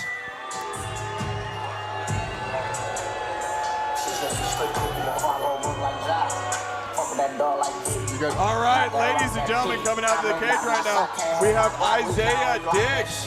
All right, this young man is 26 years old, standing 5 feet 5 inches tall, weighing in at 153 pounds on the dot, with a record of 5-0, training out of Ultimate Performance in Colorado. What do we know about this guy, man?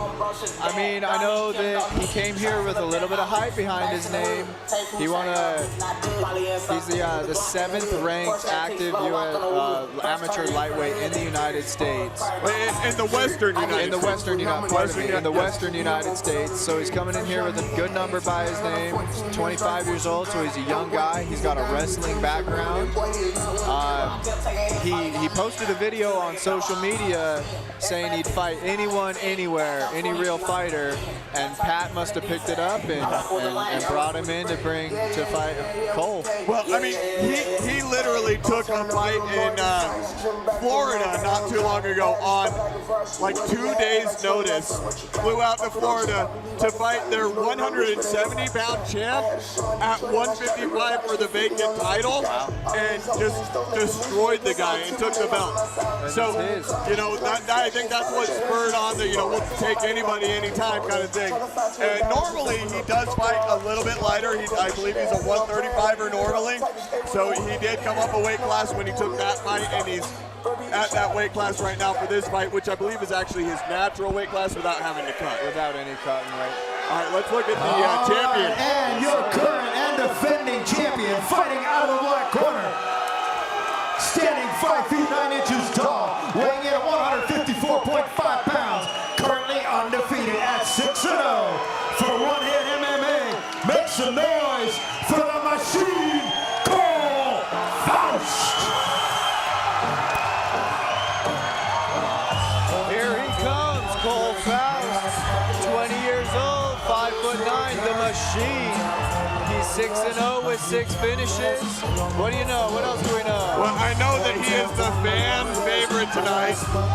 Cole has been on a tear since he started fighting at 18 years old. Kid has been training since he was like 7 at One Hit MMA. Been doing training with Aldo for years. He was a state champion wrestler, I believe, 3 years in a row. Definitely 2, I can't remember if it was all 3 years. State champion wrestler. He has a lot of tools in his bag, and he is undefeated for a reason.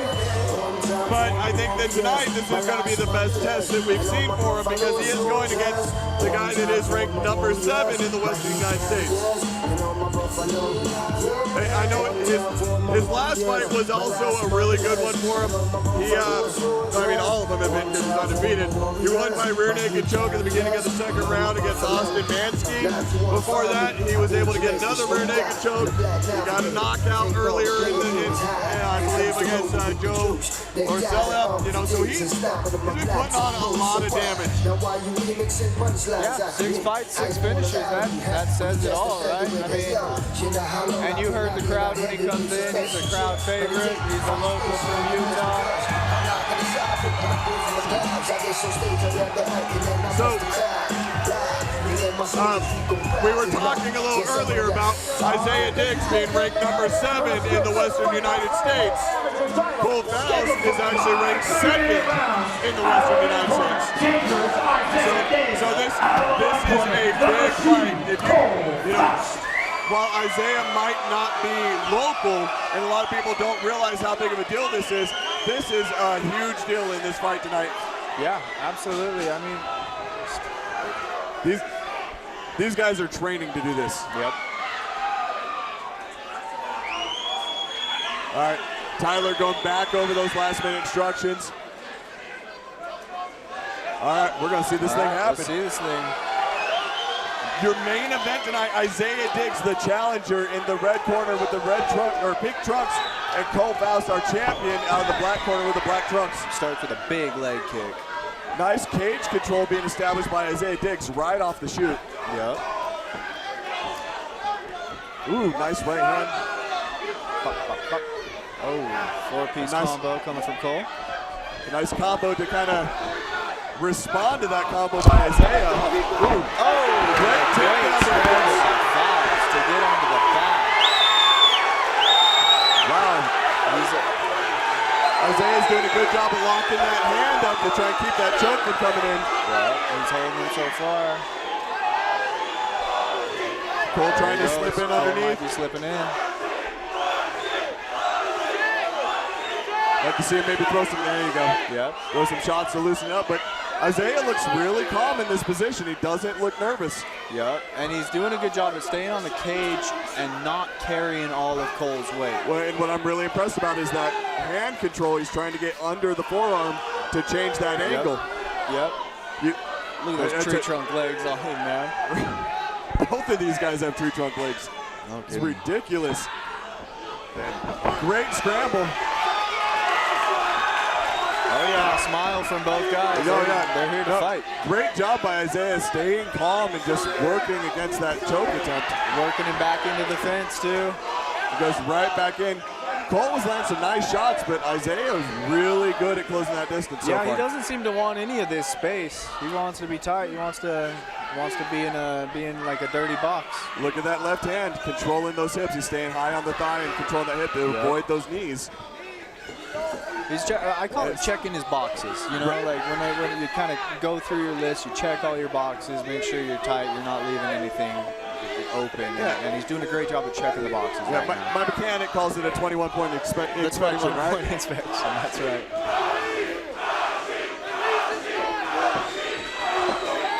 Great battle right now between these two guys. Don't grab the shorts. Nice leg kick. That's a brutal leg kick. But honestly, man, Isaiah just took that in stride and kept coming forward. Didn't skip a beat. Yeah, didn't even flinch. Still walking in like he didn't just got kicked in the leg by Cole. Yep, getting that zombie walk on. Both fighters are really active so far. We're seeing more hands from Cole, but Isaiah is not afraid to get in that clinch. Head kick by Cole Faust on the breakaway. Yep. I am loving this fight so far. Oh yeah, great matchup again, Pat. Glad you saw that video. And again, you're seeing Isaiah Diggs doing exactly what he does and just closing that distance and controlling. I don't know if you saw it, but he limped back to his corner. As long as he doesn't limp forward to the other fighter, that's all that matters. Yeah, but he's got his game face on, but you can see it. He felt it. Isaiah looks outstanding tonight. Very calm, very composed, doing a great job closing that distance on Cole Faust. And you know, Cole was able to do the same thing a few times. Obviously, Cole's landing a little bit more of the exchanges, but Isaiah is really putting on that pressure and making him wrestle a lot more than what you've seen Cole have to wrestle in the past. Right, and I don't know if he knows his wrestling credential or not, but that's a daring wrestling match to get into. Right, well, I mean, both of them are high-level wrestlers to start with. Yeah. I mean, you saw it. How many people have gotten in on the shot and then taken Cole for the ride. You know, he scrambled great and got out of it and ended up in control, but you don't see that a lot. This is a great fight. No, this has been a phenomenal fight. This is what you want in a main event. Yes, sir. Is this kind of well matched up fight. I mean, you've got the number 7 and the number 2 ranked amateur lightweights in the entire Western United States. Yep, no guy looking for a cheap win. Both of them looking for a hard fight. They're both looking to show their shit, their stuff. There you go. I'll let you censor yourself. I'll pick it up usually. Ooh. Nice knee to the body by Isaiah.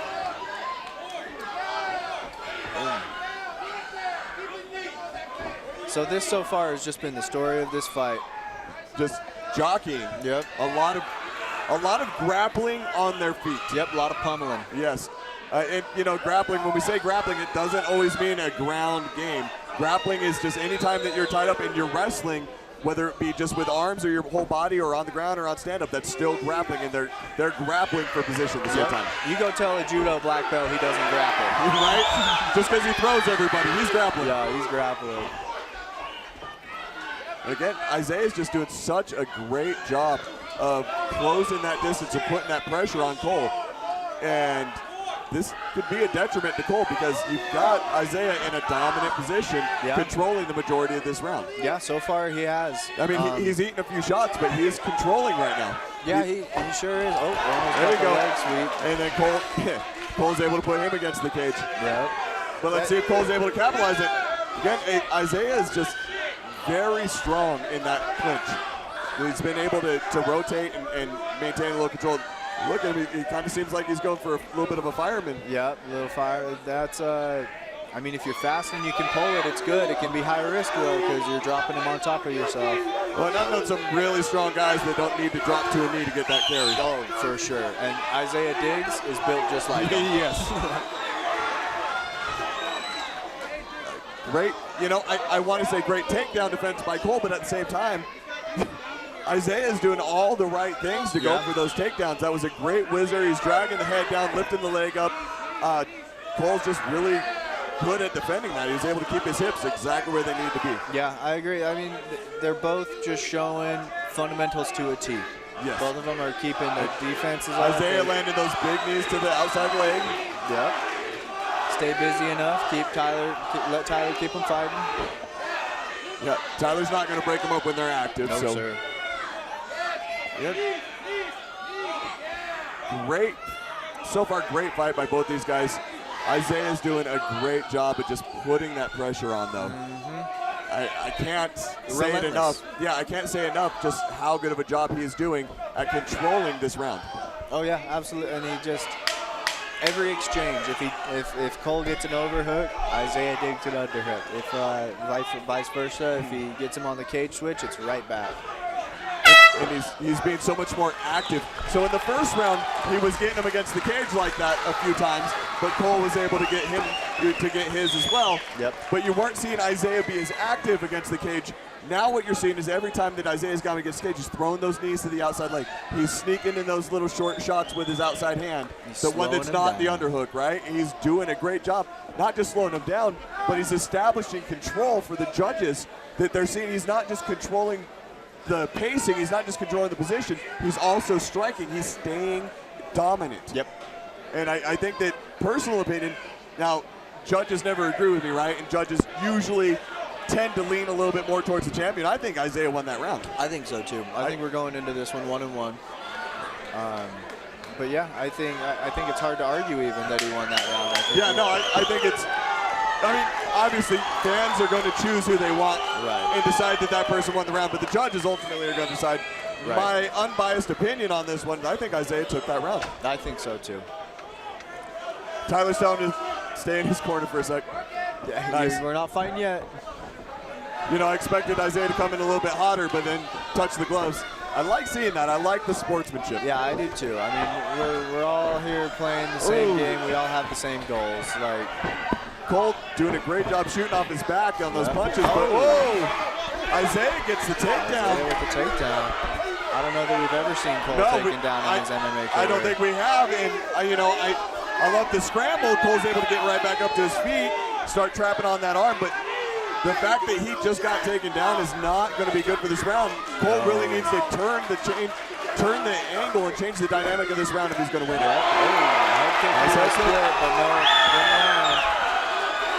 He needs to stay away from the cage and stop letting Isaiah control him. Isaiah's controlling the cage. Oh! Cole with his own takedown. Wow. Cole gives it right back with that takedown. Yep. And again, that's what we were talking about earlier, the high-level wrestling that both of these guys have. It's phenomenal. This is a great match. So this matchup is absolutely the best one we've had tonight. Yeah, oh, for sure. And it's so good to see, like, our local hometown champ see some good adversity, you know? Right, and, like, show that, like, not only is he just here and a local little star, but he's a fighter, you know? And we're putting fighters out of this community and out of this promotion. Well, and same goes for Isaiah. Isaiah might not be the local guy, but I love seeing these guys come in from out of state that are getting an opportunity to compete at this level. You know, it's a local promotion, but we're broadcast worldwide, and we bring people in from all over the country for the show. No doubt about that. And it's a great home too. I mean, great crowd. The Pattons put on a great event. We're grateful for the Steel Fist. Absolutely, gives me something to do every month. Cole finally gets himself off the cage again. And again, you got Isaiah's doing that great job of controlling. Cole was just trying to drag him down, put that pressure on him with the weight. But all neck strength. Yeah. Too strong, yeah. No, Isaiah is tough. Wow. But, I mean, look at him, man. He's 90% muscle. Yeah, oh, for sure. He looks like Yoel Romero. Yes. Yeah, he's like one of those kind of builds. Ooh, great knee to the midsection by Isaiah.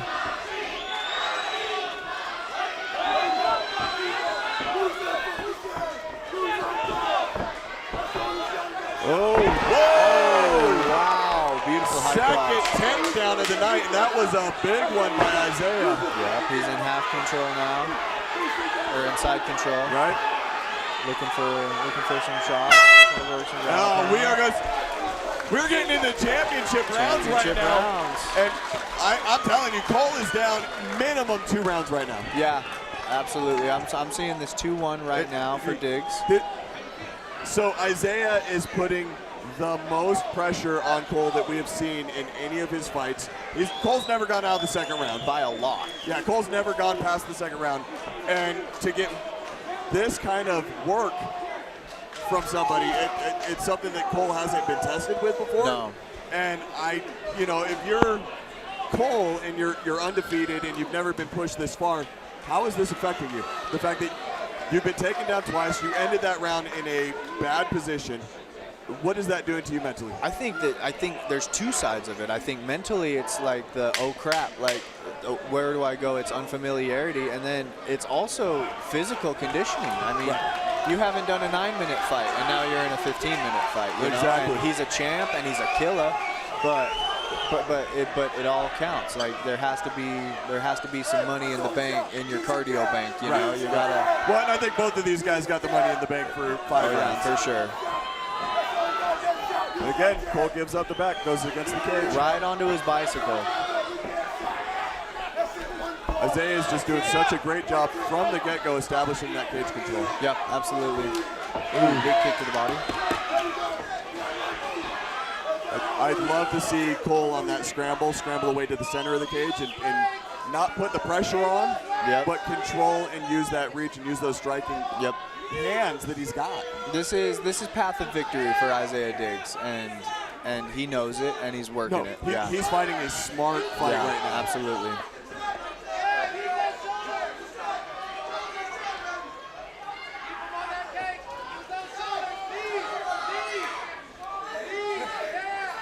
Cole Faust looking for anything he can get on that outside. Needs to really dig an underhook on that left side and he could go. Another great takedown by Diggs, yes. See Cole's trying to get that full guard. Watch the up kick. Ooh, that hurts. Heel strikes to the leg. Yeah, dead leg. Oh, he might have jumped right into a triangle. No, Diggs is too strong defensively. He's staying tight, but watch Cole go up for that shoulder lock. Watch Cole go for that shoulder. Oh, Diggs is out. The strength and intelligence in this fight game of Diggs has just been impressive so far. Absolutely, this guy's a real deal.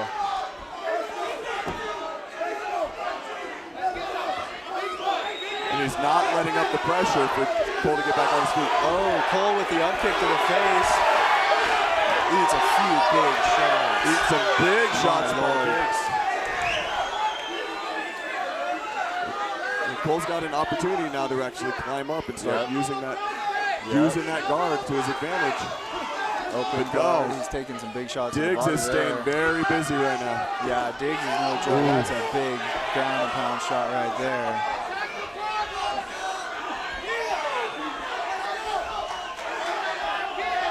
Diggs is keeping that pressure on so Cole can't get up, and Tyler's not going to stand him up. He's not going to give him a second to break away. And he didn't want the nut shot. He didn't want the nut shot time on that. I don't know if you saw that. Low blow, and he called it off. He wanted the advantage.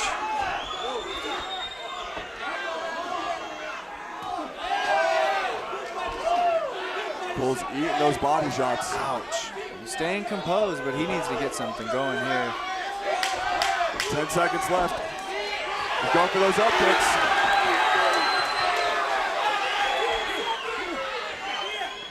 Isaiah just puts that pressure on. Man. At this point, there's no way that Cole wins off of the judge's decision. Nope. He needs to win this fight, or we've got a new champion. He needs a finish. Yeah, absolutely. And honestly, man, Isaiah is doing all of the right things in this fight. And look at the body language, man. I mean, we got Isaiah on his feet. Confident. Cole's over here. We're taking a deep breath. He's hunched over. Well, they're both breathing pretty deep. Oh, yeah. But we got... Well, they were, but now Isaiah's getting in his head. Yeah. Isaiah's gaming up. He's moving. He's bouncing. Yeah. Good corner work. No, it really is. That's what you want. You don't want to look over at the end of the 4th round where you are just gassed and fatigued and look over and see your opponent on his feet bouncing. Yeah, doing a jig. It messes with you. Yeah, it messes with you.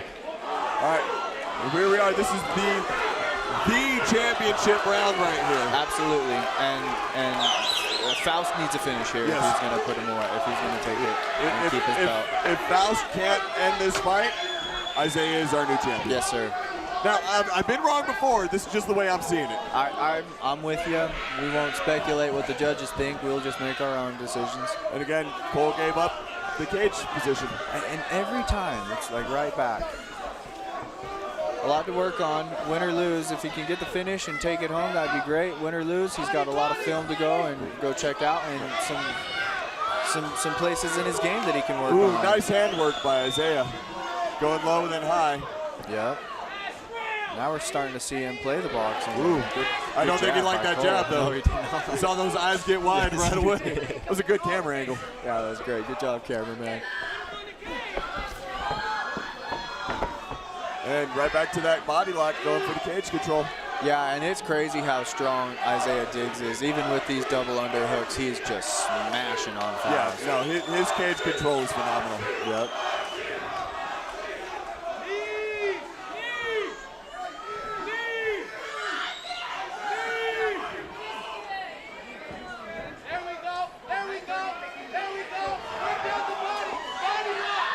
We got just under 2 minutes left in this fight, and Isaiah has got Cole in the corner, keeping him pressured against the cage. I think they're talking to each other. That's the story of this fight. It looks like they're talking to each other. Game and shit, a little show. Oh, nice. There's a lot of respect in this fight so far. Absolutely, and as there should be, because these guys are really putting it out there. A couple of warriors. Nice combo by Cole. Now he's working the fence. Don't give it to him, but he did. Yep. Well, and again, I don't think he's giving it to him. I think Isaiah is just so strong, especially against the cage like that. Oh! Beautiful head throw, but again, Isaiah right back on his feet. Back up, and he's actually on a single of his own now. Let's see if he gets it. Wow. He made it look easy. He made it look like Khabib. Yes, he did. Some just, smish. Yeah, he just smished those legs and drove in. Yep. And again, there you go. Cole's not in a great position right now against the cage like that. No, he's not. He's got his back exposed as well. Let's see if he can work a 2-on-1.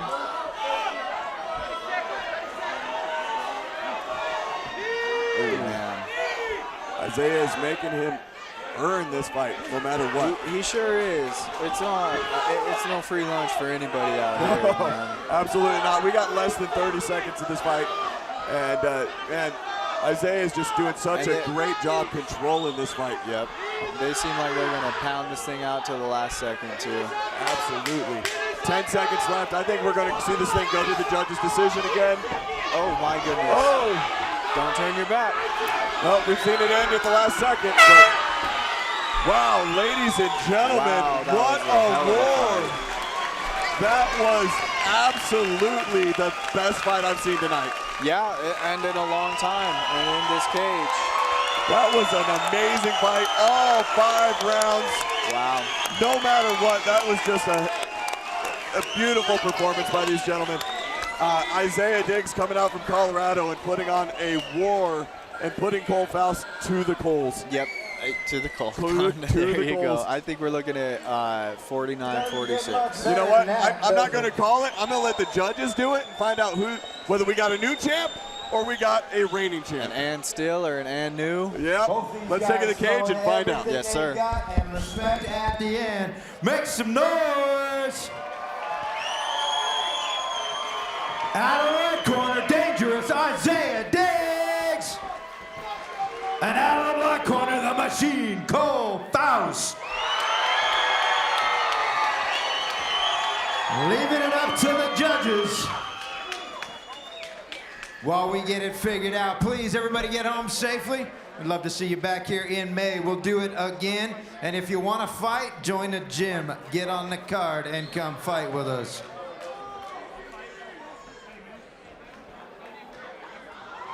All right, let's get both fighters to the center of the ring one more time, please. Make some noise!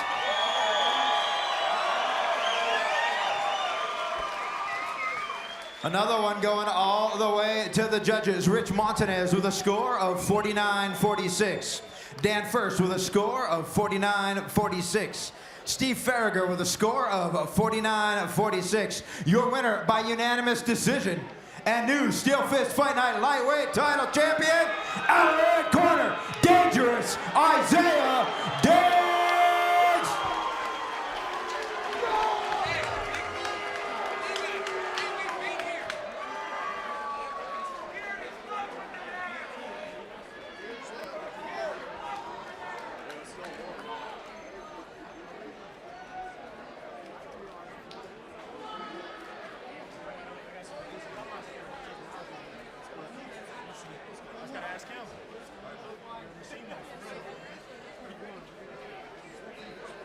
All right, I'm going to break up the bromance for a second, man. I'm here with your winner and new lightweight amateur champion, Isaiah Diggs. Dude, that was a hell of a fight. Your cage control is amazing. How are you feeling right now? First, I want to say thanks to God first for anything. I feel good, you know. We train hard. We train like we're wrestlers. Train hard, you know. Yeah, I feel good, really good. Did anything happen in that fight that caught you off guard? Not necessarily. We knew he's a good striker. He's tough. There's a reason why people won't fight him. But, you know, we come to fight, and there wasn't nothing crazy that he did. He just stood there and banged, and that's what we like to do. Be in tight, bang, wrestle, and fight. Outstanding, man. Is there anyone you want to thank tonight? Thank God first. Thank my coaches, Terrence, my cousins all came out, my friends out there. You know, I always got to shout out my mom. I love you, and shout out to my city, Federal Way. You know, we're here, baby. Let's go. All right, man. Are you going to come back and maybe do this for us again? We'll see. We're thinking about going pro at 145. That's what I usually fight. So we'll see. I know he said he wants a rematch. I leave it all up to my coach, manager, / everything, you know. But thank you guys for the opportunity also, to all you guys. And good job. Thank you, Cole, for the fight, bro. Good shit. Outstanding, man. Well, thank you so much. If you make it back, we can't wait to see you come back. If not, we can't wait to see you go further in your career. Everybody give it up to your winner and new lightweight amateur champion, Isaiah Diggs.